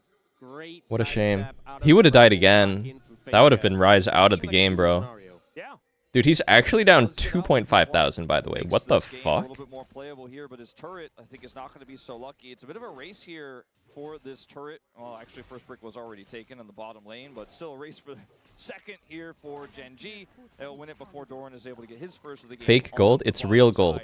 -1. A little bit of a tempo advantage you could get from that one as well, as Doran is biding his time, trying to make sure that as many of these minions do go down. But because of that, Chovy is able to make his way back over here and is going to be able to save this turret for the next little while. Yeah, Doran just not very fast at taking towers. No. With no AP apart from Doran's ring. And it is his ring. Holy fuck, he's down so much gold. Do you ever try to hit something very If hard? League was a game about being ahead in gold, It does? Yeah, no, it hurts me when I do that. Chovy would be #1. The structure you're in quite too much. Chovy picks up rapid fire cannon, which is a huge spike here, 20 minutes for this TF for setting up engage. Oh, I blinked and he's 3,000 gold ahead. Yeah, Paper, that's- what are you it is the chewing? gold lead. But consider this, right? There's Pepper? a Rise and a Sivir in the What are you same doing? position. Insane whip. But even the Gragas without AP, their wave's decently fine. T1 can just hunker down. They got the early double dragon and scale up. And I think right now that's what you've got to do. Just don't get caught, don't get pinched by this TF, the Renekton Italy, and just farm waves over and over and over again. And there's a way back into this game. We've seen FaZe do it countless times. Faker potentially caught, as I say it. Yeah, Blast Cone going to come in though, and Faker just gets out. Escape artist, man, from the, the level 1 gank all the way to now. But it does buy them a bit of space to use this Rotero in the mid lane. The outer ring of turrets likely to fall down. Such on a this strange next dog. push. She was chewing on a rock. Chovy actually looking for a bit of an angle here as Faker taking a lot of damage. Ooh, I should get her some wood to chew on. She loves chewing on wood. As Doran, he did manage to get the I should get her some wood chews. chews. Golf clap for Doran, but it does cost them 2 turrets in the end. Does feel like the pressure is mounting on T1. Dragon up in 45. They're already up 2. They don't need to strictly fight this, but obviously we saw last time Canyon secured the dragon and they punished him for it. It was like a pebble. She was chewing on like a pebble. Angle, but they can give it up. The dragon itself. Is that an air purifier behind you? Do you recommend it? Honestly, this shit has not been plugged in for like a year. I don't know if it does anything. And I do feel like T1's composition, team fights, better than GenG's. Absolutely. I think that GenG definitely need to Elk play for antlers? smoke and mirrors, Yeah, play I got for like the side yak lanes, chews. For and some reason, try Pepper and doesn't really catch like the yak targets chews. unawares. Getting this outer ring of turrets, Bully making sticks are the goated. map Yeah, as dark as bully possible sticks are is so goated, but important bull for this penis is GenG so composition. expensive. I think Carrier GenG, slow down. the main It's just goal because for like GenG they only have here one. is to, But if both my possible, dogs try and love strike, bully but you don't have sticks. Cryo, but to be able to look for a turn on an objective, this isn't the one. They're going to have to be proactive here as we see Doran TP in. Yeah, he is very durable.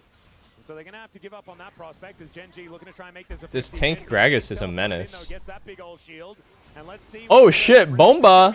Wow, what a nice engage. Gragas E flash, Nico R flash.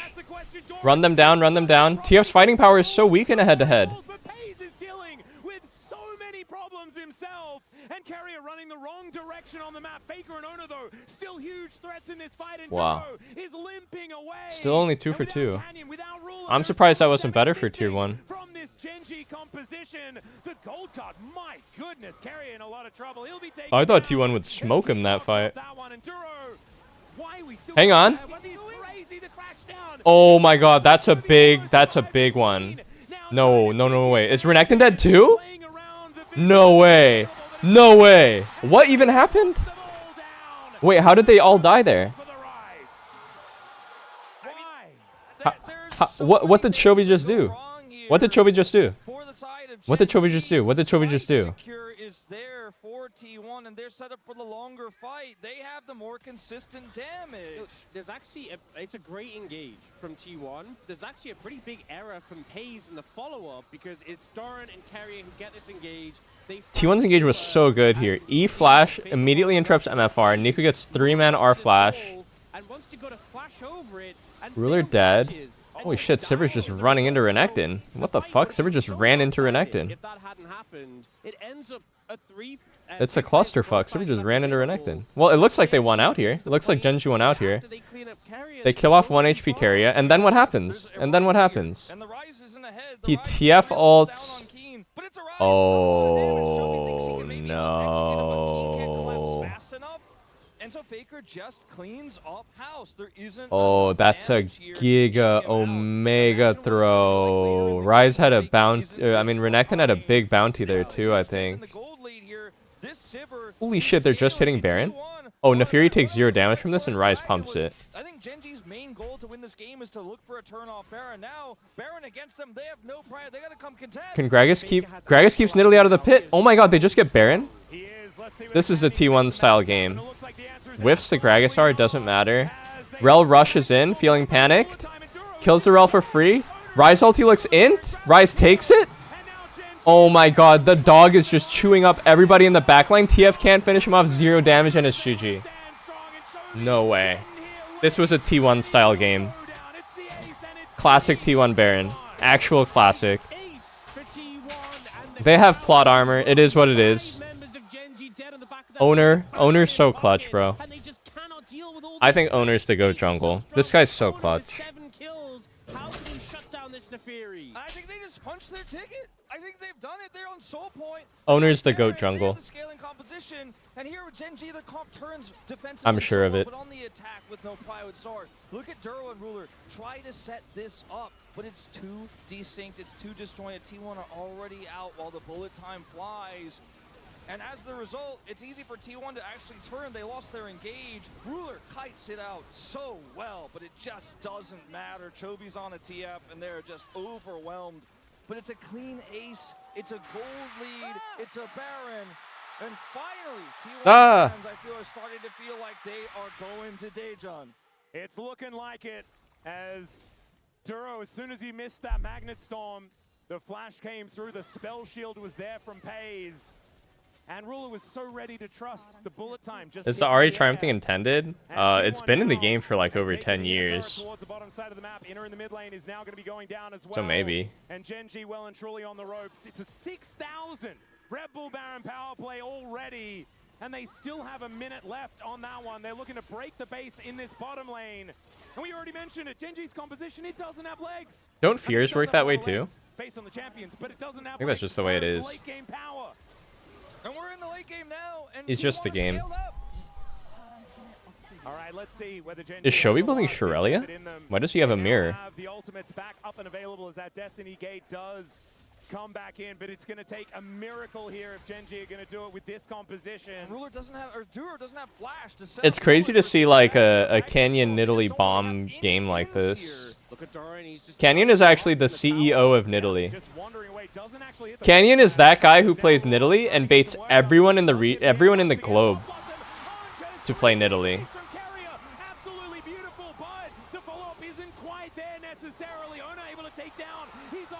Even the CEO of Nidalee can have a game like this, I guess. And T1, they're going to take another inhibitor and maybe even look to take the game. They're going to TP Durham. Nefiri looked so good, man. Owner was crazy this game. There's no answer to this push. Well, let's see. Ruler is still up and available. Vitorin is trying. Wow, and they just stomped them out in 28 minutes. What? This is over?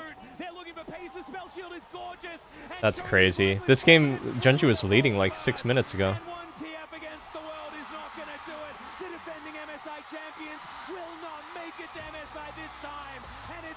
Oh, GenG were the defending MSI champs 2 years in a row.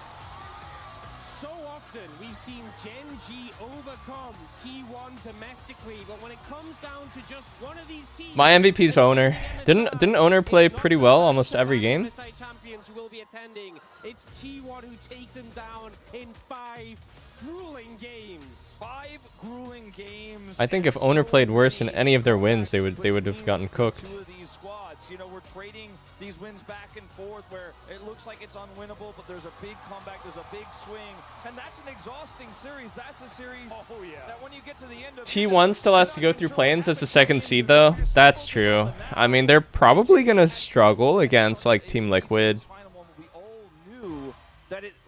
KC should be free. Team Liquid's pretty hard for them, but we'll see. Maybe they can get lucky. You mess it up, and T1 are going to come back and win, and that is exactly what happened. It's time to take the ticket here. The second seed from the LCK is T1. All getting a little bit confused by the Magnus. I have to admit, I am too. Dude, can I just say their format fucking sucks though? Like, what is this? They didn't have a finals. This is their so-called trophy, and they don't have a finals. It's just like 2 guys get to MSI, and then it's just like a fucking. This looks like something I could buy at Pop Mart. It looks like a Labubu. I don't know. To hoist the ticket They got a Labubu. Congrats, Faker. Once again, 6 times in a row as they deny GenG the opportunity and they join Humble Life Esports. And so now, for the teams that are heading towards the MSI play-ins, it's now the world champs that you're going to have to face if you want to make it to the next round. And I think realistically, regardless of who wins... I mean, T1 versus Team Liquid, is it really that mismatched? I think Quid on a good day can beat Faker. On melee mid, he needs to pick a fucking melee mid. Stop putting him on mages. It makes me feel sick. Like Quid, Akali, or Yone banger game. Akali or Yone banger draft, T1, Team Liquid, I mean, could theoretically beat T1. Be a tough matchup. Yeah. But especially with how this series played out, GenG gave it a phenomenal effort and really took it as far as they could. I'm worried about top. I'm worried about Morgan. You know what? I think Jose's that guy. Jose's not going to get bitched around by owner, I don't think. Fixing game 2. We trust that this is going to be a great game by I'm worried about bot and I'm worried about top I feel like against T1, to be honest. In that final game, they pulled out all the classics, but it just ultimately was not enough. And there were some of the classics. It could be a movie, dude. Like Jose Deodo locks in Lee Sin versus T1, just drops a nuke. Amazing engages, I think his best game of the series by far. I think Carrier was absolutely unbelievable. I also think that it must feel so good for T1 to have Doran on their side now in series like this, especially domestically, just because he has clutched it out so many times. Specifically in the road to MSI, I don't know what is up with him. He just loves the mid-season, man. He's all about it. He's a summer boy. Best of 5s here in Korea, he just does so well. And it happened to T1 when he was on the other side as well. Yep. Holy shit, dude. I'm tired. Faker, what a turnaround performance. I think that was more tiring than playing games with solo queue. I guess because I have to talk the whole time. And we felt that he was... Dude, I wish I was a more talkative person naturally. As a streamer, as someone who's a streamer now, I am naturally like a very quiet person. I feel like because I wanted to stream, I have tried to become like way more talkative. This shit is exhausting, bro. And there's just some people who are like yappers, you know what I mean? Just natural gift of gab yappers. I wish I was a natural gift of gab yapper. Some people just don't know when to shut the fuck up, am I right? I wish that was me. He's going to claim it.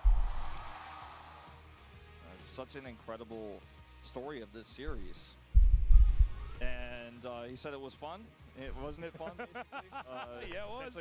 Teasing the fans who were extremely stressed. What should you do to cheese noobs in StarCraft 2? I think Zerg Rush. Is Zerg Rush still a thing?